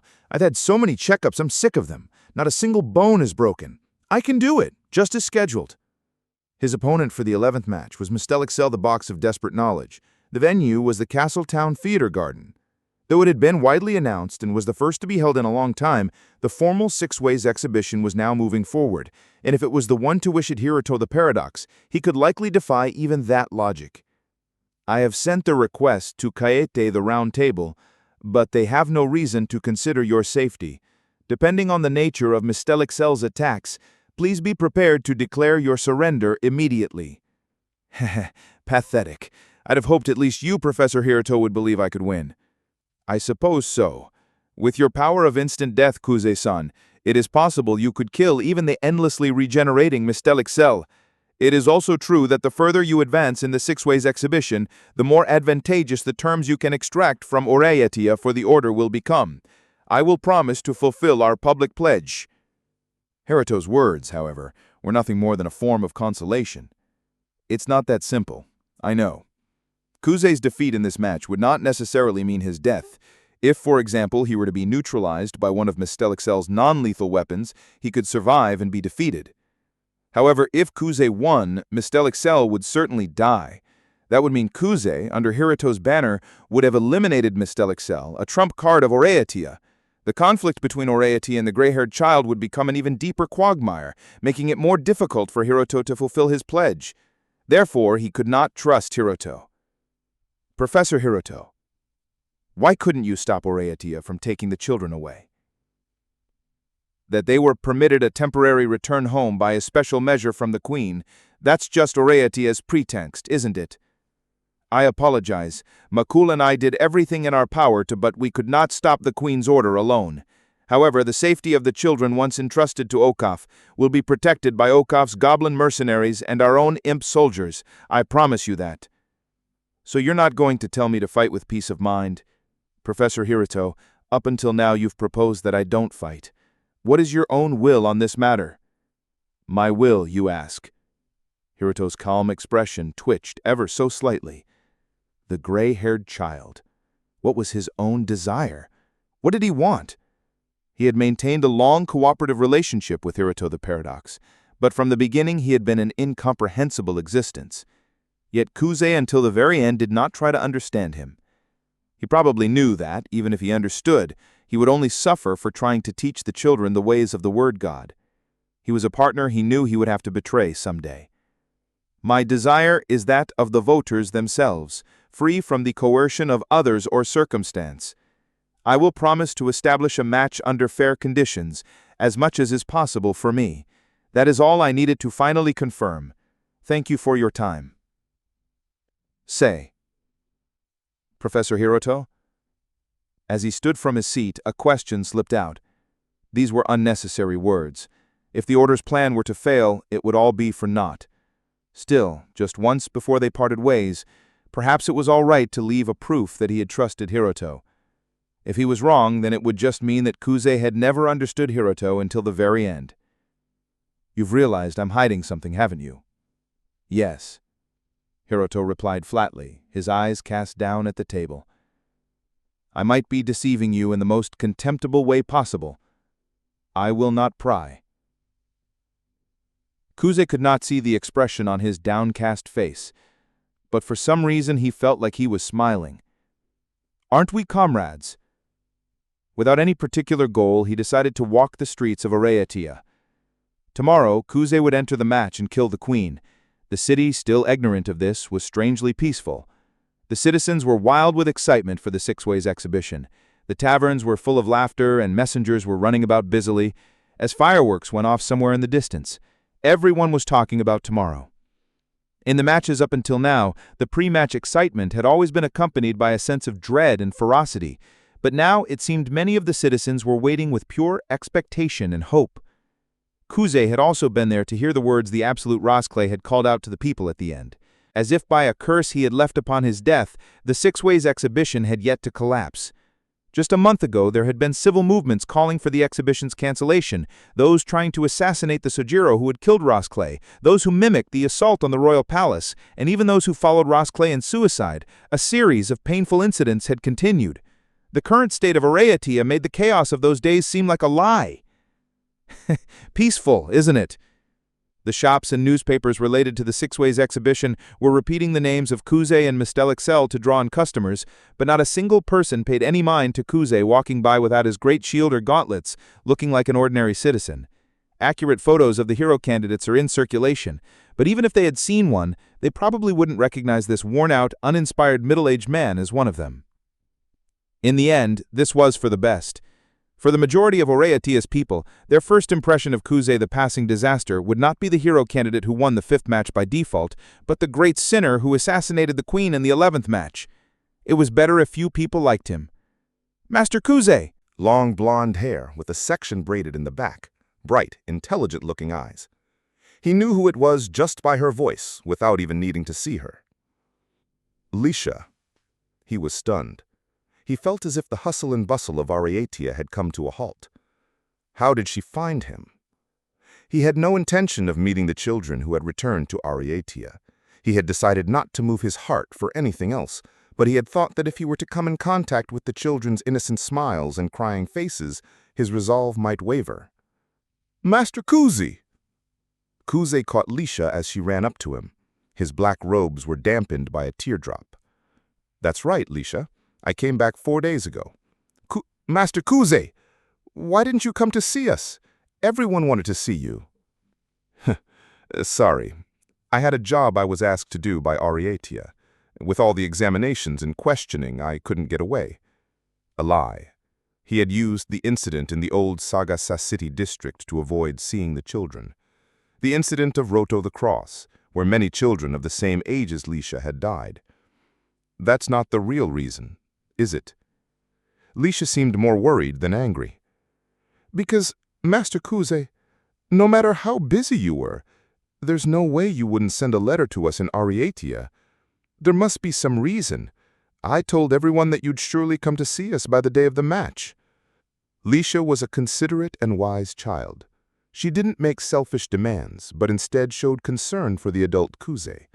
And with that responsibility, she had come to find him. It's not too late. Let's go together, Master Kuze.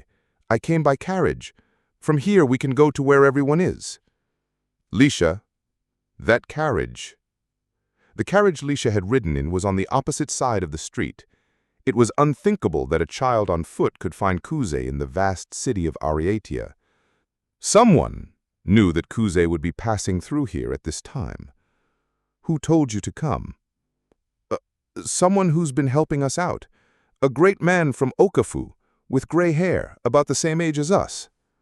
The gray-haired child. Hiroto the Paradox grants the wishes of others. He is chaos, not one to investigate, an ally to anyone. Lisha's pure wish must have been satisfying to grant. Kuze bit down on his back teeth. Now, you think I'll stop now? Because of this?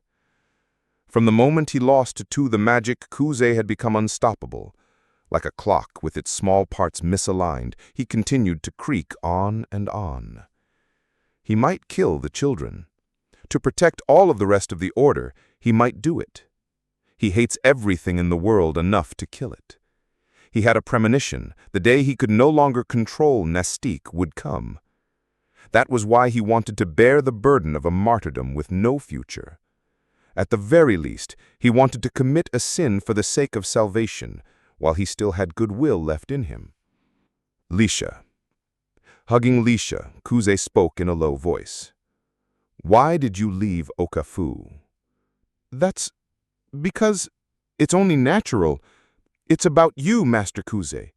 Everyone says you'll be fine, that even if you fight, you'll never die. But Lisha was practically shouting through her tears. You might die. I've been working so hard so that I can be happy someday. I love you, Master Kuze. So if you die, that someday will disappear. Is that so? You're a fool, Lisha. Master Kuze? Kuze continued to hug Lisha tightly. He kept speaking with a terrible, demonic smile. You don't know anything, Lisha. From the very beginning, you can't become an adult or a bride. Why did everyone have to run from Ariatia? Don't you know the real reason? For you to come back so thoughtlessly. You've been a great help. A child's internal organs, you see. They sell for a high price. Kuze didn't loosen his grip. He hugged her. He felt the sensation of bones creaking all over his body, as if to carve the terror into her, as if to confirm the last of his affection. It's painful, Master Kuze. The talk of foster parents for you, Lisha, why do you think it never went anywhere? The people who attacked the poorhouse, why do you think they came? Why? Did he think he could stop now? Everyone in the order, why do you think you can't be happy? Master... He could feel a warm liquid trickling down his jaw. Tears. He was crying as he laughed. But she wouldn't see that awful face. He wouldn't see the face of the lovely Lisha twisted in despair. Because he was hugging Lisha too close to even see her face. Her breath caught, and Lisha's consciousness grew faint. He could feel the strength leaving her. You're a fool, Lisha. The truly foolish one. The truly evil one. To fall in love with a villain like me. In the abandoned underground waterway, there was the sick room of Kiyazuna the Axle, a hidden room carved out of the waterway wall with extremely advanced engineering. Kiyazuna the Axle had been seriously injured while trying to retrieve Mostelexel, the box of desperate knowledge, and had been recuperating in this underground location, out of sight. Kiyazuna, a self-proclaimed demon king who, despite her age, had been more robust and ferocious than any youth, was now unable to even rise from her bed. Mom, I can go to the match. Mestelexil's child unit ran busily around the room. Is that so? That was all she could manage to say back to Mestelexil, but it was enough. The child unit, a sphere with thin insect-like legs, was not something Kiyazuna had taught it to make. It was a sign of Mestelexil's own growth. In order to remain by Kiyazuna's side while constantly being monitored by Aratia, Mestelexil had become capable of creating such an advanced communication terminal. If I win, I can heal you, right? You're noisy. We've been over this many times, Mestelixil.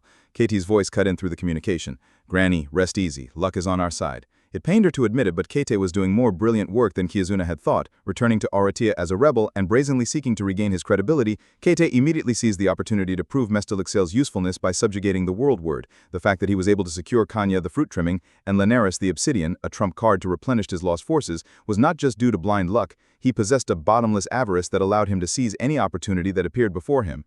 Kate of the Round Table was, in Kiazuna's eyes, an immature and flawed apprentice in many respects, but in that one point alone, he possessed a special talent that surpassed even Kiazuna herself, and that would hold true in this 11th match as well. Kus the Passing Disaster is using this match to plot something else. Huh? Is that true, Kate? Huh. You wouldn't have thought of it, but he went out of his way to negotiate with Gras the Foundation to have a substitute hero candidate as his opponent. Unless he's a suicidal fool, the match itself must be his objective. The cowards in Auratia don't seem to be proactive about eliminating him, though. But why would he do something like that? If he fought me, he would definitely lose. That's right. He also knows that his instant death won't be effective on Mestelixil. Are you sure about that, Mestelixil? Yeah, I fought him. I was fine. The only ones who were aware of the battle that took place just before the 8th match were Kiazuna's faction and the pupils of the Black Obsidian. Even in Auratia's view, it was highly probable that Kuze's instant death would be ineffective against Mestelixil's immortality, but in reality, the battle had already proven it to be completely ineffective. This difference was massive. From Auratia's perspective, the 11th match was a major disadvantage for Kuz, but for Kiazuna's faction, it was a battle where victory was already certain. And Kuz himself must know that. Does he have a plan from outside the arena that uses the audience, or is it for the sake of his order inside the match venue? Or is he planning to give a pathetic speech? In any case, I have reported that he has a scheme. If any rebellious actions are observed during the match, we have received permission to kill him. Same as always. Cough. Such a thick hide. Kiazuna laughed. Kate thought nothing of Auratia, but in order to defeat his enemy and win, he would use any means without hesitation. Don't force yourself to talk, Granny. I'm sick of your lectures. Hey, Kate, is it okay to kill Kuz? Neutralization is the priority, of course, but for the stronger side to have to hold back is galling. This is a match in the Castletown Theater Garden, with the public watching. We must also consider the impression it will have on the fools. But Mestelixil, you must be the judge. If Kuz is eliminated, our own value will rise in comparison. If Kuz makes any suspicious moves, you should dispose of him without hesitation. It's fine. I'll win right away. That's right. I won't even give him time to act. Simultaneously with the start of the match, I will use high-concentration desflurane and a directional sonic weapon to neutralize Kuz the Passing Disaster. His instant death cannot counter an attack that does not inflict harm. As she watched the exchange between Kate and Mestelixil, Kiazuna thought, Kate, you bastard, you've really come into your own. Mestelixil was a demon with a heart and the power of word arts, but he had never had a proper conversation with anyone other than his creator Kiazuna. But when Kiazuna first came to Auratia, Kate had also struggled greatly with controlling him. On Mestelixil's side, he looked down on the arrogant but weaker Kate. But now, it seemed that Kate and Mestelixil had built a certain kind of trust. Since Kiazun had fallen, he had not broken, but instead grown stronger. She was not worried about Mestelixil's growth. From the moment he chose to abandon the explosive demon sword and fight the fearsome Toroa, he had continued to surpass Kiazuna's imagination. Kiazuna the Axle had indeed fallen, but she had not been defeated. In this world, there were still her apprentice and her son. Win, Mestelixil, Kate. She didn't have the physical strength to voice such a meaningless encouragement, but she didn't think it wouldn't be conveyed without saying it. Your futures begin now. In the Castletown Theater Garden, a special viewing box for honored guests was set up in the front row of the seats surrounding the plaza. It was a special seat for important guests to view the events at the theater garden, but during the royal castle matches, the one permitted this seat was now the least, the royalty, who ruled the kingdom. As Queen Safite's body double, she had given speeches in front of people several times during this short period, but she had never been before so many. It felt as if most of the human race was gathered in this theater garden. She had just returned from a tour of consolation to various cities. The 11th match had been scheduled to coincide with Nanaru's return to Auratia. The young Nanaru was extremely fatigued, but she concealed the dark circles under her eyes with makeup and maintained her posture and expression even as she felt ready to collapse. She could not bring shame upon Safite. I wonder if Lisha and the others were able to talk with Master Kuze properly. As she absent-mindedly gazed up at the frenzied crowd, she thought of such inconsequential things. From the honored guest seats, the spectators looked like a colorful pointillist painting, and from this position it was impossible to tell which of those dots were the children of the order. Kusei, the passing disaster, would be participating in the match as scheduled. It was a splendid, honorable thing. But if she could wish for something not as a queen, but as Nanaru herself, she wished he would fight so that he could return to the children. One falls and cannot rise, to admit defeat with one's own mouth. The rules for defeat in the Six Ways exhibition were these two. It was not necessarily a fight to the death. But as long as it was a royal castle match, it was something to be shown to the royalty, to none other than Nanaru. The responsibility for the lives of those magnificent heroic figures rested on the shoulders of the fair-skinned Nanaru, even though Nanaru, in reality, was a child of humble birth, possessing neither authority nor lineage. Kusei, Mestalexio, I do not know what wishes the hero candidates who risk their lives in this battle hold, but if my own wish, who knows nothing, is to be granted, Nanaru could not bear such a burden. Don't die. The voice of Mika the Whispered, the 26th minister of Oriatia, echoed. By this solemn accord, I call this meeting to order. In the 4 matches of the second round of the Six Ways exhibition, not a single one had been properly established. This 11th match was no exception. One party falls and is unable to rise. One party admits defeat with their own mouth. The match will be decided by either of these 2 conditions. Kusei, the passing disaster, whose goal was not victory in the match, but the assassination of the queen. Mestalexio, the box of desperate knowledge, who was required to neutralize that Kusei without killing him. A battle too distorted to be called a proper match was about to unfold under the watchful eyes of the public. I, Mika the Whispered, shall pass righteous judgment. The second round of the Six Ways exhibition was the battle that produced the most sacrifices in the entire event. And this match, which would conclude the second round, with the cannon fire of the orchestra, begin. The 11th match, Kusei the Passing Disaster versus Mestalexio, the Box of Desperate Knowledge. Amid the cheers that filled the arena, Kusei's heart was quiet. I've made it. Before him stood Mestalexio, the Box of Desperate Knowledge. Mestalexio is invincible. Everyone says that Kusei cannot win against him. That was fine. From the very beginning, he had never once fought against anyone and won.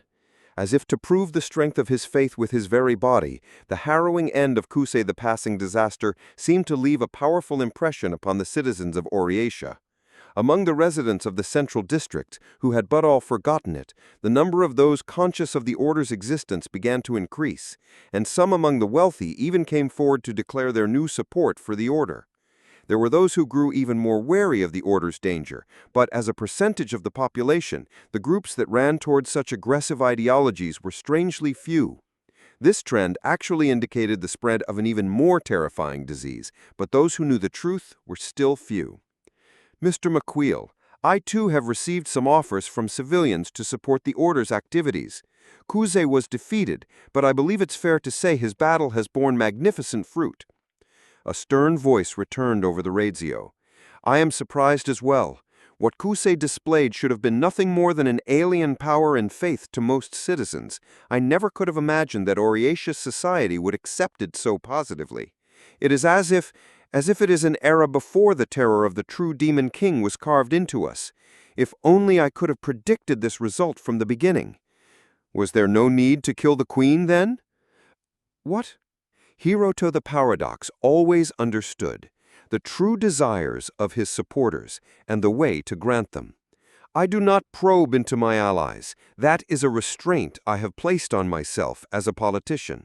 However, there are those who come to me for counsel even if I do not seek them out myself. Is that so? You knew from the beginning. I suppose you would. There must have been someone who would consult you, even if it meant betraying their comrades in the order. No one wished this, to abandon their responsibility as believers just to find some relief. I understand your suffering, Mr. McQueel. The priest of the order who had come to Hiroto for counsel was also in deep anguish. If Hiroto had not shown some consideration, he surely would have chosen to take his own life. Betraying one's faith for them was a heavy burden to bear. All responsibility lies with me. It was I who made Kusei, made my devout family a sacrifice to a vile scheme. It is the ugliest, most irredeemable of sins. Indeed, and that is why we will conceal everything. With no confession and no conviction, without revealing the truth to anyone, you will take it all to your grave. If you are to protect the order, that is the only way. Their role in the former Kingdom Loyalist network was rear support, and Biat in particular, due to his cautious nature, had kept his distance from the frontline units that rushed into destructive activities. This had worked in their favor, as they were not caught up in the internal strife of the organizational split, and managed to maintain minimal connections while living in hiding among the common folk. Not enough money. Money, whatever it takes. We need money. One of the former Kingdom Loyalist sources of funding had once been support from Iriold of the Uncanny Tome. However, with the Iriold Kent's annihilation following the massive political upheaval, the former Kingdom Loyalist activities were also driven into a corner. Kanea's attack on the Obsidianized base coincided with that upheaval, at which point an operation of that scale would soon have become impossible anyway. Just feeding ourselves is one thing, but we can't afford to support the old man without cutting back. How about putting the new guy to work? He seems much more capable than us, and if we use him right, he could be useful, don't you think? That guy. I don't want to rely on him too much. He's scary. He's definitely a demon, isn't he? I guess so. Carrying a paper bag of groceries, they walked through a labyrinth of buildings to reach their base. A narrow private house that seemed to have been illegally constructed in the gap between two houses, or rather crushed between them, was Biat's current base of operations. We're back. So hot. Biat, can I go take a bath? A cold bath, then. How's the old man? He called out to the inner room. In a house of this construction, even the partitions between rooms were crude. Not so good. He just managed to fall asleep a little while ago. The figure that appeared was a young man in an attire unbefitting of their lifestyle, wearing a fine red-feathered hat. Though his features were young and handsome, Biat believed it was certainly some form of disguise. So, researching again. Scattered on the floor were blueprints of some unknown machinery. I've told you, you don't need to make things like that anymore. Ever since we rescued him from the National Defense Research Institute, he's been like this. Is that Milogy of the Coffin's proclamation? Only the bed in the back of the room was raised, indicating an old man was lying there. Milogy of the Coffin's proclamation. Biat the Implement had at least heard the name before. He was one of the self-proclaimed Demon Kings, a cornerstone of the steam engines that had become widespread in the modern era. He had apparently been conducting demon development at an organization called the National Defense Research Institute, established by Iriold. However, that National Defense Research Institute had also fallen to ruin in an attack from Aurelia, and much of its research and materials were lost. It was in the midst of this that the young man had discovered and rescued the dying Milogy. If only his head would clear up, he might be of some use to our activities. Hey, newbie, how about you? I told you to go out and work, didn't I? Ikwana did. Well, I'd love to, but if I go out, there'll be no one to look after Milogy. I can't just abandon a comrade. The young man's name was Akram of the Swarm. From where had he learned of them, he approached the fugitive Biat and his group with unusual friendliness, and on top of that, he had volunteered to join the devastated former Kingdom Loyalists. A newcomer of unknown identity. He claimed his goal was to befriend the Minion race, but Biat suspected that, as long as some power outside of Aurelia's sphere would look after Milogy, anyone would have done. It's a grim story to have you volunteer for the former Kingdom army, but it's time we focus on our own lives. It would be nice if we could at least find Lady Kanea. I just had a good idea. He's inside and outside at the same time. If someone could just bring me a minion. Biat, we have a problem.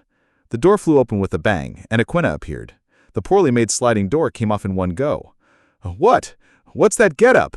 She must have been about to take a bath. She was wearing nothing but a single towel. This is no time for that. Please, come and see. See your naked body? That's not it. Urged by Ikwana's frantic state, a complete change from her usual quiet demeanor, he went out to the garden-like area. In a small clearing amidst the building's gaps, a bath had been set up, assembled from old barrels and scrap wood. It was just a simple setup where one couldn't even light a fire on rainy days. Hey, this isn't hot water. I told you to take a cold bath. I'm sorry about that, but this child. It was a corner of the messy garden. A young girl lay there as if collapsed on the side of the road. This clearing wasn't Biat's private property and was connected to the alley, so if one wanted to enter, one could. But the girl's appearance, it made it clear she was not a resident of the old city.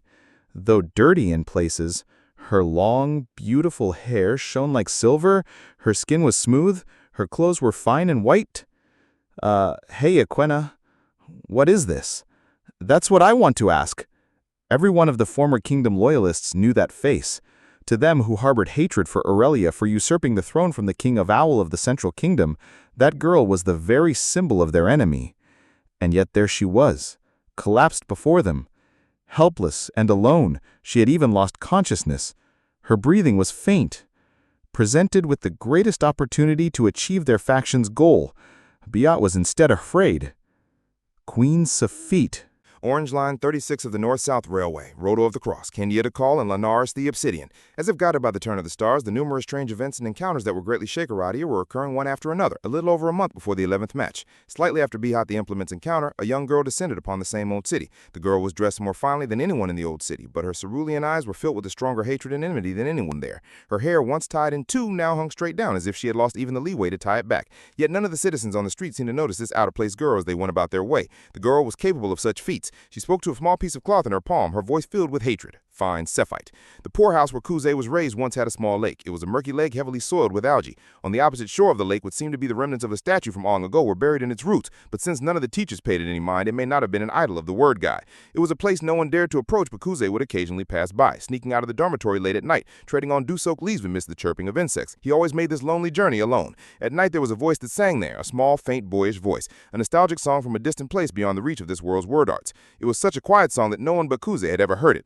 Moonlight, the chatter of trees swaying in the wind, a small song audible only when the world fell silent. It was beautiful, with a terror and mystery that offered a glimpse into a world beyond the reach of word arts. She had no weight, she could dance upon a single flower petal. It is said that when the word god created this world, angels were also born. But as if left behind by the turning gears of the world, her eyes could see nothing and her ears could hear nothing. It was a power that had no meaning, a remnant of creation that existed only to fade away.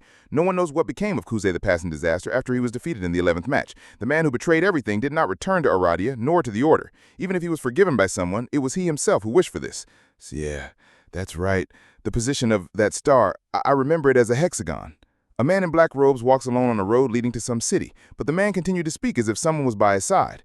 I remember, a long, long time ago, teacher Makio taught me. There was no fingertip left on the hand he held up to the night sky to point at the stars. His body was battered and broken all over, with surely no hope of healing. His family, the symbol of his smile and happiness, he had left far behind. The great shield of a holy knight, proof of his faith, he no longer carried on his back. Nearly half of his hair had lost its color, turning white, making him look somewhat like the angel he was watching. And still he was saved. He felt as though true happiness existed in this world.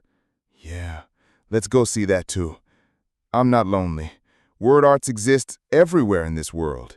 In the teachings of the Order, angels take the form of a white-haired young girl. The angel that the Word God brought to this world had the power to bring salvation to people and the heart of man. But perhaps the heart given by the Word God could be found anywhere in this world, so that one could communicate with the wind, water, and earth through word arts. Countless miracles, unseen by anyone, filled this world. Wasn't Nestique one of them? Only the young Kuze had met the forgotten angel. Nestique, who had been separated from this world, would take the lives of this world. That was a misfortune. It was a terribly sad thing. But what was truly sad was to let Nestique take a person's life, so just the two of them would go, so that they wouldn't have to take anyone's life. It's all right, Nestique. The man smiled. He no longer had to fight for anyone. He was able to not kill. He was able to not let her kill. He was happy. I'm sure everyone will find happiness. In the West Outer Ward Church of Aradia had become vacant after the orphans temporarily relocated to Okafu, but it hadn't been sold off. It was said that the gray-haired child continued to manage the building as a place for the children to eventually return to. Of course, Lesia only learned later that the kind child who had told her Kuze's whereabouts was called the gray-haired child. It was a name to fit his appearance, she thought. Inside that building, Lesia was decorating with all her might. Hey, if we're going back here, then isn't it like no one's going to use it? Jilia, who had come to call for Lesia, had ended up helping out. It's not like it's meaningless to clean and decorate. It's important. It does have meaning. Tomorrow, Lesia and the others would return to Okafu. There would be no one left to wait in this building, so at the very least, she wanted it to make it as nice as possible, so that when Sensei Kuze comes back, he won't be lonely. Lesia had never spoken to anyone about the day Kuze transformed. Even if he himself said so, there was no way Kuze could be a bad person. Besides, that time, Sensei Kuze, you're the idiot. There had been a message from the High Priest Makil that the order would surely get better from now on. He'd also said that Kuze's match had moved the hearts of many people. Just as she thought, Kuze had been a big liar. He'd been thinking about everyone all along. Even when he tried to scare Lesia, she saw through that lie right away. For Kuze, with his large build, to strangle a small girl like Lesia should have been simple, and yet, with such a gentle embrace, there's no way I would lose consciousness. Lesia carefully put up the clumsy handmade paper decorations. The dining room, the reception room, the playroom, the kitchen, the chapel. Everywhere in the church was filled with precious memories of Kuze. The home she had once wanted to live in with Kuze might have been this very church. Lesia, Julia said worryingly. He was, in his own way, showing concern for Lesia. Sensei Kuze, I'm sure we'll find him. You're wrong, Julia. Lesia smiled like a flower. We're all going to look for Sensei Kuze. It's only part of the journey now, but one day, the day when everyone can be happy will come. And one day, Lesia would become the happiest bride, Kuze's bride. So, Angel-sama, please make everyone happy. She could believe that forever and ever, because that was the teaching that the precious person Delicia had given her to make her happy, including Sensei Kuze, everyone. All I could ever do was kill. I can kill the queen. Before the eyes of those who desire an honorable battle, Kuze, the passing disaster, will fight the most dishonorable of battles. I'm glad Reisha, the children, won't have to see this. I've made it so there's no turning back. Betrayed by me, Reisha must be disappointed. She must have told everyone the truth about me. That's why the children won't be watching this battle. The only one watching what I do is Nastique. It was quiet. The moment the signal to start is given, I'll move around to the front of the main viewing box. I visualize the plan I made with Makia of the Azora Lake in my mind. Not hesitating, not thinking, just becoming a machine that executes the plan. The main viewing box where the adjudicator Mika was standing is located in the front row of the spectator seats on the exact opposite side, overlooking both hero candidates from the side. It's partitioned off from the other spectator seats and enclosed, making it a blind spot for most of the seats in the Hanging Garden. That's not the only barrier. In the Yellow Capital, there is a magic item for protecting the royal family called the Curtain of Legacy. It is a soft, canopy-like magic item with a faint rainbow hue. Incoming arrows and bullets are their trajectories deflected, as if tracing along the flimsy-looking cloth, never reaching the queen. As long as the projectiles come from outside the curtain, it should even be able to block stray shots from the weapons of the beyond that Mestelixil uses. However, that defense is not of a nature to obstruct Nastique, who appears and kills by ignoring all physical obstacles. Thus, for Kuze, the Curtain of Legacy was no more of an obstacle than a regular canopy. In other words, unless I get close, I can't see the queen inside the canopy. From the starting position at the center of the Hanging Garden, it's less than 100 meters. If I close 90% of that distance, I should be able to see the queen clearly even through the canopy. If there's a problem, it would be, my opponent Mestelixil possesses an excessive lethality. And he understood the loophole in Kuze's instant death counter from their clash before the 8th match. If he creates an automated, unmanned turret to target me, I will die without any way to fight back. This guy's problem isn't his killing power. Mestelixil's true threat is that his countermeasures are known. It's that he was able to conceive a countermeasure to break my instant death counter with only the scant information gained from a brief clash against the completely unknowable attack method that is Nastique. In the brief moment it takes for me to approach the queen, he might see through my intentions. I can't afford to give Mestelixil even a moment to think. I must make him think I intend to fight. I mustn't show any sign of running. While facing Mestelixil before me, my awareness is focused solely on the main viewing box. The cannon blast signaling the start echoed in my mind as if time had stretched out. The sound, I start running, a thin, box-like device deploys from Mestelixil. I don't have the luxury of paying it any mind. LRAD 2000X. A high-pitched sound like a shockwave strikes my entire body. My legs get tangled. I stagger. There's an unpleasant sensation like my brain is being pounded. I collapse on the spot but try to get back up. Huh? Mestelixil let out a voice as if he had seen something incomprehensible. Why? Why? Katie, who was waiting at Mestelixil's entrance, cried, his face pale. The sonic weapon from the beyond is hitting him directly. He shouldn't be able to move. The attack unleashed on Kuze the Passing Disaster was twofold: the directional sonic weapon LRAD 2000X and the fast-acting inhaled anesthetic Desflurane. The plan was to have both weapons generated in advance and stored within Mestelixil's internal structure, then deploy and disperse them simultaneously with the start of the match to swiftly rob him of consciousness. Hito had been told of this plan beforehand. This is strange. Hito the Clamp was leaning against the wall of the entrance, sitting down and staring at the arena. Hito was the observer for the Yellow Capital. Normally only sponsors of the participating hero candidates were supposed to stand here, but Kate, the Round Table, who had a prior record of foul play, required an exception, someone to monitor his actions during the match. Since he withstood Mestelixil's first strike, it means he's come to this match with some way to win. Kate, being a technical official, was probably shaken because he couldn't imagine what that method might be, but to Hito this was an expected development, though he couldn't see through the method itself any more than Kate could, given that Kuze had been so insistent on the 11th match taking place, he must have come to the fight with some kind of trump card hidden up his sleeve. It was entirely possible that he planned to do something. Is he trying to run from a Stelexel? What is his goal? If Kuze makes any suspicious moves, I have no problem with killing him. That was the deal, Haido. The match is proceeding as it should. There shouldn't be a problem. He glared at the arena. He couldn't dismiss Conte forwards as a mere overreaction. He had a bad feeling about this. I see, so this is how it's going to be. Kuze, having gotten up, got his feet tangled again and fell. There was no pain, instead there was only an alien discomfort as if his brain had been scraped clean. He had lost his sense of balance, but he could still move by crawling. He had to get as close to the queen as possible while also getting as far away from the starting position as he could. Just as Master Makia predicted, Miss Delixil is dispersing a drug that robs people of consciousness. I have to get away from it now. The explosive roar of the sonic weapon continued to batter Kuze's body, but the noise that would instantly rob a normal person of consciousness sounded distant, as if separated by a pane of glass. Kuze's apparent ailment was not caused by this sonic weapon. Kuze, surrender. The noise from the sonic weapon stopped. In its place, Miss Delixil's call for surrender could be heard. Kuze crawled, fleeing pathetically from Miss Delixil. Had he escaped the range of the drug's dispersal? If you try anything funny, I'll kill you. That's what Conte said. Hehe. In a daze of impending death, Kuze groaned. Go on and try. Miss Delixil aimed his right arm that had been converted into a Gatling gun. That was a feint. Miss Delixil wouldn't make an attack that had been proven useless. That's why he stopped the sonic weapon and drug dispersal. But if it was an attack that was proven to be effective then, if you don't surrender, I'll blow your legs to bits. While the sonic weapon had been roaring, he must have already generated them. In the time it took for the suffering Kuze to move a mere 5 meters, Miss Delixil had finished creating 3 unmanned turrets. Autonomous weapons that Nastic's instant death counter couldn't react to, weapons without life. In their previous battle, he had barely managed to survive by a hair's breadth, but this time, I have to accept it too, Miss Delixil. I have to accept the pain. He braced the great shield tied firmly to his arm and gave a stiff laugh. I have a trump card of my own. The muzzle flash blinked like a star. The lower half of the Holy Knight's great shield was instantly riddled with holes, and a fusillade of shots pierced through both his legs. It was a force that couldn't even be described as having his leg shot through. His very skeleton was pulverized. Kuze, ah. Kuze remained standing. You're kidding. That man from the Order. Wait, those are guns, right? You'd normally die from that. There's no blood. The crowd's excitement turned to bewilderment at his impossible undeadness. The single purple eye observing Kuze from within the smoke flickered. Hey, Kuze, what did you bring? Heh.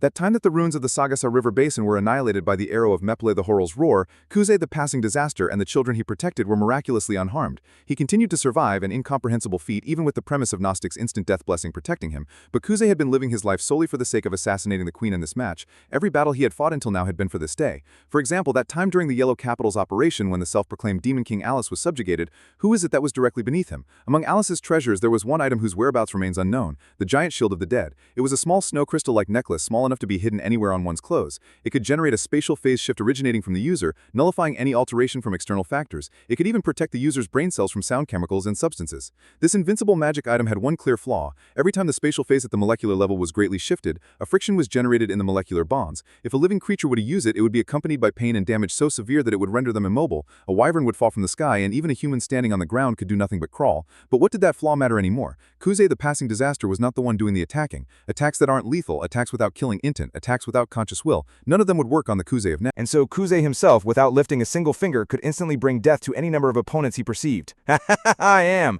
Kuze laughed flippantly. If he wasn't at least this on the surface, he couldn't continue being the enforcer of the Order. Invincible, and he would continue to be invincible. The giant shield of the dead, it was an item with deep connection to Haido the Clamp, one used by Alis the Star Sweeper. Even from his vantage point of the entrance, he couldn't mistake the light of its ultimate activation. So that was his trump card. Ridiculous, an invincible, unkillable enforcer, is he? The giant shield of the dead, which was activated by Alis the Star Sweeper, had been defeated by Kuze the passing disaster and him alone. But now it was Kuze himself who held the giant shield of the dead. Not a single one of the minion races can beat the Kuze of now. But so what if he's become immortal? Kaite muttered. The moment the incomprehensible defensive measure was revealed, Kaite conversely seemed to regain his composure. Even if no one can beat him, that's just talk from those who don't have a way to overcome death. To begin with, Kuze's instant death with little chance of working on Mestalexio. Is he planning to win against Mestalexio just by not falling? There are several ways to win by biding time, fighting more of attrition, breaking her will to fight, but Haido couldn't imagine any of the strategies he could quickly think of would work on Mestalexio of all things. There was something else. For Kuze, a chilling and ominous premonition. It was Haido who had ordered Kuze the casting disaster to dispose of Alis the Star Sweeper at that time. Kuze had been working with a gray-haired child consistently moving in obedience to the Yellow Capital's orders. But what if he had been deceiving all parties involved from that moment, all to secure this magic item for this very match?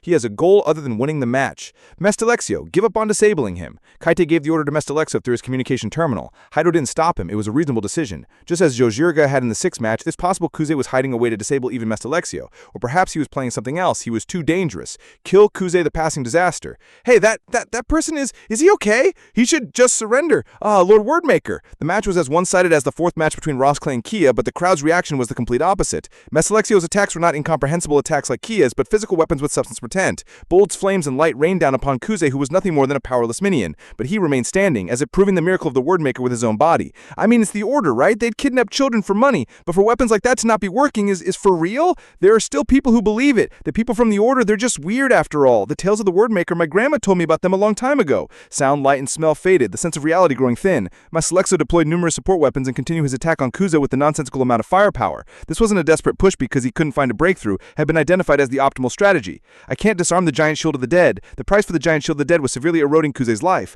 The exhaustible barrage of ammunition and fuel from Mesalexio didn't even allow for a moment to catch his breath. What tormented Kuze now was a suffering even more terrifying than suffocation, a suffering where his cells altered and approached their end. Blown away by cannon fire, falling, crawling, getting up, vomiting, supporting himself with the remnant of a shield, walking, falling, and taking the rain of bullets. That one, is it okay not to kill him? In this world where reality had grown thin, the illusion of such a voice felt clearer than usual.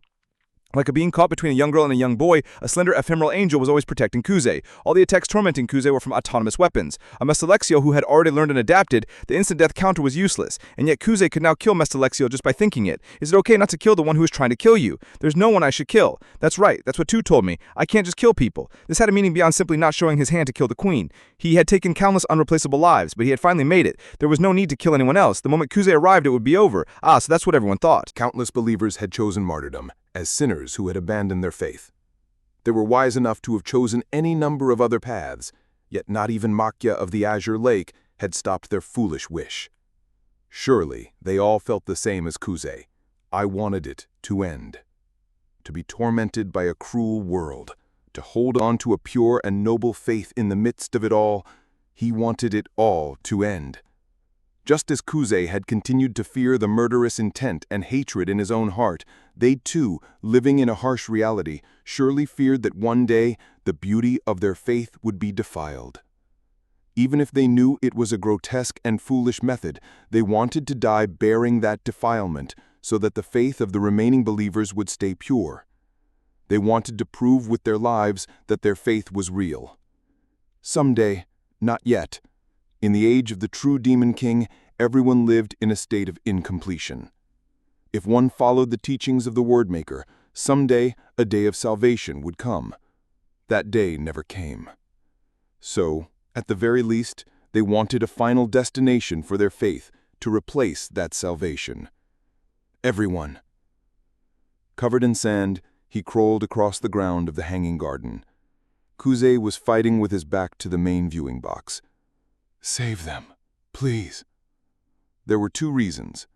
Although the curtain of legacy guaranteed his safety, Mesalexio might still hesitate to attack if the queen was in his line of fire.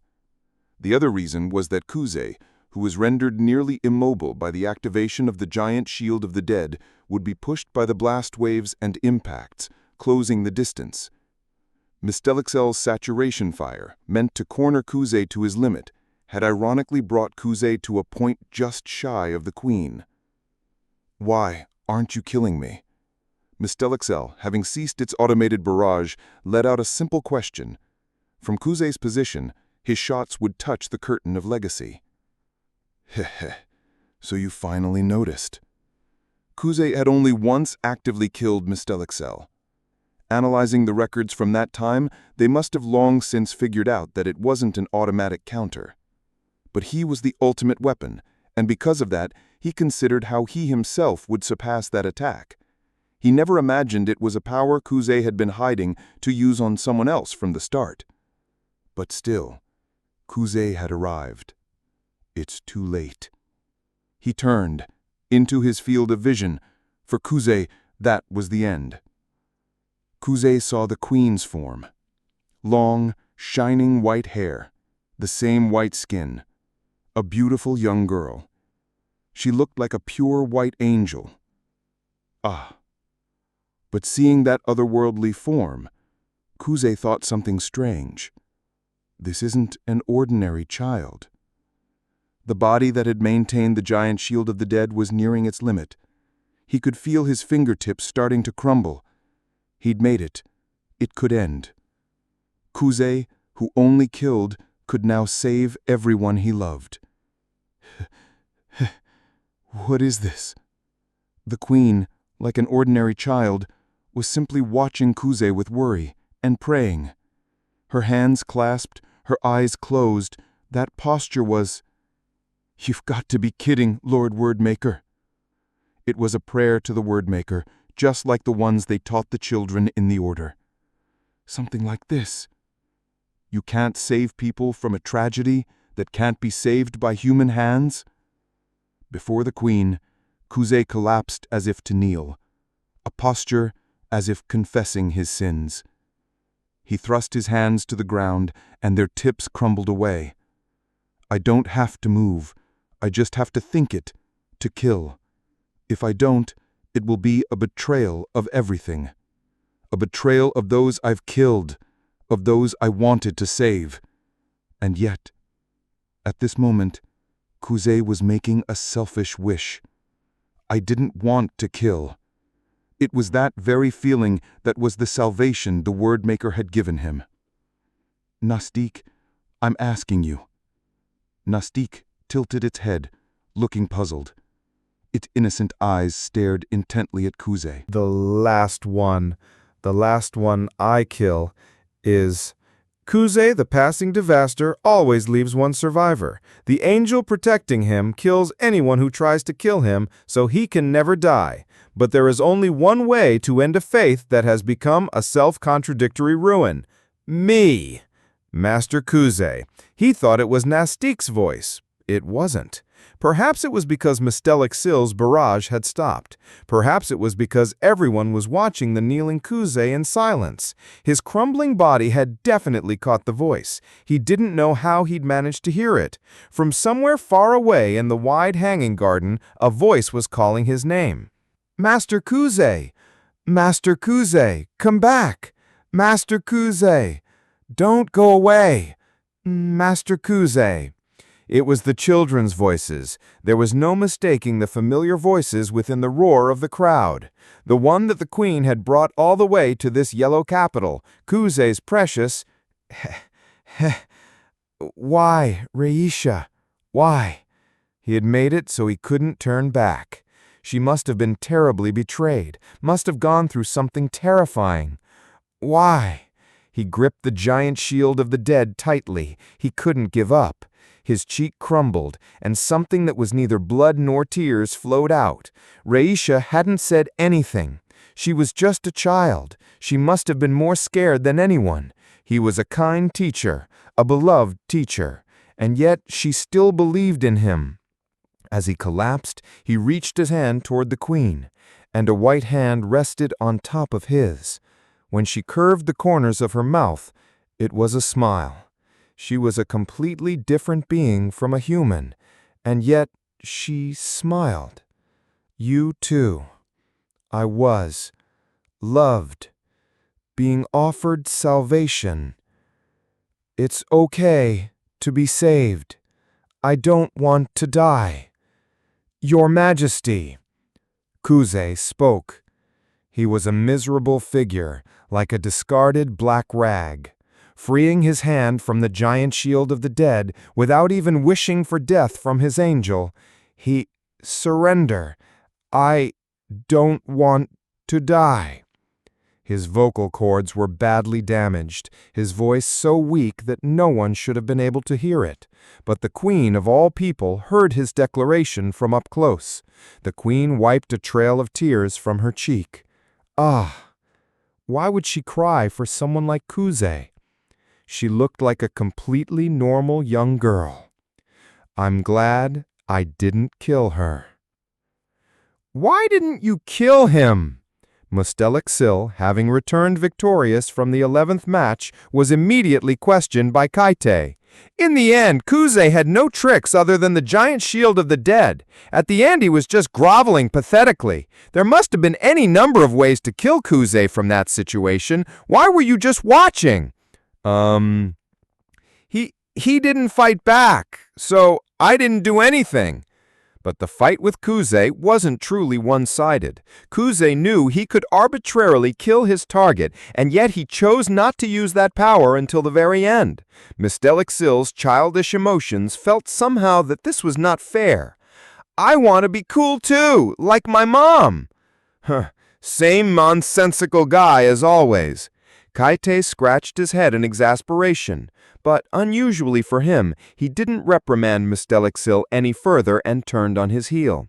Hey Kaite! Mistelixil, the box of desperate knowledge, is the ultimate learning weapon. From the dying Kiyatsuna, from the wailing Kiya, from the Kuze who rejected death, its intellect is beginning to learn. Why is everyone so sad about dying? That's a stupid question. Kaite of the Round Table truly thought it from the bottom of his heart. He said it as if spitting the words out. Everyone foolishly believes it, that as long as they're alive, there's always a chance for something more. 11th match. Winner, Mistelixil, the box of desperate knowledge.